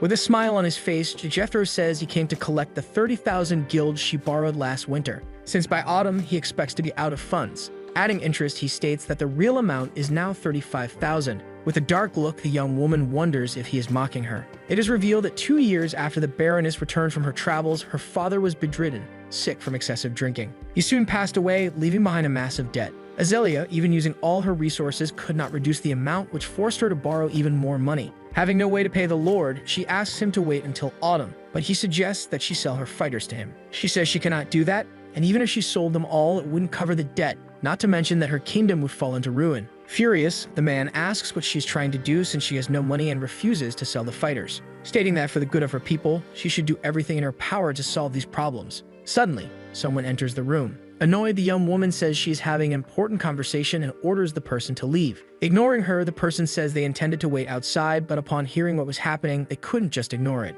Callie appears, leaving the young woman surprised. The Lord, still angry, shouts that they are having an important discussion. Holding a bag of coins, the blonde young man asks for the total amount of the debt, but the Baroness replies that it is none of his business. Smiling, the merchant states the full amount, asking if this is the first time the slave has heard such a large sum. The boxer grabs the bag of coins and throws it in his face, stating that there are 40,000 guild inside and that he can use the extra 5,000 for medical expenses after falling off his chair. The man's eyes shine upon hearing the amount. Quickly, he picks up the coins scattered on the ground. Standing up, the Lord smiles and says he will use the money wisely. Shocked, the two young people watch, wondering what kind of mindset this man has. The Baroness asks if her debt is settled, and Jethro confirms, apologizing for his rudeness earlier. He then hands over the receipt for the payment. The young woman takes the paper and tears it up, stating that she has already verified everything. Leaving the room, the Lord wonders why the name Callie sounds familiar. Winking, the young man replies that it's the name of the person who will be the champion of the next tournament. Mocking him, the merchant says they'll see about that.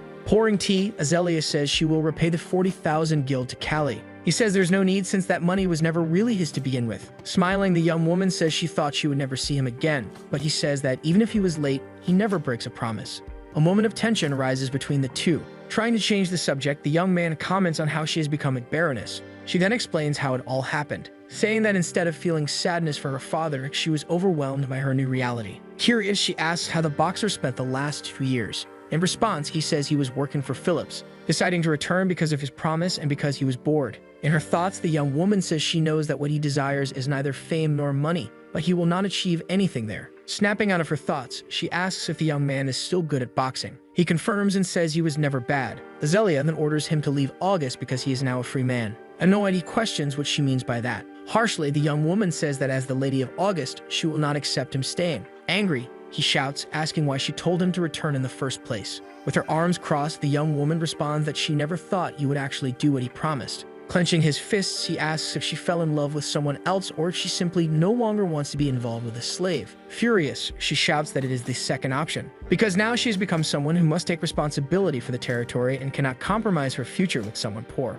Holding back his sadness, he questions why she said what she did 2 years ago. In response, the young woman says she was still naive back then, but now she has woken up to reality. Callie starts to leave the room when Azalea says he can still stay and rest, and also reunite with his old friends. Fuming, he slams the door and the young woman says she is sorry. Alone, she hugs her knees while affirming that the young man no longer needs to be bound to her family. At a bar, the ex-boxer drinks a beer to drown his sorrows. Someone appears, asking if he is the proclaimed champion of the next tournament. Turning to look, the young man sees Jethro sitting at another table, smiling. Claiming he has no money, he tells the man to leave before he gets beaten up. Mocking him, Jethro approaches and says the young man looks like a wet rat and that he has heard many things about him. Callie shoves the Lord, who falls to the ground, and yells at him to get out. 2 other men stand up, draw their swords, and ask what the young man thinks he is doing. But the merchant simply stands up and smiles, stating that he has bothered the young man too much and will pay for his drinks as an apology. Looking away, the blonde young man tries to keep calm, reminding himself that he is not a barbarian. Apologizing, he tells the man that he should not have taken out his anger on him, but Jethro says it is normal since he is a boxer. Thinking to himself, Jethro reveals that he wants to make money off the young man who won the tournament in Corin while injured. Callie asks for the merchant leader's name and Jethro quickly introduces himself. Curious, the young man asks how the Baroness has been doing. In response, Jethro says that she has cut all ties with other noble families. Her only option now is to marry into an influential family that could not continue his own lineage, all because her father passed away. However, since she rejected all marriage proposals, all the young lords turned their backs on her. As a result, even the Joseph family lost interest in August, which began its decline both politically and financially. And with a debt of 300,000 guilds and multiple loans, there is nothing left that can change the situation. Surprised, the blonde young man says he never imagined Azalea was struggling so much. Jethro then repeats that it is all the fault of the former Baron. Standing up, Callie says he has heard enough, and Jethro, pretending to be generous, says that if he ever needs help, he just has to ask. Outside the bar, the young man concludes that the young woman lied to him about why she no longer wanted their relationship. So he needs to find out what she is really hiding. At the training center, his friends run toward him excitedly as soon as they see him arriving. Instructor Nixar also appears, making the young man even happier. Approaching, the man asks if he managed to heal his leg, stating that in his case he can no longer be as active, which makes him envious of his former student. Thoughtfully, the young man notices that the instructor looks thin and has many white hairs. Snapping out of his thoughts, he asks where Torres and Kicho are. The man says that Kicho is in the dormitory, and Torres is away for a fight. With 67 victories, he is close to paying off his debt and should soon become a free man. Callie asks if that means Torres will leave August. The instructor says he does not know, but since Torres is very loyal, he might stay. Someone approaches, shouting, asking where the protagonist has been all this time. Turning around, the young man sees long arms and realizes it's Kicho. The young man is wearing an eye patch, which surprises the blonde boy. Explaining, he says he lost part of his vision in a fight, but his opponent fared much worse. Reflecting, the ex-boxer realizes that this will make it difficult for his friend to estimate distance and attack from afar. The two walk together, happily chatting about meeting again. Curious, the blonde young man asks about his wolf, which was left in his friend's care. In response, Kicho says the animal is in the forest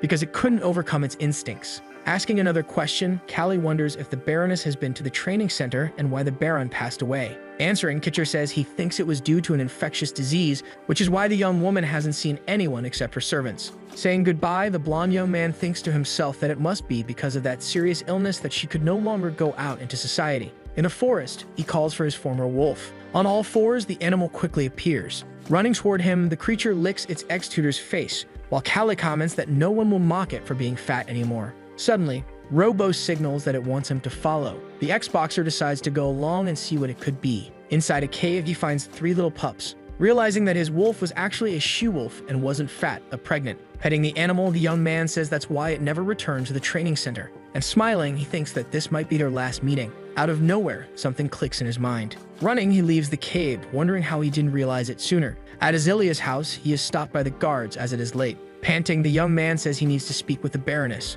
One guard says that no matter how close he is to the young woman, he won't be allowed in. Taking a drastic action, Callie punches the man, managing to enter the house right after. Sweating, he runs, remembering the story he heard about the young woman staying hidden for half a year, which should have been enough for him to understand what really happened. Walking through the rooms, the young man grows anxious when he doesn't find Azalea anywhere. Climbing the stairs, he enters what appears to be a nursery. Seated in an armchair, the Baroness holds a newborn while stating that she knew he would figure it out quickly. Walking into the room, he reaches out his hand, and the beautiful baby grasps his finger. Thus, it was on that day that the ex-boxer's world changed completely. The 2 young people, now parents, embrace. Curious, the blonde young man asks if the baby is a boy or a girl. The mother says he is a boy and his name is Soren. Still surprised, Callie asks why she didn't say anything. In response, she says she was afraid it would change him. He gets irritated, and she asks if he could or can take responsibility for the child. Answering, the young man says yes, because no matter what happens, they are talking about his son. Thus, Azalea gives him an ultimatum, ordering him to give up boxing to take over the August estate. Clenching his fist, he says that is the one thing she cannot ask of him. Determined, the young woman then orders him to leave in silence, as she will not tell her son that his father died in a fight. Retorting, the young man says that he has always won. The Baroness says she knows that because he always pushes himself to the limit, but she asks what she will tell Soren if he dies before the boy grows up, then questioning whether the ex-boxer can guarantee that the worst won't happen to him. Putting his hand on his face, he responds that he usually wins. Trying to persuade him, she says that if he quits boxing, he will become a noble through marriage, something no one would dare refuse. The next day, while training, Callie's thoughts are interrupted when Kiko asks if he plans to keep daydreaming. Even while distracted, the blonde young man manages to dodge the punch, noticing, as expected, that his friend has a different sense of distance now because of his injured eye. Going back an hour earlier, Callie talks with Mixar, stating that Kicho should quit boxing. The instructor agrees, as when he was injured, he barely won. However, he mentions that he already asked Kicho to retire or become an instructor, but his request was denied. Back in the fight, the blonde young man nearly lands a hit on his friend, while asking him to stop being a fighter. Furious, the young man demands to know what he is talking about, because when Callie injured his leg, he continued as if nothing had happened. In response, Callie says that their situations are different. Annoyed, his friend says he knows why Callie is a boxing genius while he is just a mediocre fighter. Surprised, the blonde young man asks if there is any reason why he wants so badly to become a free man. After training, Kicho reveals that he is seeing a cook from the training center. They spend the nights looking at the stars and are in love. Moreover, the woman likes him even though he is a slave. However, a slave cannot marry someone like her, so he needs to resolve this as soon as possible. The ex-boxer speaks too loudly and wonders if his friend is also having problems with women, but quickly changes the subject. Then he asks what could be more important than life. Smiling, his friend says his love is more important. He would rather die than give up on marrying her. Happy, the blonde young man reflects on how, unlike in the past, his friend is now determined, and how he has always helped him. At the August mansion, Azalea is sitting in her office. Callie enters, interrupting what she is doing. Before she can say anything, the young man announces that he accepts becoming a baron, even if it means becoming a damn noble. Thinking to herself, the young woman says she hated how the love of someone so strong was changing, since her desire was never to trap him in something he did not want, and that's why she hoped he would return, so that he could continue being a boxer. Stepping out from behind the desk, she embraces him tightly. Still thinking to herself, she admits she liked how the young man discarded everything that was truly important, just to prove how much he loved her. News of their marriage spreads throughout the kingdom, causing most nobles to oppose it. A marriage between a slave and a noblewoman was seen as a challenge, a rebellion against aristocratic society. At his home, Count Joseph is surprised to see that the August territory still exists. A few days later, Nixer hands Callie the list of boxers who will participate in the exhibition match. The young man asks when Torres will return. In response, the instructor says he won't make it back in a week. Since the list has few veterans, except for Kicho, the blonde young man grows concerned. The instructor says that this time, victory is not the focus. The young man agrees but insists they still need to do something, because the people are starving, which means a revolt could happen at any moment. Therefore, this is his first task as a baron since, if they don't win the fight, the people's trust in him will crumble. Thinking to himself, the young man realizes that he did not expect the 3-year cycle of the league to return so soon. With a shortened time, the match against Dorman will take place in 7 days. With a confident expression, the blonde young man declares that they will win. Holding the paper, he asks his companion to add Kicho to the list. Thinking, he declares that at this moment there is no better boxer than Kicho, so he must pay the price. The men seem to try to explain to Callie that it is impossible to release Kicho under these circumstances. Callie appears to be thinking of another alternative. Attentive, he listens to the other's words about him leaving, and he seems startled by the thought. Confused by his reaction, his friend asks him to forget about it. But the boxer the citizens want to see is Callie. A hand appears holding a necklace, as he declares that he must think carefully since he has not yet given the necklace to her. Reflecting with it still in his hand, he realizes that if he gives it to her, he will be sold immediately. An image of rats appears, symbolizing the tangled web of debts and how complicated it is to deal with them. Decisive, Callie states that he needs a competent treasurer. Walking through the crowd in his fancy attire, people take notice of him. The citizens comment on him being the new Baron of August, saying he only knows how to fight and how much they miss Godolph. He seems to hear their words and thinks that, in reality, he is more like Iskandar than Philippos. Stopping in front of a bar, he declares that it doesn't matter if he is good or bad at politics, because he will have Philippos by his side. Entering the bar, he finds Jethro sitting, drinking near the bartender. Ironically, Jethro greets the Baron and asks what he can do for him. Callie approaches, needing his help, while the other man declares that he has no money to lend as he has little himself. As he stands up from his chair to leave, he hears a loud bang beside him. With his fist clenched in anger, Callie slams the table, as he hasn't finished saying what he needs to. Jethro grows concerned as he sees the terrifying aura surrounding the blonde man. Calmly, he reconsiders the business matters they could discuss. He asks if his companion has ever felt like wiping himself with money. Holding his hands together, he looks confused by what he just heard. The red-haired woman tries to understand the young man's choice while slicing into her delicious steak. Enjoying his meat, Callie explains that he has little knowledge of economics and managing things all the time would be difficult. Irritated by seeing him eat with his hands, she declares that she doesn't like this guy.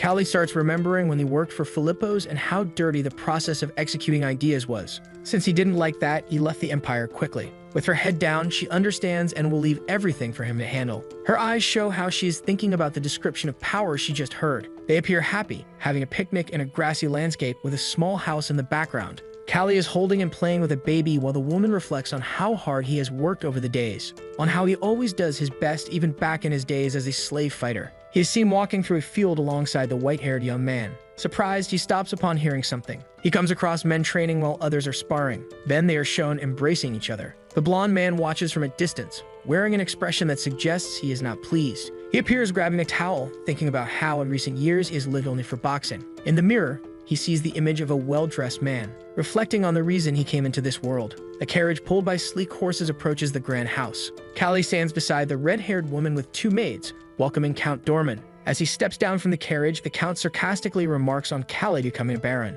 They shake hands, pretending to be friendly, though the Count seems unable to believe he is holding the hand of a former slave. The 3 are seen at a table, drinking coffee and discussing the selection of a boxer. Dorman speaks about how the ogre's fighting spirit vanished after being mentally shattered. The Baron questions the fight that must happen in 3 days. He is closely observed as people assess whether he still carries himself like a fighter. With a focused expression, he asks if the other man will still fight. Callie seems to ponder the question as he looks at the woman. Suddenly, he declares that he is quitting boxing, causing the other man to laugh. A man wearing an eye patch appears, thinking that with Callie and some of his companions gone, everyone left are mere novices. Determined, he believes he will crush them. The day is set, and the arena is ready for the fight. Jethro holds a basket of bread, handing it out to others waiting in line. Everyone is eagerly anticipating the grand moment. He seems furious, remembering that he bought the bread with his own money, and how important money is to him. He asks the Baron if he will really pay him back. His expression remains filled with anger as he reminds Callie that Count Bormoral was a real figure. With a serious expression, he watches as Callie appears indifferent,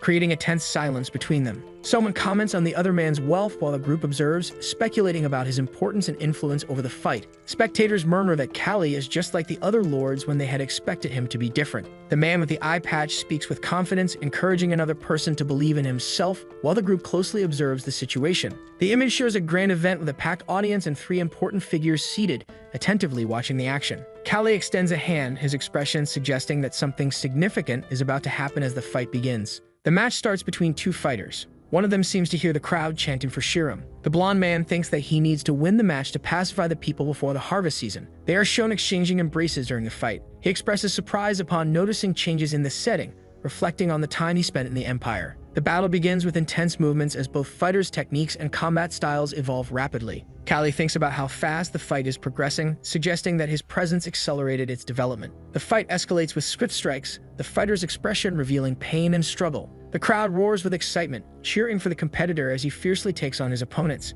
A quick hand lands a blow on the opponent, creating a sense of impact as the battle continues with immense intensity. The first fighter's movement lands solidly, displaying the effect of his attack. Callie doesn't seem satisfied that Shiram is burning through his energy so quickly. Growing concerned, he realizes that the fighter will soon be exhausted and take a beating. His companion's breathing already seems to be failing from exhaustion. He takes a tight hold in the end. A session of embraces continues between them. The three observe the fight while the Baron thinks that Dorman wants to go all the way. He falls to the ground while his opponent celebrates. Dorman bursts into laughter and apologizes for his fighters acting so roughly. Callie does not seem satisfied with the result, while the other man keeps smiling. His expression turns to shock as he recalls the fight and realizes that everyone was clumsy. His chosen fighter is carried away on a stretcher by his companions. The champion watches him closely. Observing the champion from behind, the man with the eye patch notices that he looks scared. The audience watches the fight attentively while shouting about how famous their Baron was and that he cannot lose like this. Furious, they yell that if he cannot win, at least he should not fall asleep forever. Drinking his wine, he jokes that he has already won 2 fights, so maybe this is his victory, and asks if Kicho is his last fighter.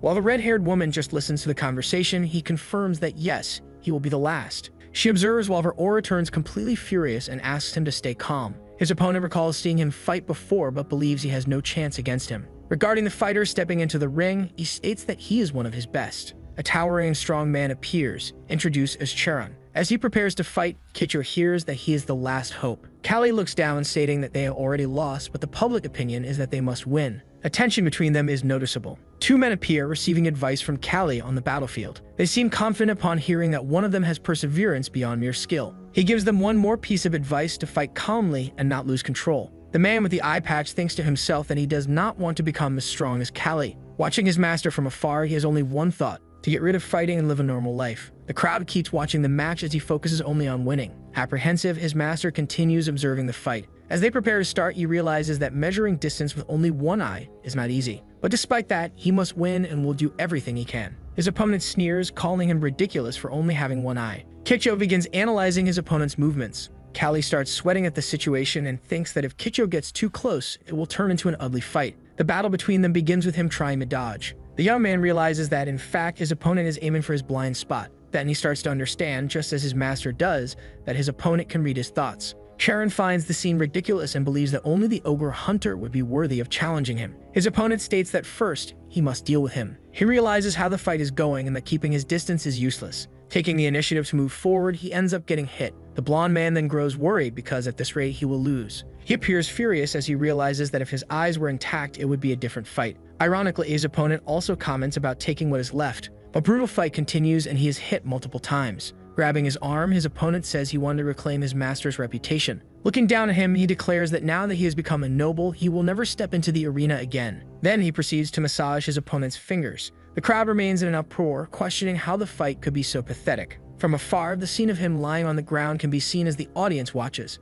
As he is carried away on a stretcher, the Count keeps smiling. With the same thought as before, wondering why he was born, Callie grips the chair in anger. He thinks about his baby and how he will not be a good father if he says this to his fiancée. As he stands up, he suggests an extra round, startling his opponent. With a fearful expression, his opponent tries to stop the Baron. In the middle of the arena, a man appears, while the audience watches in disbelief. Callie stands in a fighting stance at the center of the arena. Churton glances at him sideways, questioning why he is stepping forward now, flaunting his noble status. He asks why Callie made this choice. Callie seems resolute in his decision and tells the other man to rest while the applause lasts. Stretching, he states that he does not need much. The blonde man then attacks before his opponent has time to warm up. Upon being struck, his opponent sarcastically remarks that, in truth, Callie was just a name and nothing special. The fight between them continues until Charon asks about the power Callie is using. With wide eyes, Charon says he will give him some advice. That in reality, he hates the title of Hunter, so next time he will choose his opponent carefully. The battle rages on and Callie realizes that Charon is fast,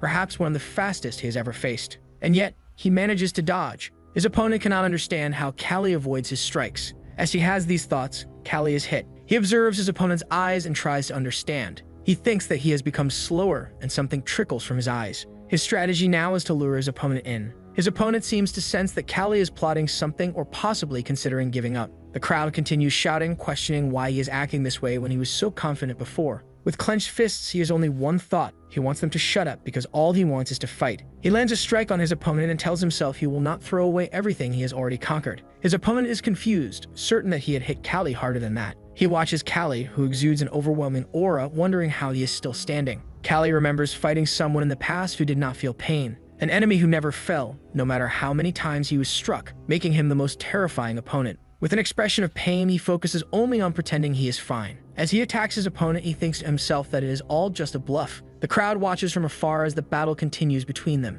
They are ecstatic over everything happening. The Baron lands a strike exactly where the Mantis had hit before, causing his opponent to feel pain. He lands a full-force punch to the chin. His opponent falls to the ground just like the previous one. Callie decides to get revenge on his friend, stating that he will make sure to remember this moment. From above, Gorman continues watching everything, seething with anger. Two strong men appear, his remaining boxers. With a smirk, the Baron asks if he should keep going. The Count reflects that, even as a noble, Callie has no sense and declares that the fight is over. Mocking, Callie says he is too tired for the other participants, and that if not now, when else would they get a chance at a title? The fighters begin arguing among themselves about who should go first to face him. To settle the dispute quickly, Callie tells them they can both come at him at once to keep things balanced. Smiling, the two men rush to the center of the ring. His fiancée, wide-eyed, watches everything unfold. Her expression turns resolute as she realizes he will never give up boxing. Callie notices that whatever was running down his eyes has stopped and that these two are not on the same level as his last opponent. The three-way fight continues and the crowd is thrilled by what they are witnessing because what they need is not just bread, but rather the confidence and hope that he will carry into the future. And he declares this to the audience with his hands raised high. The Count looks horrified as Callie speaks of how he has already bowed to nobles. And with the two opponents lying in the center of the arena, he declares that he made it here with his own hands, and that it will always be that way. His fiancée listens as he affirms that if they do not believe in him, then they should believe in his fists. Callie is shown sitting, deep in thought, with his hands wrapped in bandages. He opens his eyes when he hears someone say he went to fight. The one speaking is his friend, the same one who was struck minutes earlier. Both are bandaged and talk about promising never to fight again, but that fighting is their purpose in life. The blonde man remarks that his friend has quite a subtle vision. His friend looks downcast because in his current state, he will have to postpone his freedom. But Callie assures him that after the fight, he will be a free man. His friend asks him not to joke about that since he does not have such luxuries and he will need to be an instructor for 2 years. And of course, after becoming a free man, he can start a family. Kicho hugs him tightly, crying and thanking him. Callie is at home with his fiancée, who is tending to his wounds. When asked if she is mad at him for breaking his promise, she says no, she already knew he wouldn't be able to keep it. With a sorrowful expression, he apologizes, saying that she and their child are precious to him, but he must continue boxing. Despite everything, he feels that living without it would be living in emptiness. As she approaches, she asks what will happen if he ends up sleeping forever. Looking into his eyes, she asks what he expects her to say when their son asks where his father is. He admits he is unsure, but when he imagines telling his son that he left because of them, it sounds ridiculous. She has no choice but to listen as he explains that this is the way he has chosen to maintain his dignity as a father. Hugging him, she questions how she could have fallen in love with a crazy man like him. Inside the embrace, he apologizes again and promises that he will try not to sleep forever. With a tear rolling down her face, she pleads with him, please do not sleep. The two sit together on the couch, reflecting that if he stopped being a boxer, he would truly feel like he was sleeping. A few days later, a carriage arrives at the house with the returning instructors. Before knocking on the door, he appears nervous, thinking about how to act respectfully. Reacting with frustration, he mutters that it's not like he's dying, demanding some respect for his situation. In front of the table, Callie, with a calm expression, grants permission for someone to enter the room. At that moment, the black-haired young man seems to be considering what to say. The blonde man reacts in the same way, thinking about how the other has maintained his balance in his presence. He seems confused when he hears his name being addressed so formally. Surprised, he asks about the other man's connection to the lady and his journey with the merchants. Upon confirming his assumptions, he is suddenly struck across the face. Holding his nose, he thinks to himself that the other man is still just a brat. A conversation between them is shown where Kiko admits that he used to admire Azalea. Furious, Callie states that he is now a baron and injured, but to the other, he is still the same person. Sitting in the chair, he admits that he felt something was off during the journey. They exchange glances and come to the conclusion that the past is the past. Callie congratulates him on becoming a free man, noting that in 5 years he is the first. The two were drinking coffee when one apologizes to the other for hitting his face. His friend mentions that he heard Callie stormed into the arena in a fit of rage. Pensive, Callie notes that his friend does not seem angry. Holding his coffee cup, he states that, in fact, the other should be bowing to him as he signed a contract at the training camp. Torres remains composed, having become one of the most famous boxers in the kingdom. Their conversation continues about Callie still being a boxer despite being a noble. His companion then announces that he will no longer be affiliated with August. Callie tells him not to be sarcastic, reminding him that he originally planned to stay with August. He then asks if it's because of him or because Callie married Azalea. Overcome with a brief moment of fury, Torres slams the table and declares that he loved her, but that was never the issue. However, he had already planned to quit boxing once he gained his freedom. He trained hard to earn wealth and honor. Images of Callie flashed through his mind, and upon seeing him in person, his decision changed. His companion's gaze sharpens upon hearing that boxing became more than just a means to an end. An aura of determination fills him as he declares that he wants to take down someone like Callie with his own hands. With a challenging smile, Callie asks if anyone wants to see who will get beaten up, exuding confidence in himself. But Torres presents a document explaining that the kingdom's combat tournament requires a different training camp. Despite the changes, he maintains a serious expression, stating that he still considers Callie his friend. He recalls an old fight, admitting that even back then, he never wished ill upon Callie, but instead rooted for him. Yet now, they are walking the same path, and only one can pass through the narrow gate. Torres declares that he does not like Callie enough to give up. With a fierce glare, Callie responds that the feeling is mutual and bids him farewell. A few days later, Dorman's carriage departs from August, and inside it sits Torres with a resolute expression. A conversation unfolds between Dorman and Torres about forming an alliance. Dorman states that he does not care about their training methods, but they are the closest to what he needs. Addressing the Count, Torres remarks that he has changed a lot since the last time they met, prompting an immediate demand for him to stop talking. Not believing that the most sought-after boxer has come to him of his own free will, the Count knows he cannot let this opportunity slip away. His carriage follows the path toward his territory beyond the hills. Dorman asks Torres if, upon arrival, he will want to rest or meet with the other fighters. Torres seems to think about it, but in reality, only wants to find the ogre. Already in Dorman's territory, the ogre approaches them. Torres asks if he has lost his mind, but the truth is he has completely lost his fighting spirit. In his thoughts, he acknowledges that he hasn't seen him in a while and was curious. Amidst the training grounds, Dorman says that a year ago he was worried and didn't know what to do with him. He recalls how the ogre refused to participate in any fights, how he had violent outbursts, and how no one could restrain him. But recently, he has been improving and helping with work. As he approaches, he asks how his work has been. Confused, the ogre responds that everything is fine, and Dorman warns him not to crush people like last time. Torres remarks that Callie must be truly impressive to have taken down a monster like him, and Dorman's expression darkens with anger at the mention of that name. Immediately, the ogre's gaze changes and Dorman yells that the name must not be spoken. He declares that they are doomed because the ogre has transformed. Suddenly, the ogre goes on a rampage, breaking everything in his path in a fit of rage. Everyone flees in terror upon hearing that the ogre has lost control. The young man asks how he ended up like this, and Dorman explains that Callie still lingers in his mind. He recounts that ever since the ogre lost to Callie 3 years ago, hearing his name or even the word boxing sends him into a frenzy. The ogre appears to be crying as he recalls his fight. Torres reflects that Callie didn't just break his body, he shattered the mind of a monster like him. And as expected, he knows he will have to fight him. Callie is gazing out the window, noting that the harvest season has arrived and how August struggled during the winter. Both of Jethro as treasurer, they were able to purchase grain from various places to meet their needs. Furious, Jethro declares that their wedding is not important given their mounting debts. He questions whether the Baron even knows how much he owes and listens as Callie apologizes, but says he will contact Boromoro soon. Shocked, Jethro argues that they need to feed the citizens first and asks what is more important, the people or the money? With an intense expression, Jethro speaks about the value of money as something crucial. His words carry a tone of desperation, criticizing a cruel system where morality is sacrificed for financial gain. Sharply, he references a difficult past and accuses Callie of carrying a dark legacy. With a veiled threat, he suggests that money holds absolute power even over life itself. And he declares that for now, he will cover the costs of the wedding. Apprehensive, Callie knows that Jethro is a competent treasurer, but he must find a way to pay him back. He remembers Philippos and thinks that in the worst-case scenario, he could ask him for help. Azalea appears, calling for his attention and realizing he is lost in thought. Holding an outfit in her hands, she asks him to stop thinking about everything and try it on. Rummaging through the wardrobe, she insists that he must dress formally since many aristocrats will be attending. With warmth and a friendly expression, she suggests a relationship of trust between them. She claps her hands as she sees that the outfit looks great on him. The wedding invitations were sent out after they decided on a date. Many people are arriving for the wedding, each with their own motives. They whisper among themselves about Callie being an incredible man and a former slave fighter. Azalea stands at the entrance, greeting the nobles. She already looks exhausted upon realizing that more guests have arrived than she expected. She is surprised to see a carriage approaching and immediately recognizes it as Joseph's, despite not having invited him. He steps out and greets Azelia, addressing her as Miss. Walking toward her, he asks if he should already call her Baroness. They stare at each other with serious expressions for a moment. She glares at him and says she does not recall inviting him, and demands to know what he is doing there on that day. Sarcastically, he asks if they don't share a wonderful connection. Turning her back on him, she tells him to enjoy himself, while thinking that if she expels him, there will be unpleasant rumors. A look of contempt appears on Joseph's face as he thinks about how the woman who insulted him is marrying a slave. The guests chatter among themselves.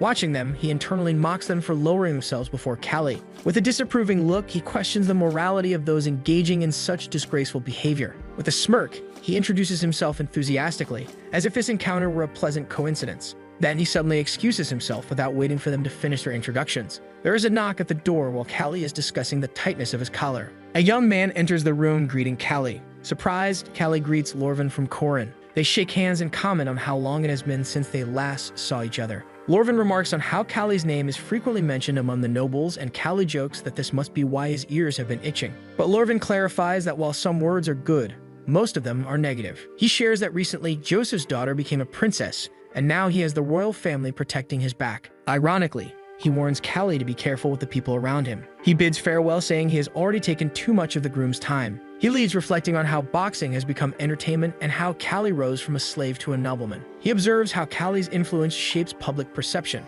A man stands between the couple, officiating the wedding and asking them to vow to take care of each other. Callie can hardly believe he is getting married but swears to protect his bride forever. He marvels at how beautiful Azelia looks in her wedding dress. With open hands, the officiant declares that he will send a part of both of them to the goddess. Looking at each other, they listen as he proclaims that their souls are now united. The celebration includes a grand banquet and live musicians. The newlyweds receive congratulations from guests, some commenting on how beautiful the bride is. Joseph appears, congratulating the Baron on his marriage. Then, with irony, he states that he bets Callie had excellent financial resources to host such a wedding. With a resentful expression, Callie retorts that he didn't know Joseph was so concerned about August's finances. Joseph then produces a document and claims that there is an agreement. August has an outstanding debt with his family. In the middle of the ballroom, he apologizes for attending without an invitation, but he needed to address this matter. With an arrogant expression, he demands a large sum of money, likely in a provocative manner. At that moment, the couple stares at him, astonished by his audacity. The sound of the door draws everyone's attention. They appear confused as they hear someone announcing that they missed the ceremony because they were late.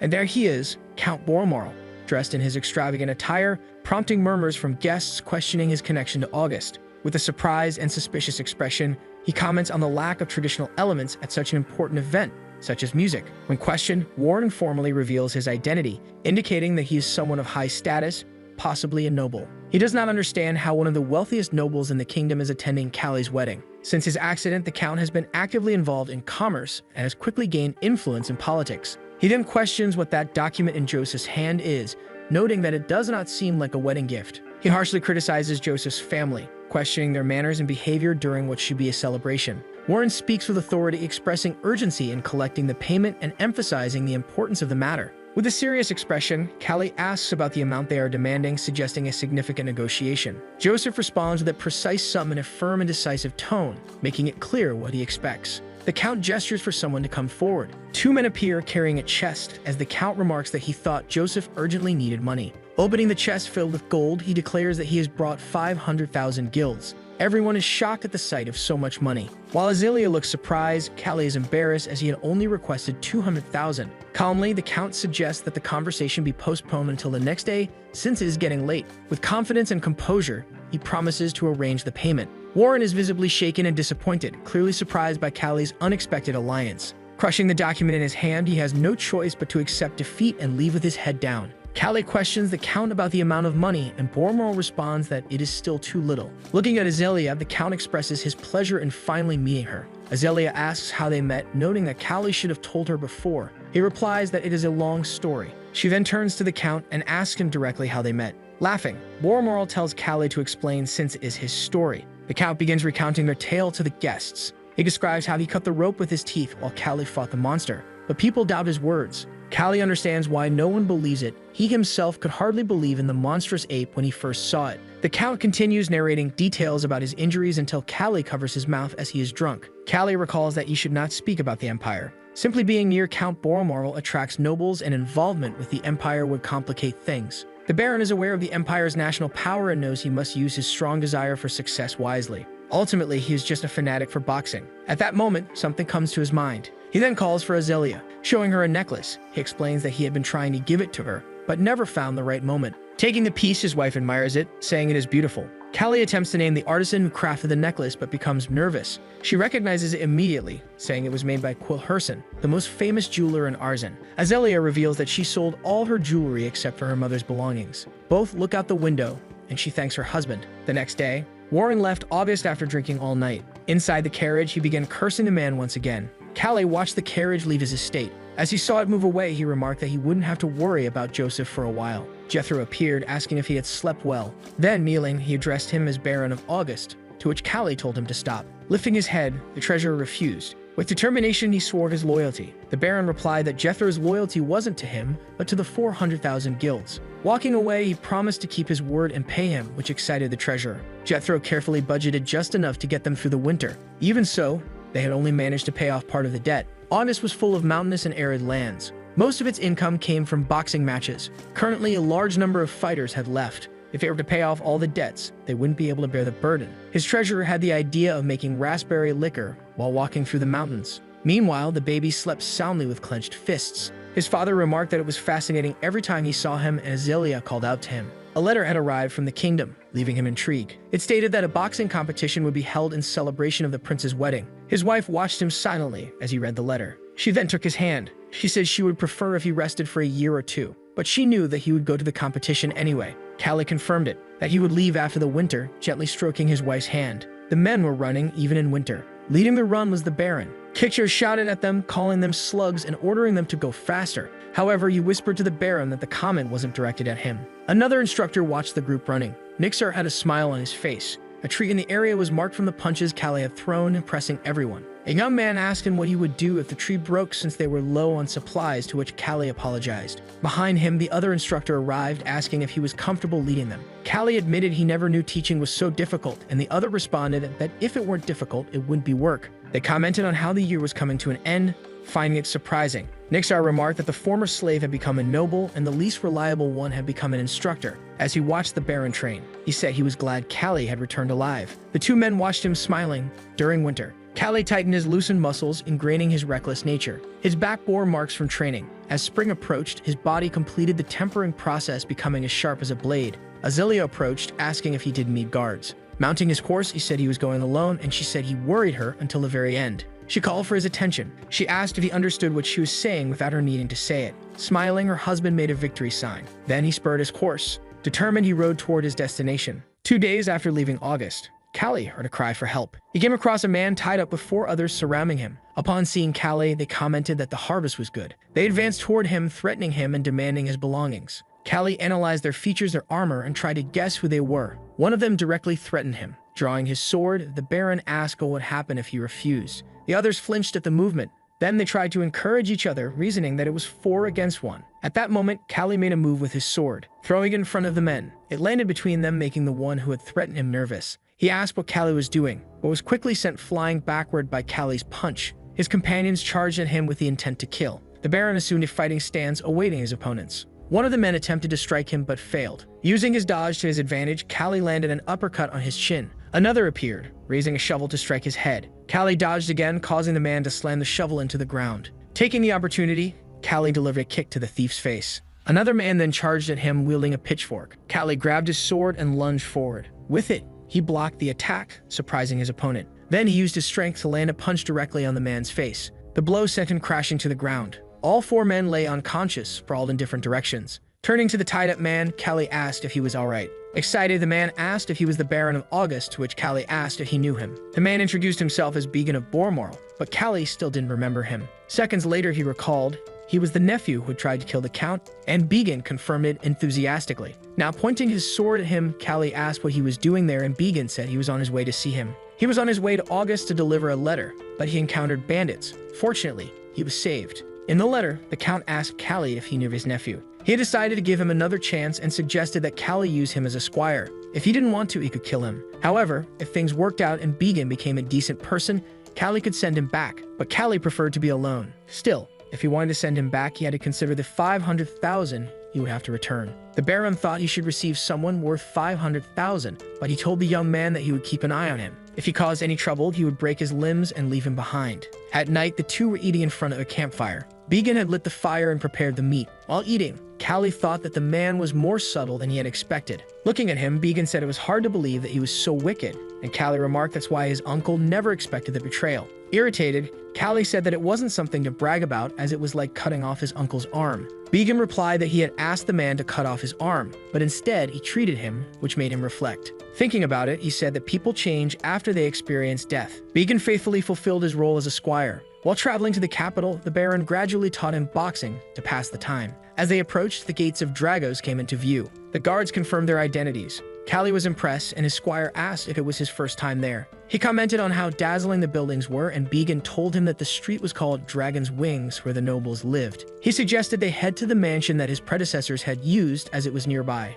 At that moment, a tomato was thrown at his head. Several men appeared, insulting him and demanding to know why he was there. They then ordered him to leave the wings. Began had committed acts considered perverse even in a place with ethical standards. Callie could do nothing about it, but he dismounted his horse, startling them. As he walked toward them, the people around began to recognize him. One of the men asked what the problem was, and Callie responded that their treatment was harsh. He said Began had received exactly what he deserved, for it was an insult to have a fraudster entering their district. The Baron declared that Began's sins had been forgiven by the Count and that he was now in charge of his rehabilitation. That if they wanted to question his crimes, they should make sure to do so when he wasn't watching. His words angered the men. However, they gave up and turned away, saying that even Callie wouldn't find peace if he kept Began around. Began watched everything from atop his horse. The two arrived at the mansion. Catching Callie's attention, Began said he was taking unnecessary risks. By getting involved in those matters, he would be in conflict with the nobles, to which Callie replied that he already had problems with them. Began didn't believe it and said that many people owed Callie favors. The Baron tossed his bag onto the ground. Callie said he wasn't there to curry favor with the nobles, but to win the tournament. That he wasn't there to seek noble approval while being treated like trash. Callie had also been in the gutter and had been given a second chance. If Began was reflecting on his mistakes, he could help him. Hearing all of that, Began started to cry with emotion. Inside the mansion, he asked his butler to show the Baron the finest room. In one of the rooms, Callie found several letters on the table. They were invitations to banquets and balls, but he had no interest in attending. Began insisted that people wanted to be around him. If he refused the invitations, it would be seen as an insult. The Baron became irritated, saying he only wanted to participate in the tournament. Began pointed out that there was still a month until the tournament, so he could attend, and Callie commented that he would need clones for that. Began advised him to choose the most powerful family and refuse the others based on that. The most influential family was that of Marquis Eldrin, and there was also an invitation from him. The head of the family was Angelson, leader of the Royal Guard, who had suppressed the Gladiator Rebellion over 20 years ago. Although it was an honorary title, he held absolute power as a warrior family. There were rumors that he controlled the Royal Guard and used it as his personal army. Callie compared the situation to a commander using his drivers as personal servants. He asked what else was unique about the Marquis. His squire enthusiastically responded that the Marquis' daughter was very beautiful and that Callie could see her if he attended. Immediately after, a loud thud was heard. Began collapsed to the floor with a lump on his head, and his master remarked that he was married. At the Eldrin mansion, the men followed the butler through a grand, illuminated corridor. Something caught the Baron's attention. The mansion had an imperial-style design, and the butler commented that they had hired an engineer from the Empire. He opened the large wooden doors. Seated at a lavish table, the Marquis welcomed them and said it was an honor that they had accepted his invitation. They greeted the man, and he asked them to sit, mentioning that he had brought in a chef from the royal kitchen. Upon hearing this, they became alert. Callie wondered if bringing the royal chef was the Marquis' way of saying he had no need to flaunt wealth. The Marquis could hardly believe that he had allowed a filthy man into his mansion. If the man weren't the Baron's companion, August would never have done it. Finishing his meal, Callie thanked him, saying it was delicious. Eldrin said they should talk before the banquet, as there was something he wanted to ask. As the waiter cleared his plate, Callie remarked that all nobles had questions for him. The Marquis said that unlike the other nobles, he liked him. The fact that he was a warrior who knew how to use his strength was a bonus. He himself had been discriminated against for coming from a war family background and said those who inherited titles and only flaunted them were ridiculous. Callie agreed, saying it would be problematic if they were the first to flee in a war. With that, the Marquis stated that if it weren't the case, he would introduce Callie to his daughter, leaving Began impressed. Turning the conversation more serious, Eldrin asked why Callie was in the capital. Excited, Callie said he wanted to win the tournament. Eldrin replied that a noble never competed in the tournament as a fighter, unless it was as a sponsor. Callie stated that he had been a boxer before he held a title, and to him the tournament was simply a byproduct of fighting. The Marcus burst into loud laughter at his words. He said the other nobles would have taken it as an insult, so it was good that Callie had come to him first. Standing from the table, he told his servants to guide them to the banquet and introduce them to his people and family. He felt that normally others would have an inferiority complex, but the Baron didn't, and he liked that. In the hall, many people were waiting. They were conversing and looking at someone in astonishment. They were talking about the Baron and the fact that the Marquis was with him. His squire whispered that many of those present were officers of the Royal Guard. So it was true that the Royal Guard operated like his personal soldiers. As they spoke, footsteps could be heard. Eldrin and his daughter walked toward them. Began introduced her as Nasha, and Callie noticed that her face was very pale. Began explained that she had been ill since she was young, which made Callie uneasy. Looking at her, he began to feel a sense of dissonance. They greeted each other, introducing themselves. She commented on the scar on his nose, and he replied that being a slave had its share of troubles. Nasha asked if he had ever fought bare-handed opponents, and Callie replied that he had almost died doing so, impressing her. Turning to the crowd, she announced his story aloud and asked if they wanted to hear more. After that, several women appeared behind her, full of questions, leaving Callie terrified. With just one word, seeing her laugh, he began cursing at her and called her a queen bee. All the women talked about his wife and how romantic he was. One of them said she wanted a lover like that, and Callie thought about how embarrassing it all was. One of the men mentioned that he had heard his story, but that something wasn't clear. It was the same man who had confronted them at the city entrance. He said he didn't understand how Callie had fought bare-handed while the other used swords. He had spent his life dealing with weapons and armor and found it hard to believe. Callie confirmed that it was true,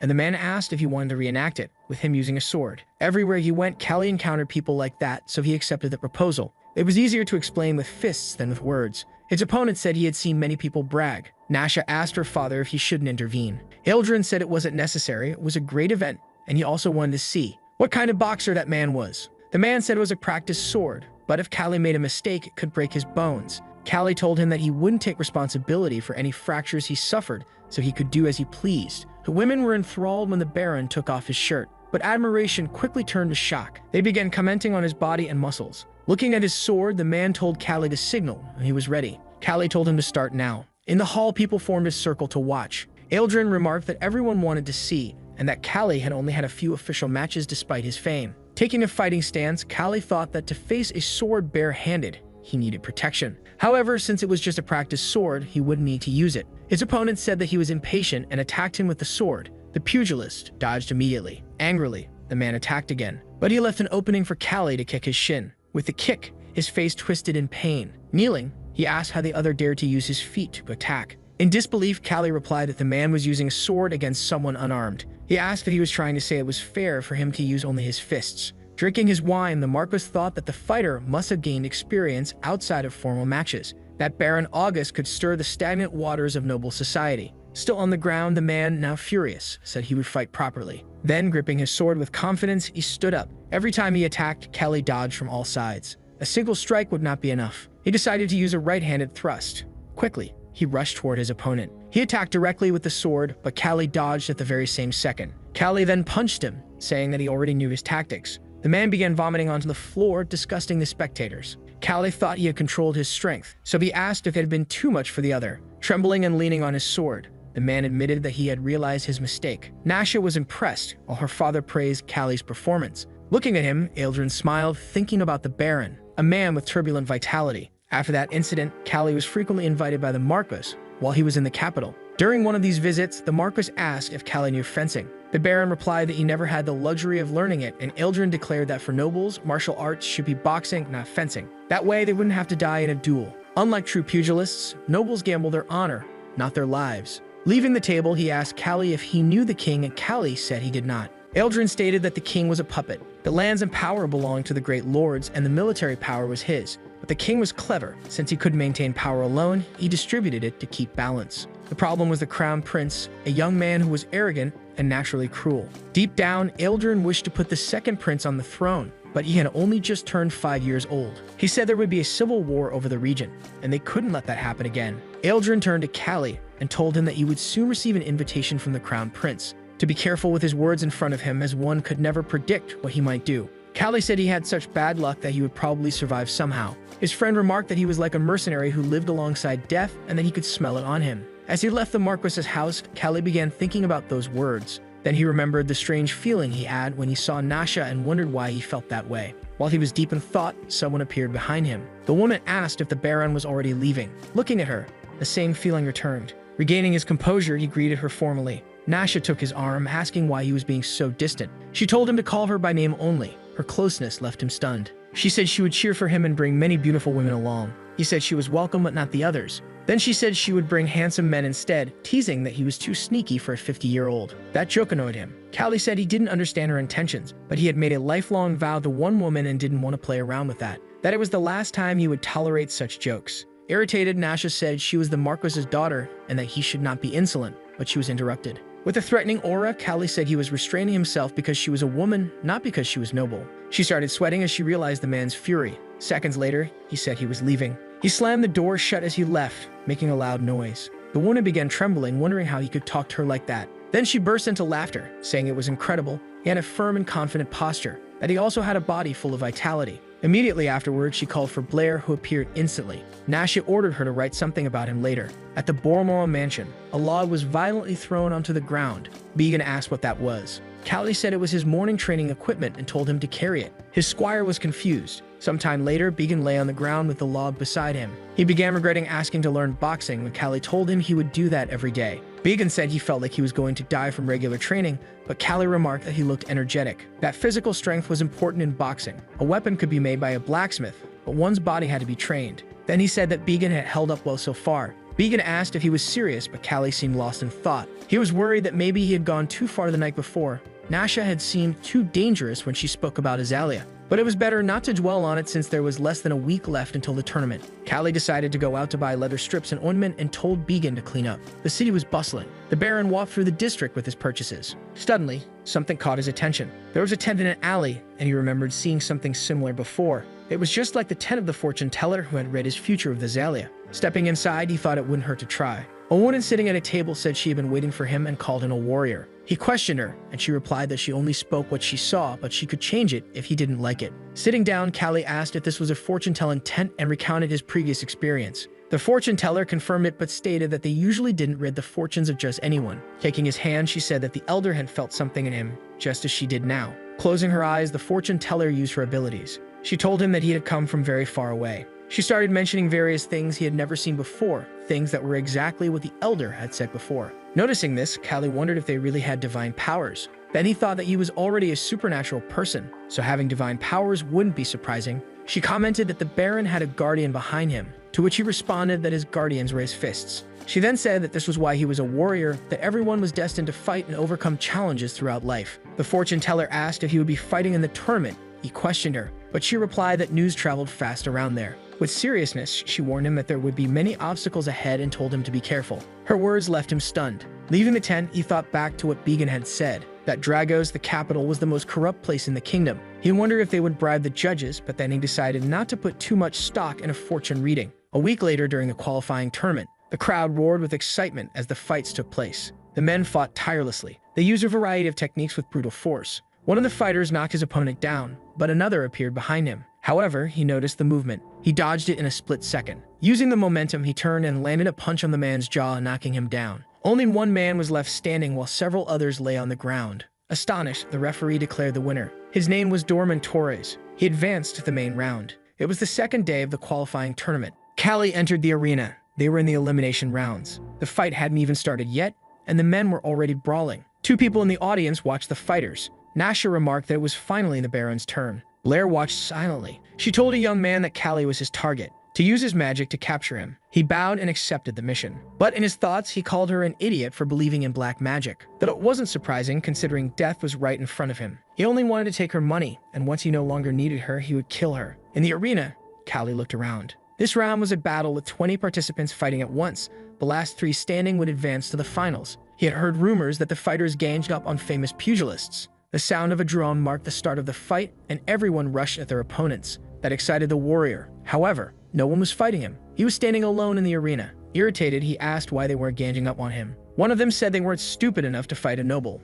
Another was afraid of getting ambushed later. That was frustrating him. 2 of them were glaring at each other with anger, but they stopped when they noticed something. Callie punched one of them, saying that since they weren't coming to him, he would go to them. Then he punched the other one's jaw. Shouting for everyone to die, he charged at the others. A man asked if the Baron had gone mad, while another said that just by standing there he could advance to the next round. At that moment, the warrior, moving at high speed, punched the man. Callie urged them to come at him, and one of the fighters asked if he wouldn't take revenge later. Callie asked who would do something so petty. Finally, he made them an offer. He would pay 10,000 guilds to anyone who landed a hit on him right there. Upon hearing the sum, the pugilists became excited. One of them pushed the others aside to get the money. He rushed at Callie, telling him not to regret it. The Baron said he would strike first with something in his hand. He threw sand into the man's eyes. He took advantage of the moment to land a powerful punch to the man's stomach. His attack enraged the others. Together, they charged at the noble, hurling insults. Callie dodged and struck them all enthusiastically. One of them ended up spitting in his face. Reacting quickly, Callie used his arms to block the spit.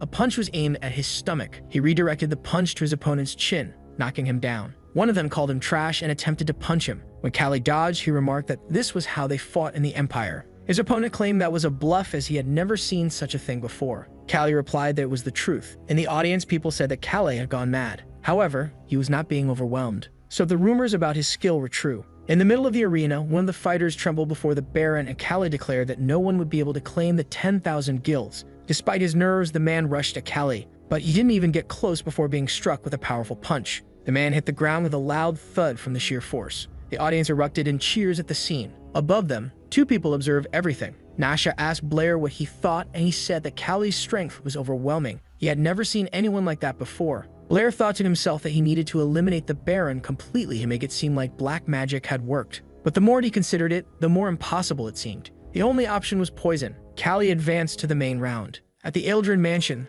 the fighter was being praised. The Marquis stopped talking, and Callie asked if something had happened. Eldrin said that the prince had watched his fight and wanted to invite him, calling him the tournament's dark horse. Then he apologized, saying that his words had come true, but Callie said it was fine. Eldrin said he would try to intervene if anything happened, but warned Callie to be careful. That night, the prince thanked the Baron for accepting his invitation. Larragus said he had watched Callie's fight, and as the Marquis had told him, Callie exuded nobility. Callie said it was an honor. Mimicking his moves from the fight, the prince said it was spectacular how he had defeated those filthy peasants. The warrior thought the young man was frivolous and crude, yet Iskandar seemed more noble in comparison. Standing up, the prince asked if Callie knew that the tournament was being held to celebrate his wedding, and Callie said he did. Grabbing his sword, Larragus said he didn't want a peasant to win, that a refined noble like himself should be the victor, brandishing his sword to frighten his servants. Apparently, the prince was unaware that the Baron had once been a slave. As the Marquis had said, he was arrogant and foolish. Seeing the servants trembling in fear, Callie thought that beyond everything else, the prince wasn't even human.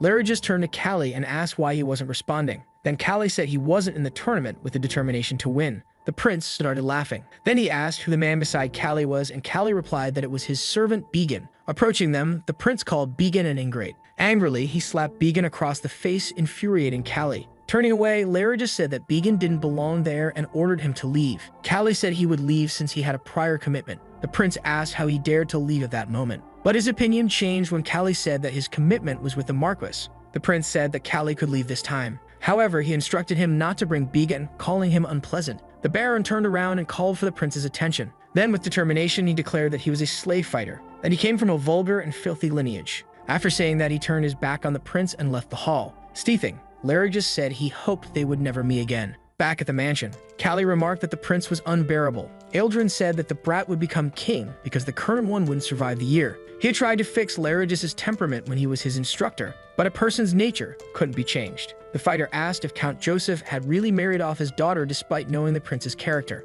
Eldrin said that nobles would sell even their own families for the prosperity of their house, except him, because his daughter didn't belong in such a complicated place, and Callie reluctantly agreed. Leaving the room, he told Began to prepare the carriage. He waited until the man was out of sight. Then he muttered that he hadn't expected to meet her again. Nasha stepped out from behind one of the pillars. She apologized for her lack of respect, and without looking at her, Callie said it was fine and that he was leaving. But she grabbed his sleeve. She said he was being too cold and asked him to give her a moment. Callie thought that he had been too aggressive last time, that just a moment wouldn't take long. She gave him a necklace as a gift. She said it was an amulet wishing for his safety in the tournament. Nasha shared that she had always been sick, had tried every method, but believed she was still alive due to superstitions. The Baron said he didn't believe in superstitions, and the Wonder replied that it meant a lot to her. She asked him to accept it along with her apologies and promised not to bother him again. Seeing the desperation in her eyes, he was startled, but he thought that it would be the last time and that he wouldn't be bothered anymore. He took the necklace and put it around his neck, asking if she was satisfied. Excited, Nasha responded that she was.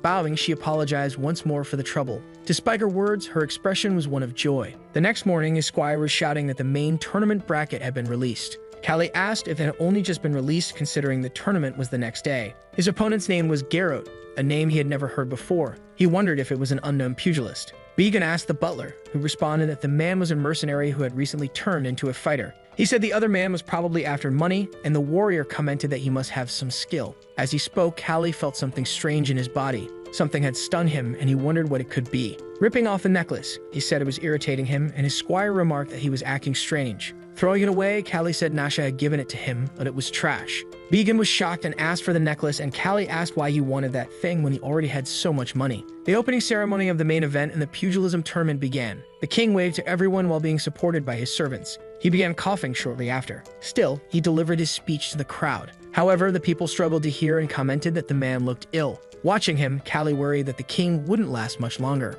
Shortly after, the king left the stage feeling unwell, and one of his servants, nervous, said that was all. Then, he began welcoming everyone, introducing the crown prince and the princess of Creon. The prince announced the tournament's opening. The fighters swore an oath together, wishing a long life to the crown prince. Callie did the same, but with a look of hatred. With enthusiasm, the servant announced that before the tournament, there would be an execution of prisoners. They were brought into the arena in chains, trembling with fear. One of the guards told the fighters to wait, and Callie asked what kind of execution it would be. The guard said the prince had decided that strawberry juice needed to be spilled and warned the baron that it would be dangerous. At that moment, the gates opened and 3 lions walked into the arena. Upon seeing them, the prisoners panicked and ran, begging for help. The lions lunged at them in a fury. The attack was brutal, and the prince's desire was satisfied. In the audience, the spectators cheered and laughed. Watching it all, the prince grinned with amusement. The Marquis observed with a serious expression. Callie concluded that it was normal for people to die there, and he didn't want to impose Earth's ethics on that place. But it was too cruel. Only lunatics lived there. One person asked another if they had seen the Baron put the talisman around his neck. Nasha confirmed that he had, and the other person remarked that it was enough. The announcement that the Baron was next caught their attention. When Callie entered, something missing from his outfit alerted them. She commented on the missing talisman, but the hooded figure said that as long as he had worn it once, it was fine. When he put it on, he was stung by venom. Even if he felt pain, it was too late. Without the antidote, he would die in a few days. In the arena, a man extended his hand toward the Baron, saying he had heard about him. Geralt asked if he didn't need to use honorifics. Shaking his hand, Callie asked if he wasn't a fighter, and the other man replied that he did everything for money. Taking a fighting stance, the man told Callie to surrender only if he was dying, otherwise he didn't want to live with injuries. Both assumed their stances, waiting for the referee to start the match. Callie noticed that his opponent's stance was loose, but he seemed to be hiding something, so Callie couldn't let his guard down. With that thought, he threw a punch to the opponent's stomach. Geralt backed away, saying that Callie was fast and, as expected, different from a regular pugilist. Smiling, Callie asked if he was a fake fighter. The man was avoiding direct confrontation. Even though he wasn't familiar with pugilism, he was skilled. He told Callie that he had only been fighting for 2 months, but he had been a mercenary for nearly 20 years. His words startled the Baron. Mercenaries and pugilists had short careers. Someone who had survived for 20 years had to be highly skilled. Physically, Callie's ability with his fists was more advanced than Geralt's. However, Geralt was ahead in combat experience. He could anticipate his opponent's attack due to his extensive experience. Using that foresight, his opponent was the first to throw a punch. Callie tried to dodge the attack. However, he wasn't fast enough and ended up getting hit in the face. His opponent knew he would dodge and struck him from an awkward angle. That infuriated him. Angry, he tried to land another punch, but the man dodged again. Noticing the power behind the punch, Geralt thought he would die if he didn't evade. Trembling with nervousness, he agreed that Callie deserved the title of Ogre Slayer. Callie had fought several strong opponents. His experience from his past life gave him a mental edge over others. Now his opponent was a mercenary with 20 years of experience. For the first time, his psychological superiority had been stripped away. But he could see him first, so he just needed to dodge and strike. As he thought about finishing it in one blow, his opponent uttered the same words and rushed forward. Callie dodged the strike, thinking he had to be careful. As he avoided one fist, he found himself in the path of the other, which hit him square in the eye. With that blow, he irritably thought he didn't know anything anymore. He attempted another punch, but his opponent dodged it. Geralt struck again, and Callie blocked his punch with his hands. He still had no clear strategy. His opponent's punches didn't come at a normal rhythm. Both the left and right were different from what he expected. They stood face to face, and Callie was still trying to figure out a solution. Orthodox and southpaw. Orthodox, right-handed with the left hand forward. Southpaw, left-handed with the right hand forward. Most boxers were right-handed, so they were more likely to encounter left-handers. It was like fighters looking in a mirror, struggling with timing, defense, and counterattacks. However, southpaws typically only faced regular right-handed fighters. Even if they weren't compatible, there was a difference in the left-hander's experience. So Callie wondered if his opponent could subtly switch between both stances. With those thoughts, he started counting and trying to predict the other's movements. Then he took another punch to the face. Regaining his balance, he said he finally understood. Garrett was ambidextrous. He could use both hands freely. Garrett noticed the look in Callie's eyes and realized he had figured it out. But he didn't care since Callie couldn't change his fighting style overnight. Callie advanced with determination, but he suddenly stopped, confusing his opponent. Holding his head, he thought that with his depth perception, he could avoid punches. He realized he had become a fool by only facing weak opponents. His opponent wondered why the atmosphere around Callie had suddenly changed. Callie had always moved constantly, but now he abandoned that habit and stood still. When he came to this world, he had been a boxer focused on evasion. While adapting to the fighting style here, he had sacrificed that approach for power. Now he was adhering to the swarmer style, constantly pressuring his opponent until they tired out. Fighting with that enjoyable style was purely a personal experience. For him, the distinction between styles was meaningless, so he told his opponent that the tricks ended there. Half nervous, Garrett tried to say something, but with speed and power, Callie rushed at him. After attacking with determination, he launched another strike. It was the ex-mercenary's punch versus the pugilist's footwork. Watching closely, Garrett wondered why his opponent had suddenly stopped. Before he could realize it, a punch was flying toward his face. He managed to dodge, but Callie's punch was incredibly powerful. Garrett realized that Callie had transformed into a different person. If he couldn't recognize the new attack patterns, he would lose. Sweating nervously, he wondered where Callie would come from and how far he would strike. As he thought, Callie's fist appeared right in front of him before he could react. The entire audience erupted in cheers over the fight. Eldrin watched, thinking that the Baron was incredible. He stayed within range as if he were close, but then withdrew by pivoting and staying guarded. He commented that Callie was about to completely break his opponent's defense. Garrett wouldn't be able to win with a normal fighting style, so he was desperately looking for an opening. In the arena, Callie landed a powerful punch on Garrett. Furious, Garrett cursed at him while Callie's fist neared. His opponent tried to block with his arm, but Callie punched him with full force. The impact was so strong that it fractured the ex-mercenary's bone. Smiling, Callie asked if he had heard that wonderful sound. He said it was the sound of a bone breaking as he prepared another attack. Before he could be hit again, the mercenary begged him to wait. Panting heavily and filled with fear, he declared that he surrendered. Callie is surprised and doesn't understand what just happened. Garrett comments that one should surrender if they feel like they're going to die, and now he felt that way. In the audience, the men began to boo him, asking what he was doing. They all shouted for Callie to kill him. Grabbing him and pulling him closer, Callie tells him they couldn't end it like this. That judging by the prince's expression, he would send them both to death row. The mercenary comments that he thought boxing was fun. Callie says he needed to crush him to entertain the crowd, so he would dislocate his arm and Garrett should scream as if it were broken. They go through with the plan and Garrett immediately screams. His cry drives the audience wild with excitement. As he signals to the spectators, Garrett, on the stretcher, watches him. He promises that one day he will repay this debt. On the Baron's chest, the spot where the talisman was once placed is clearly visible. Masha wonders if he was really cursed since he fought so well. Blair, watching his wound, thinks about how the poison was there. That only proved how overflowing his vitality was. It was time to start drugging him little by little so he wouldn't get suspicious and to see how long he could be deceived.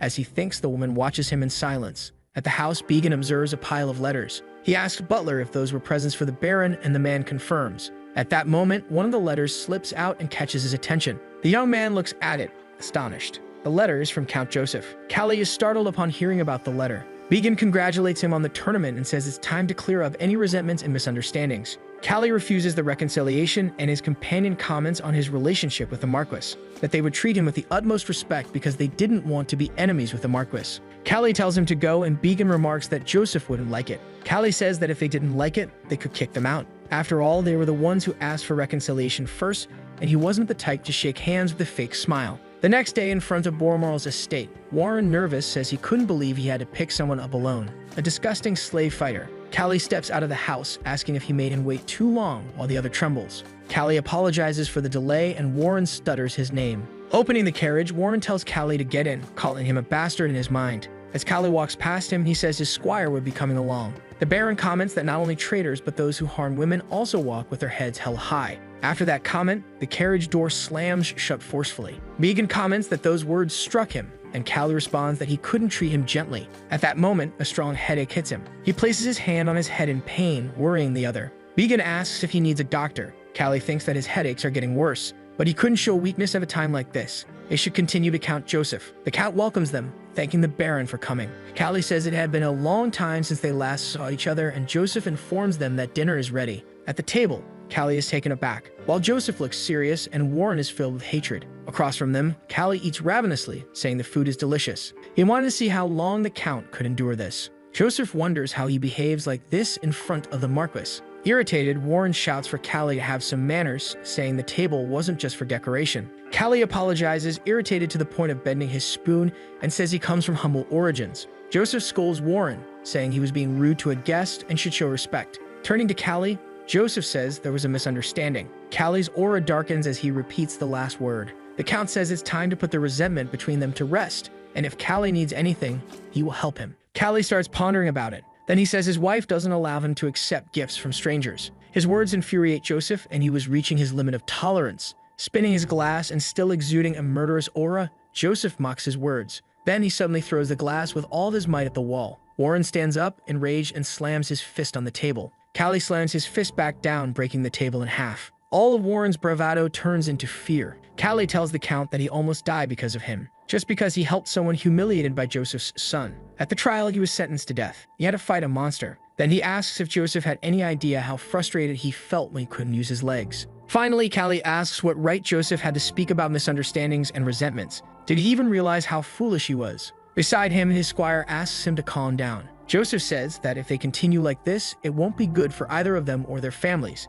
that their descendants shouldn't have a relationship ruled this way and that they should reconcile. Hearing this speech, Callie drinks silently. The Count says that Callie is also a noble and asks him to be more lenient. Callie thinks that reconciliation is necessary, but he doesn't want to just let it slide. He turns his gaze to Warren, scaring him. Then he asks what he thinks about just having one leg. Warren looks around confused until he realizes that the question was directed at him. Understanding its meaning, he panics. Warren is tied to the ground, screaming for his father to help him. The man in question tells his son to accept it and wait a little, to think about the relationship they would build with the Duchess, that everything was for the good of their family. Callie kneels with a hammer in hand and says they should begin. He puts all his strength into the object. Below him, the man starts screaming and crying in despair. When the hammer hits the ground, the impact makes a loud noise and the Count turns his face away. However, when Warren stops screaming, he realizes there is a hole between his legs, not on them. Before he can process it, a kick lands on his ribs. Looking at the Count, Callie asks if he really thought he would go through with it. Callie approaches and tells Joseph not to contact him anymore and that he won't bring this up again.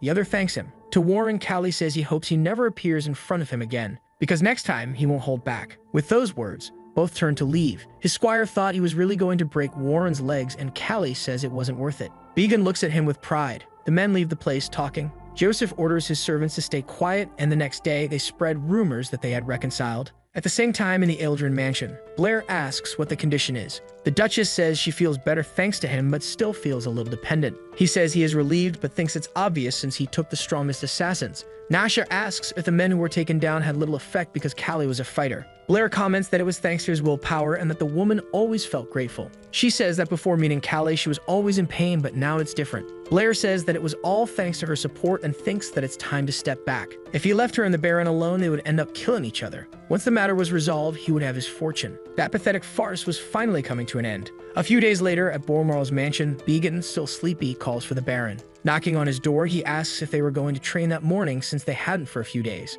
When he doesn't get a response, he opens the door, worried. His expression shifts to panic when he sees him. Callie was unconscious on the floor. His face was contorted and he was sweating. A doctor arrives to examine him. He says the young man has many wounds on his body, and Began responds that he is a pugilist. The doctor says he will give him painkillers to see what happens. Callie is worried because he doesn't like the painkillers from this place. 3 years ago, he was given a strong medication. The boy asks if that medicine will make him sleep. Unconcerned, the doctor says it would be a relief if he did, as he would be dazed or hallucinating. That medication might be like the previous one, but he wasn't the best doctor in the world in terms of knowledge. Began says that the next day would be the second round, which was a big deal. Callie says it would be enough to have the strength to clench his fist. The day of the second round arrives. Sitting on the bench, Callie thinks about what he said. If he got a serious illness, even going to the Empire wouldn't help. Dofter was a surgeon, but he was far away. His name is called in the arena. A prolonged battle would be a disadvantage. He needed to end it immediately. Blair in the stands is impressed that Callie could participate in the second round with that body, but he wouldn't be able to hold on for long. In the arena, his opponent greets him. He says he won't let him touch him, and Callie thinks the guy talks too much. The drum sounds to start the match. His opponent is fast and begins to move forward. He moves from side to side, trying to confuse him. Trying to focus, Callie thinks he is fast. He prepares his fist to throw the first punch. Dodging, his opponent comments that he is slow, but Callie doesn't notice the other fist, which lands squarely on his face. Remembering Garrett, Callie uses the same technique and takes down his opponent. With the man on the ground, he asks what he really knew about being fast. If he only moved erratically while making noise, his opponent could see everything. The crowd watches as Callie stands with his back to his fallen opponent. They are stunned, whispering among themselves about what just happened. Then, they erupt in cheers, shouting in excitement. Blair is horrified by what he has just witnessed. He begins to sweat in despair. It made no sense for Callie to be participating in the match, yet he seemed fine. Gnawing his nails, Blair wonders what to do next, while beside him, the woman places a hand on her head. Noticing this, he asks what the problem is. She says she feels a little dizzy, that it seems like the spell is not taking effect, and Blair scrambles for an answer. Then he says he will cast the spell again and tells her to wait until then. Now he has only one chance, and he will have to handle it himself. The Baron's condition worsens after the fight. Even the most competent doctor says there is no way to cure him. Began says they can't let him die like this when Butler appears, calling him. He says there is a woman who wants to meet the Baron. She removes her hood and says she is there to help him. Looking at her, Began notices she's a gypsy and asks how she knows about the rumors. She says she didn't hear them but saw the curse being placed on him, leaving Began shocked. Then she asks again to meet the Baron. Began hesitates at the request. Finally, he invites her inside and she thanks him. Once inside, the woman introduces herself as Snorin. She begins walking alone through the house and Began asks if she knows where she is going. Without answering, she opens the doors to the Baron's room. Began realizes she can truly use magic. She is trying to detect something suspicious. The woman takes out a knife, startling Began, who asks what she is doing. Kneeling beside the Baron, she says she needs to examine his strawberry juice. Began starts sweating in panic. She makes a cut, but Callie's strawberry juice evaporates the moment it touches the air. She says it's a poison that gypsies use for self-defense. There are so many wounds that it is difficult to determine where the poison was injected. Began asks if they can save him. She says they can give him an antidote, but it will take time to take effect. Turning to Began, she asks him to bring her the ingredients she needs. Callie wonders where he is. He can't gather any strength in his body. It feels like he is dreaming, like everything is foggy. At that moment, he sees himself in his old body, taking a punch. He is on the deck where he died. He wonders if he has returned to his past life. His life flashes before his eyes. He starts to think that this is just a dream. Maybe this is the result of using his strength just because he was a little strong. He had power, but his mentality was garbage. Now he has nothing left to do. This is the end of his life. As he sinks into the void, he feels someone yanking his hair. Opening his eyes, he sees a group of boys beating him and asks why. One of them says it's because they are angry, and he sees himself as a child saying he didn't want to do this. The boy tells him it's shameful to be in the same place as a weakling like him. He begins to hear voices telling him to get up, asking if he wants to die. Callie doesn't want to be weak. He wants to be strong. Even garbage has its uses, and he finally realizes what he needs to do. Now he is the Baron, aiming to become the strongest in the world. He still has a long road ahead. At that moment, he wakes up, gasping for breath in bed. The gypsy and his squire look at him in shock. Began asks what happened as he rushes to hug him. Crying, he says he thought Callie would never open his eyes again, and Callie tells him to back off. Then he asks what all of this is about, and the woman says she will explain later. First, they need the antidote, but suddenly, hands appear behind her. A voice shouts for them not to move. With a sharp object close to her, the person says they will finish the job quickly if she moves and curses the Baron. The antidote falls to the ground. Seeing this, Beacon panics. He asks the man who he is and how he got past the guards. The intruder tells him not to worry, because at that moment, all of them were asleep. Blair thinks that everyone there should be asleep too, that the gypsy must have deceived them. She asks if he was the one who poisoned the warrior, and the man tells her to shut up. At that moment, Snorin begins using her magic. She starts reciting Nash's characteristics out loud. The man realizes who she is. Blair threatens to silence him permanently if he utters another word. Callie stands up, saying he understands, that he had been having headaches since wearing the necklace. Then he asks if Nasha was Blair's employer. Still threatening the gypsy, Blair says Callie will die regardless, so it doesn't matter if he knows or not. Callie tells him he will beat him until he begs for death, so he should just take him to her. Blair finds it amusing that a poisoned man is threatening him, but his smirk quickly fades as he looks at Callie again. Looking at his face, he can tell that Callie is already at death's door. He is certain that the Baron has not taken the antidote yet. However, those are not the eyes of a dying man. Callie stares at him without a reaction. He suddenly shouts for Butler, and upon hearing his name, Blair instinctively turns around, convinced he had put him to sleep. But there's no one behind him. Since he is looking back, he doesn't see Began at his side, ready to strike. Began lands a punch on Blair's face. With the impact, Blair collapses to the ground, releasing the gypsy and dropping his knife. The three of them stand still, watching the unconscious man. The Baron praises his squire, saying he did well learning to fight with his fists, but before he can finish the sentence, he passes out. Sometime later, now awake, Callie drinks the antidote. Looking at Snorin, he asks why she was there. She says she came because her cards foretold that his lifeline would be cut short. Callie thanks the gypsy and asks why they tried to kill him. She says she saw a voodoo doll, then Nasha, who looked very weak. Blair tricked her, telling her he would steal Callie's life through magic, and it wasn't the first time. Began asks if Blair had killed other people, and Callie demands his carriage, saying he will personally see her. At the mansion, the Marcus asks why they want to see his daughter. He is curious about their intentions, and Callie says he has something to tell him, showing him the necklace. Eldrin is visibly shocked at the sight of it. All of them, including the tied-up Blair, head toward Nash's room. From behind, the Marquis calls out to the Baron. With a threatening aura, he asks if it's true that his daughter was bewitched by black magic and murdered someone.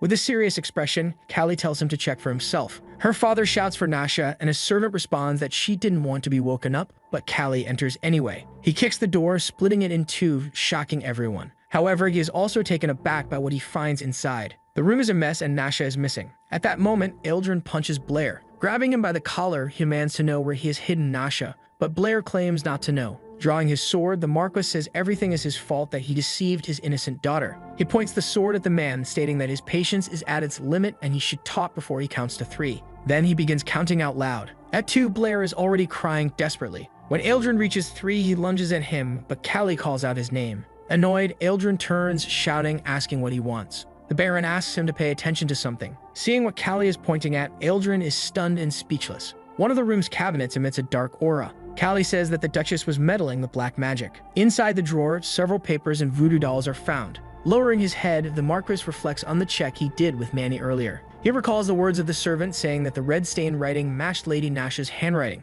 Turning to Callie, he asks if his daughter really used black magic, and Callie replies that she was actually deceived by a fraud, and that Blair ordered the destruction and nearly poisoned him. Thinking about the poison, Eldrin asks if it was indeed in the necklace that was shown earlier. With sadness, he remembers that it was Nash's mother's necklace, a keepsake from his late wife. Clenching the paper in his hands, he says he can't believe his daughter used her mother's last memento as a weapon for a crime. Then he says he has a request for the Baron, and Callie says he understands what he is asking. He assures him that out of consideration for the kindness Eldrin has shown him, he will remain completely silent about the black magic. A servant rushes into the room, announcing that they have a big problem. Blair, the fraud, has escaped. Everyone is shocked and asks if it's really true. Furious, Nash's father says he ordered them to hold her firmly, but the servant explains that she disguised herself as a maid and fooled. Moreover, she escaped through a secret passage, and the young man informs them that the soldiers are already searching for her. Grabbing the informant by the collar, the Marquis orders him to ensure that no one hears about this and to keep his eyes open for any developments.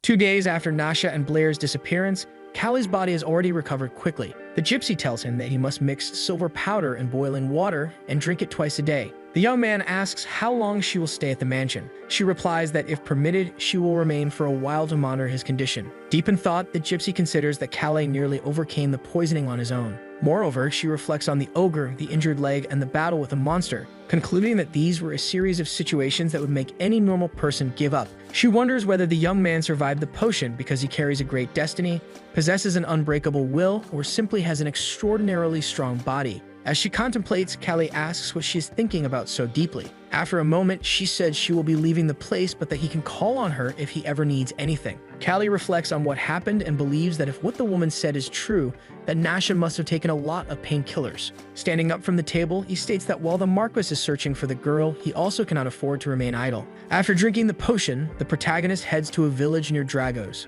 There, he searches extensively for the 2 missing women. He considers that Nasha is well known in noble circles, and in an area where rumors spread rapidly. Finding her will not be easy. As he walks, he notices a little girl selling flowers. Callie recalls a young woman mentioning that her second child was about to be born, so he decides to approach the little girl, offering her a generous amount of money but asking for only 1 flower, telling her she can keep the change. The girl thanks him and calls him uncle, which leaves him momentarily stunned. He leaves the area, thinking everything is fine, but something unsettles him. Even though he has only walked a single block, he can tell that this place is vastly different from the city. A group approaches as other people flee the area. Curious, Callie asks who they are, and a vendor questions whether this is his first time in this part of town. He explains that they are the Dyad gang, who collect protection fees, which is just another way of saying they extort the city's residents. Without hesitation, Callie suggests calling the police, but the vendor explains that the group bribes law enforcement. The man continues, stating that the gang kills people without hesitation and dumps their bodies in underground waterways. The little girl continues selling her flowers when a man approaches. He shoves the little girl away, sending her flying while ordering her to leave the area. As she falls, the silver coin drops from her hands,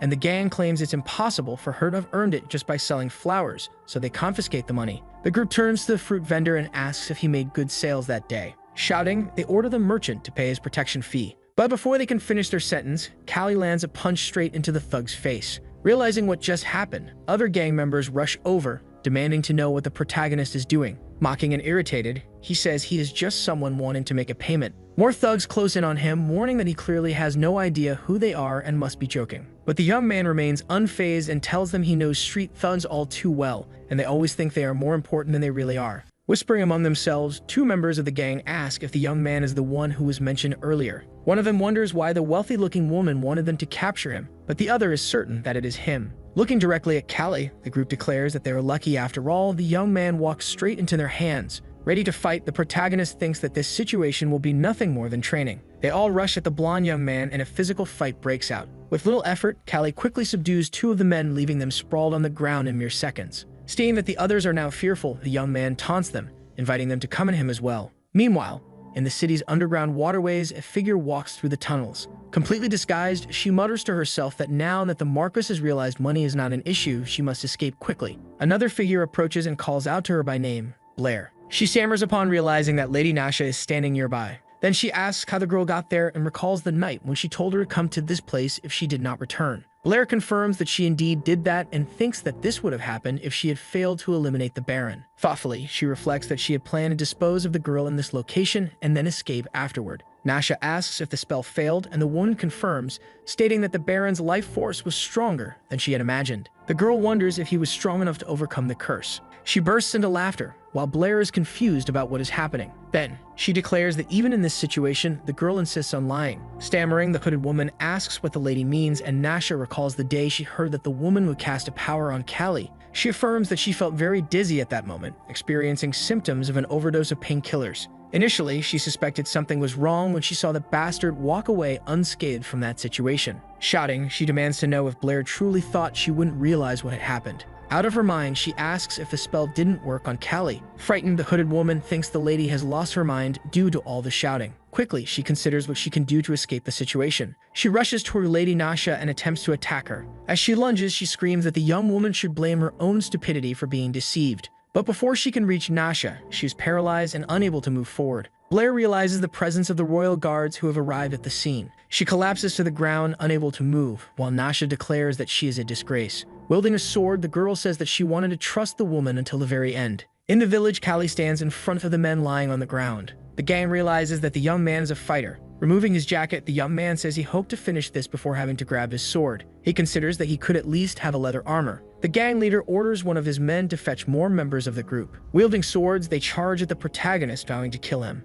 But Callie manages to block the first strike and is not hit. Dodging all the attacks, he is called a bastard by one of the men. Then he decides to act and grabs the man's arm, delivering a brutal blow. With one already down, Callie prepares to face the remaining man still standing. Stammering and frightened, the man brandishes his blade and warns the protagonist to stay away. More gang members approach, while Callie assesses how he will deal with all of them. Captain Dyad, the namesake of the gang, is also present, his eyes filled with bloodlust. Callie states that he will not resist the overwhelming numbers and raises his hands. Gaining confidence, the man with the blade in hand declares that the young man will die. Before he can finish his sentence, Callie lands a punch straight into his face. After striking the man, the protagonist dashes in the opposite direction, stating that his opponent talks too much. The gang chases after him while the leader commands them to catch and kill him. Despite running a considerable distance, Callie is eventually cornered by his pursuers in an alley. Dyad watches from a distance, confused about what's happening. The gang members continue shouting about attacking the protagonist and ensuring he does not escape. As they try to hit him with wooden clubs, Callie lands a powerful punch straight into one of the men's faces. Quickly, he strikes down one opponent after another with great force, leaving the rest shaken. The protagonist celebrates, realizing that he successfully lured the men in. After all, the alleyways are too narrow for all of them to enter at once, forcing them to come at him one by one. He decides to maintain his defensive position and take them on individually. Realizing what happened, the men decide to throw their weapons at the young man in an attempt to hit him. But Callie reacts quickly, dodging the attacks and even catching one of the weapons, which he throws back, hitting an opponent squarely. Diet calls his men idiots. He decides to take charge, declaring that anyone who retreats will die by his hands. Terrified, the men attack out of fear of being killed by their leader. Unfazed, Callie states that he no longer cares about anything and prepares to defend himself. The protagonist takes a powerful leap, launching himself toward the remaining gang members with full force. With everyone down, he steps on the backs of the fallen men. Then he grabs one of the knives the opponents were carrying, and he leaves the alley, feeling triumphant about what just happened. Realizing there's no significant risk anymore, Callie tosses the sharp object away and says he feels like he's dying. In disbelief, Diet is in shock upon seeing that the young man fought alone and wiped out the entire gang. Desperate, the man doesn't know what to do and keeps questioning whether the protagonist is a monster. He remembers the woman who spoke to them earlier and says he doesn't understand how she thought they could take down someone like Callie. Then the leader orders his men not to get in his way as he takes off running. But he's quickly caught by the blonde young man who asks where he thinks he's going. Callie tackles Diet to the ground and mobilizes him with his arms raised. All the villagers celebrate that the gang leader is being subdued and say they always knew this would happen. Annoyed, the man yells that once he escapes, it will all be dead. Tired of the noise, Callie strikes the man on the head, saying he talks too much. Looking up, the protagonist notices the fruit stall merchant is there and asks him to call the police. The man looks confused and reminds him that the gang bribes the law enforcers. But the blonde young man insists that they will have to show up if they are called. Later, two policemen arrive and take Diet away while the man begs to be freed. Shouting, he declares that he is the gang leader, but the officer tells him that since he messed with a noble, there's nothing they can do for him. Confident, Callie tells the fruit stall merchant that he will never see that gang on the streets again, and the man wonders how he could repay the young fighter. The little flower girl appears, overjoyed, and thanks the protagonist for his help. The next day, a young man asks his lord where he was the day before. Startled, Callie asks why, and the young man says he heard that Callie wiped out a gang in an alley. He confirms it and adds that he was also searching for Nasha and Blair. His friend, who is eating, says he also has something to say about that matter. But they are interrupted by the sound of a bell ringing loudly. Not understanding, the protagonist wonders why the sudden chime. It is explained that it seems the tournament will be suspended for a while. The bell tolls to announce the death of royalty. Her Majesty the King passed away that afternoon, and the farewell ceremony is taking place. Callie heads to the site, and a man approaches him, saying it has been a long time since they last saw each other. It is Marquis Eldrin, and the protagonist asks how he is, while the Marquis says he has been unable to sleep as he searches for his daughter. He then explains that the king has died, that he thought the man would hold on a little longer, and now his son will take the throne. And that Krian, the new king, was not mourning. In fact, he was smiling during his father's farewell. The Marquis also says that the tournament will resume alongside the coronation, adding a symbolic touch to the event. Additionally, Eldrin expresses concern about whether the fight the protagonist so desires will actually take place. Callie states that in the arena's sand, the victor will become the king no matter what happens, and that no one can interfere. But he is interrupted by the Marquis, who asks if the young man has read the letter that was sent, leaving the protagonist confused. Annoyed, Eldrin asks if the servant still hasn't shown the letter to the Baron, and the man explains that he was going to deliver it when he received news of the king's death. The protagonist is slightly startled and wonders if Blair is dead. They reply that the body was badly damaged, but the clothes and personal belongings were hers. Nash's father mentions that his soldiers found the lifeless body earlier. Callie recalls the words of the fruit stall merchant who said some people kill and dump bodies into the underground waterways. Then he has a sudden realization and takes off running, leaving the Marquis confused about what just happened. As he runs, the protagonist thinks that his hunch might be correct. An open gate appears and someone pleads for their life. It is Dyad, who says he didn't know the young man was so strong or that he was a noble. He also says that if he had known it was Callie Aegis, he would never have taken money from that woman. Nasha stands before him and says he was incapable of finishing off a man even with a full group at his disposal. And now that he knows she tried to destroy Callie, the gang leader cannot be allowed to live. The same will happen to the guards who had arrested Dyad earlier. Desperate, the gang leader says that if the girl does this, she will not escape unscathed. But Nasha says she doesn't care. Her soldier strikes the man, and he dies instantly. The girl thinks that, according to the royal guards, Callie must already be working with her father to find her. Besides, they also know about her connection to Blair. Angrily, Nasha says that ever since she got involved with the protagonist, everything started to go wrong. She says her illness won't let her live much longer, but she still has many people protecting her. And even if she dies, she will make sure the protagonist perishes as well. Callie remembers when Dyad was being arrested and screamed his name to the police officers. Other moments flash through his mind, and the young man says that right now he can't think too much about what happened. He remembers the gang members saying they would get rich for finding him. The protagonist realizes that based on their reactions, someone tried to destroy him.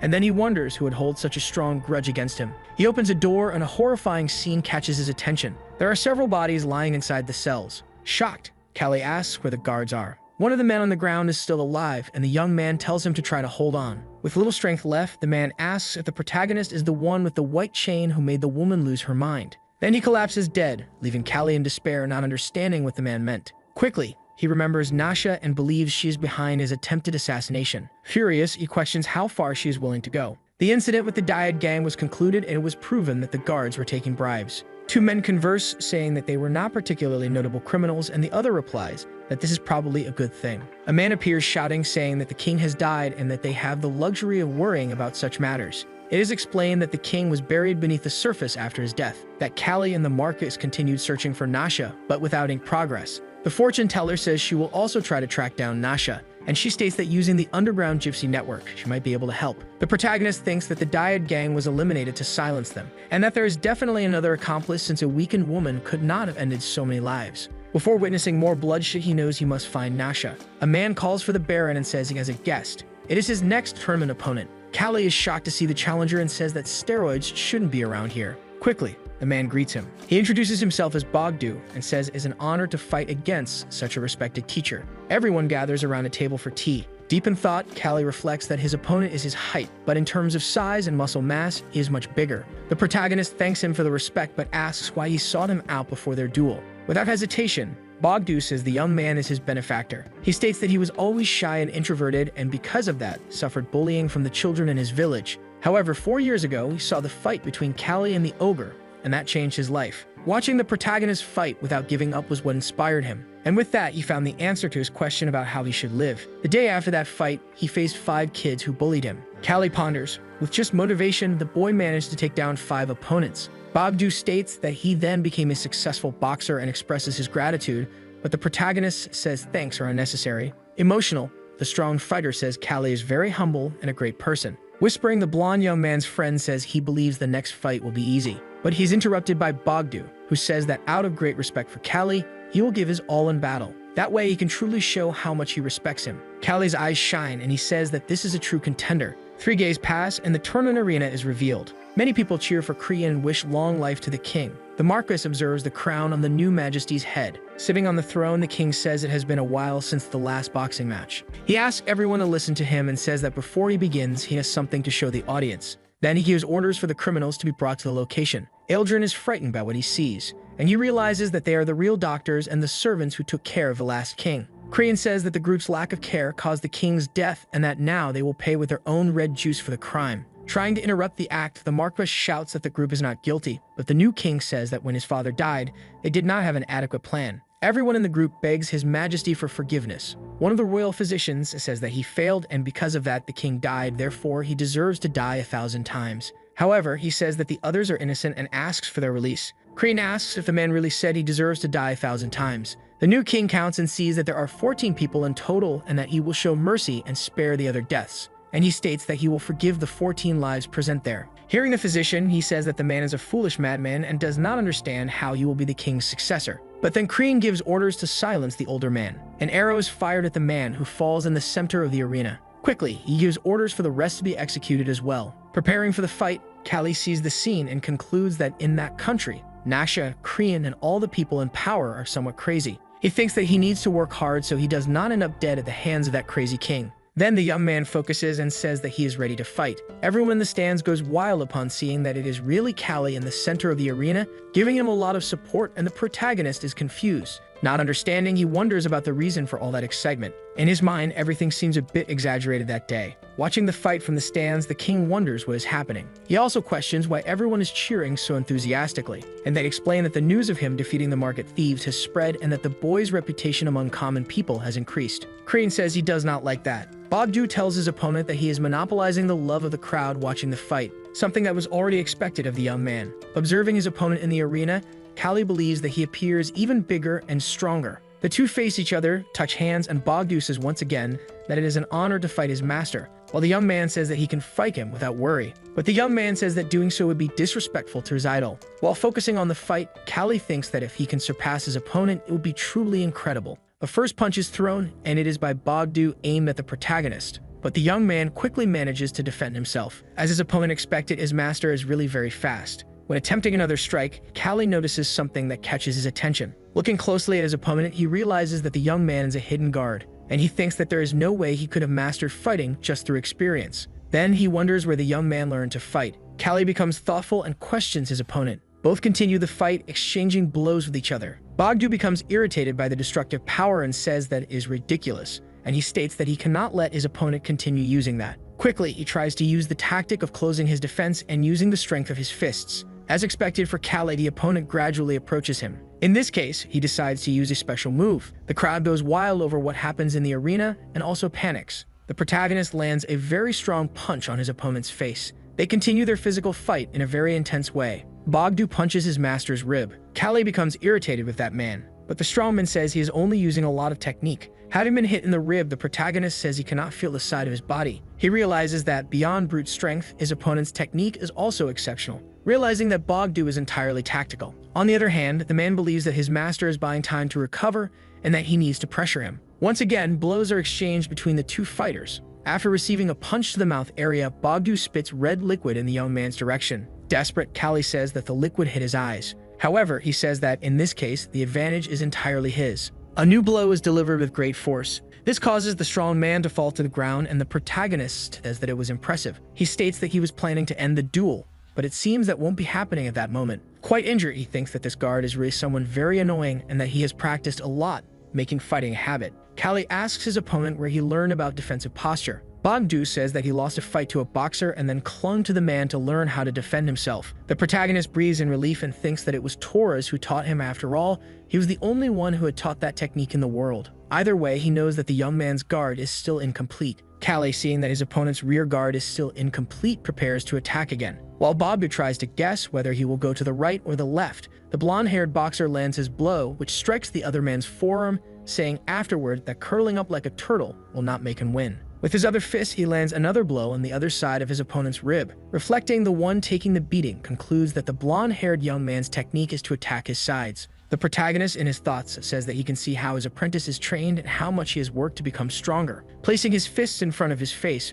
Bogdu uses the technique he learned from Torres again, which is good for frontal defense but bad against long-range and lateral attacks, which is why he closes the distance so aggressively. In this way, with the limited coverage of the gloves, the weaknesses on the sides become more evident. Mocking while attacking, Callie tells his opponent that his strategy is impressive, but still incomplete, landing a punch squarely on his face, making him scream in pain. Even so, the brown-haired man quickly counterattacks, failing when the blonde-haired young man dodges. Raising his fist again, the master of the other young man says that this is called the swing technique. With nowhere to run, the apprentice just tries to protect himself, as he will not be able to block the attack. Taking another hit, he counterattacks. However, once again, he fails. Smiling, the blonde boxer says that this dodging technique is called ducking, then attacking his opponent's side. In response, the opponent throws several blows in sequence, failing all of them. The audience watches in shock at the blonde young man's agility, who prepares and quickly fires multiple strikes, leaving his apprentice struggling to breathe properly. Bogdu takes such a powerful blow to the stomach area that he falls to the ground, grabbing his master's foot with one hand. Callie, standing, says that if he had focused on evasion and defense, he would have made things harder for him, and extending his hand, says that the young man was excellent. Still on the ground, the apprentice laughs. Meanwhile, in the stands, everyone finds what they just witnessed incredible. The dark-haired young man takes his master's hand to get up, while the crowd shouts that both of them were amazing. Facing the crowd, both of them embrace, making the king extremely furious. Rising from his throne, His Majesty questions why everyone is shouting Callie's name instead of his. The dark-haired young woman who watched everything beside him responds that it is because he is a very popular fighter. Even more irritated, the blonde young man yells that this is supposed to be the celebration of his coronation. Frightened, the young woman apologizes. With a dark look, the king wonders why everyone is so obsessed with that kind of people, then orders one of his subordinates to eliminate one of the boxers. Confused, the henchman asks which one, and roaring in anger, the young man with the crown responds that obviously the loser. Going against the order, the henchman says that both of them were incredible, only to receive an elbow strike from His Majesty. The king steps forward so that everyone can see him, and with a malicious smile, announces that the loser must be eliminated, leaving Callie, the guards, and the audience completely in shock. One of the armored men says that, judging by the spectators' reaction, It is impossible for them to agree, but the powerful young ruler says that he is the king, therefore everyone's life there is in his hands. Shocked, the blonde boxer wonders if such an attitude is because of him and concludes that the new king is a horrible person. Bogdu laughs and says that this is how it all ends, but his master says that he will not let that happen because it is not his time to go, then shouts at the king to request as the winner that his apprentice's life be spared. Furious, His Majesty questions how a mere slave dares to make such a request. He immediately orders one of his guards to use his bow and eliminate them both. From the arena, Callie thinks that he cannot do that, proving that Kreen is just a puppet, shouting again that Bogdu gave his all for that fight, that he should have the right to fight again, to bring even more excitement than he already brought that day, then stating that if the king does what he is saying, he will invoke the wrath of the god of war, the protector of soldiers and warriors. The audience follows the blonde-haired boxer and starts shouting,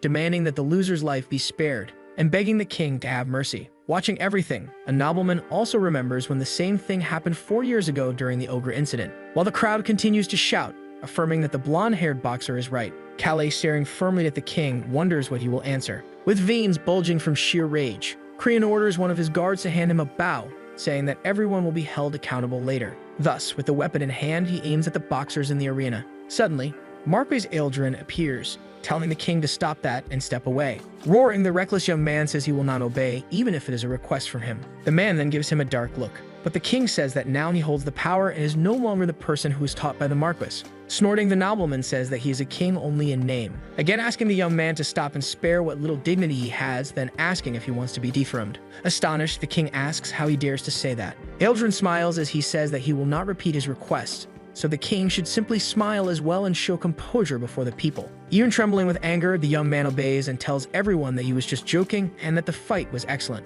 Relieved, Callie says that the man is truly merciful, while the audience wishes the king a long life. Turning his back, His Majesty promises that he will still make the blonde-haired boxer kneel before him before being eliminated. Passing by the Marquis, he thinks to himself that he wants to see how long he can keep playing. Meanwhile, the nobleman tells the protagonist that he was right, because in the arena, the winner is as good as a king. At the academy, a friend of the blonde-haired young man shouts that his attitude was reckless since everything could have gone wrong. In response, the boxer says that he knew what he was doing because, at worst, the Marquis would intervene. Remembering what happened during the ogre match when the spectators' fury nullified the decision, showing that ignoring public opinion is difficult, especially for a puppet like the current king. Still nervous, his friend says that, in any case, he should withdraw from the tournament and return home. However, irritated, Callie tells him to shut up and trust him. The brown-haired young man protests, but the boxer says that the king is just a brat who throws tantrums when he doesn't get what he wants. So his friend should simply reinforce security around the mansion starting the next day and be cautious with his own actions, because you will win the tournament and bring the championship title to a jest.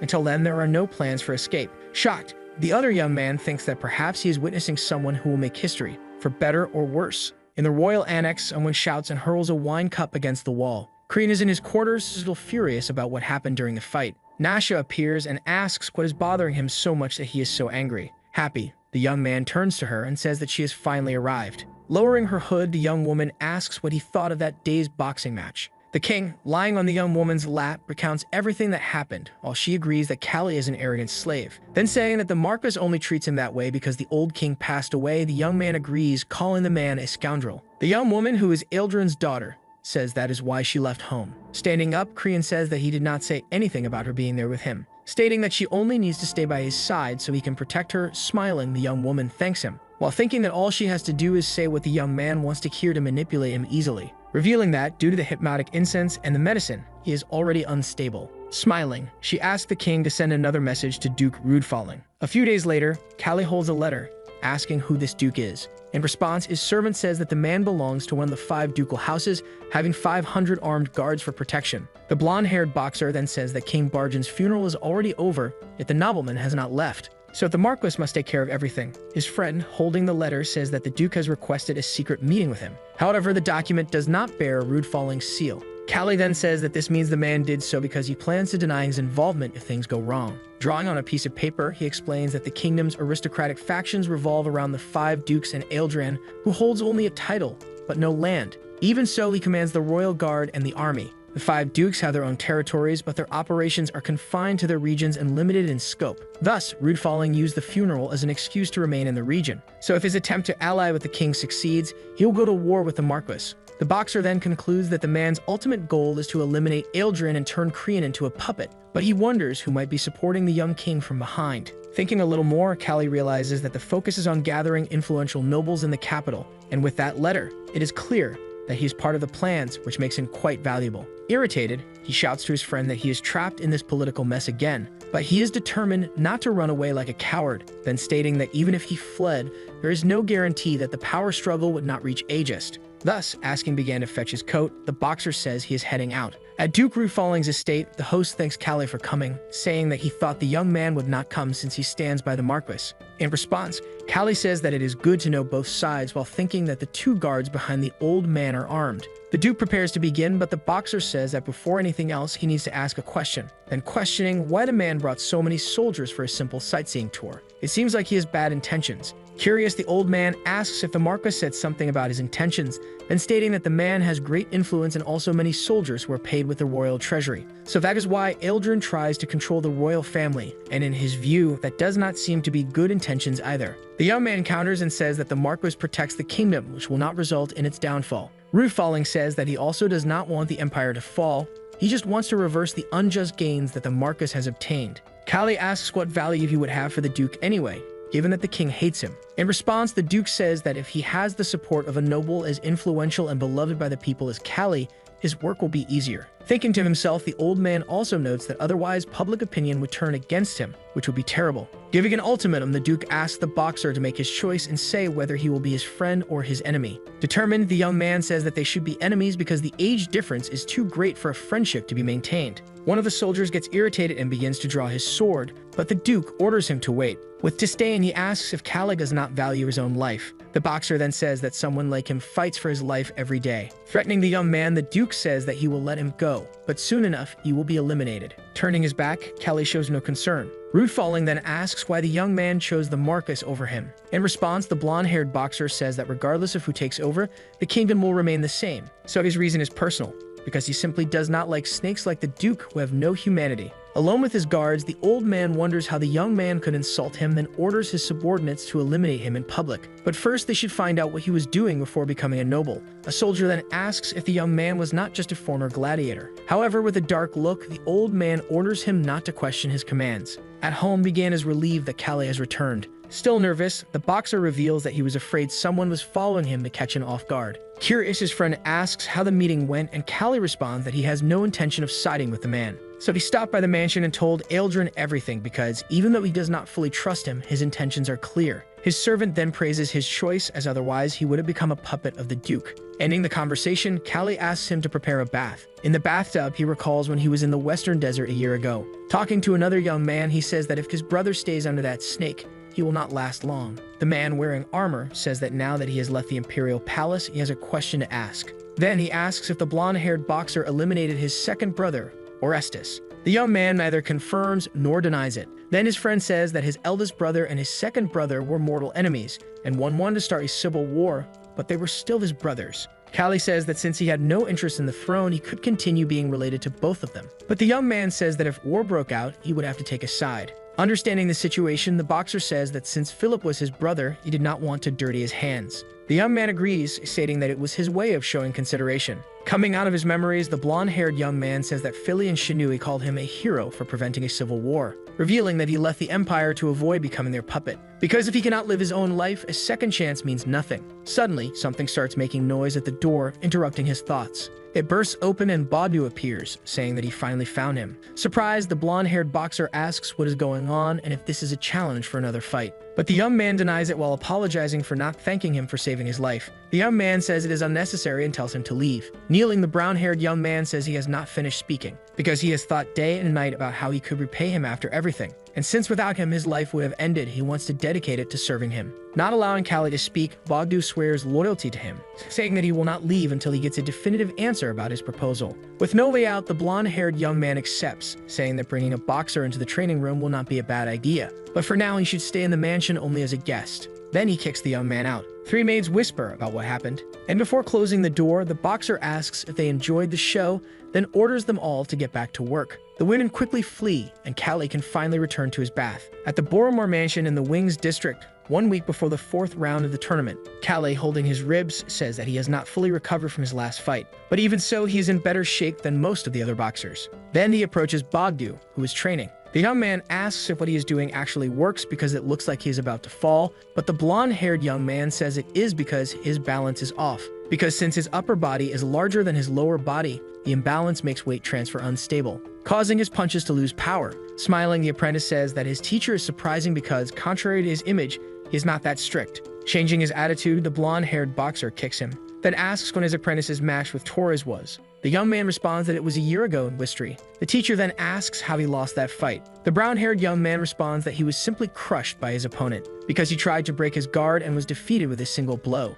So after the fight, he stayed with Torres to learn more. But then he says that Callie seemed quite familiar with the technique his opponent used. The blonde-haired boxer then reveals that he was the one who taught that stance to Torres, where they were boxing training partners. Then it is said that the young man fought non-stop due to financial problems, achieving 200 victories in 4 years, making it impossible to assess his skill level. Suddenly, Snoren appears and Callie asks if she has any news. The young woman, seeing Bogdu, says it is a pleasure to meet him. He introduces himself while the blonde-haired boxer, noticing the atmosphere, says that it is strange for someone who swore loyalty to him. Leaving, the woman says she will talk to him later when the training is over. Curious, the young man asks if Callie and the woman have something going on, but he denies it, saying that he is married and that she is just a gypsy who lives there. At the Royal Palace Council, Eldrin shouts as he asks what exactly the king is talking about and how he dares to replace the Royal Guard horde with Duke Rufaling's private troops. Krien then says that illegal smuggling has grown stronger, weakening the security provided by the guards, but they cannot use the Royal Guard or the permanent army, so this is the only solution. Angrily, the Marquis says that he is sticking his head into the snake's mouth, as appointing the Duke as treasurer was not enough. He still has to use the man's private soldiers. Trying to reverse the situation, Eldrin says that he has heard that the Duke's troops are violent and thus unsuitable for the job. In response, the old man swears by his ancestors that no civilian will be harmed. Thinking to himself, the Marquis says that if the two factions clash, a civil war will break out. So since he has not yet found his daughter, that cannot happen. Moreover, the king is increasingly out of his control and even the spies he planted have been eliminated. Thus, the Marquis's biggest question is whether the king has become bold or if someone is manipulating him. Observing the entire conversation from hiding, Nasha notices that her father looks worn out, and smiling in satisfaction, the young woman says that they will all go to hell along with her. Callie, remembering that Snoren said the trail they were following regarding the Marquis's daughter's whereabouts ends at the royal palace, thinks that if that is the case he cannot get inside, then wondering who the young woman might be allied with. Realizing that he was distracted from his fight in the 4th round of the tournament, the boxer tries to refocus. Staring at his opponent, he says that the man has excellent body balance. The two shake hands and the fight begins. Immediately launching into an attack, the black-haired man tries to hit Callie, who dodges while thinking that, as expected of one of the 8 finalists, the young man's skills are high quality. Counterattacking, the blonde-haired boxer lands a punch squarely on his opponent's nose, and follows up with another to his stomach. As a result, the man throws up everything he ate. Repositioning himself, the young man asks if he is not going to attack anymore, showing his desire to finish the fight quickly. Then it is said that boxers risk their lives when they step into the ring, and winning by any means is the only way to survive. But Callie decides to spare his opponent as a form of protest against the king, to show that the world is not at his feet. The frenzied crowd starts shouting, making Rudfalling realize how popular the blonde-haired young man is, strong enough to even challenge Krien, and supported by both commoners and nobles alike. If he does not stand by his side, he must be eliminated. The old man asks a subordinate if his orders were carried out, and the man confirms they were.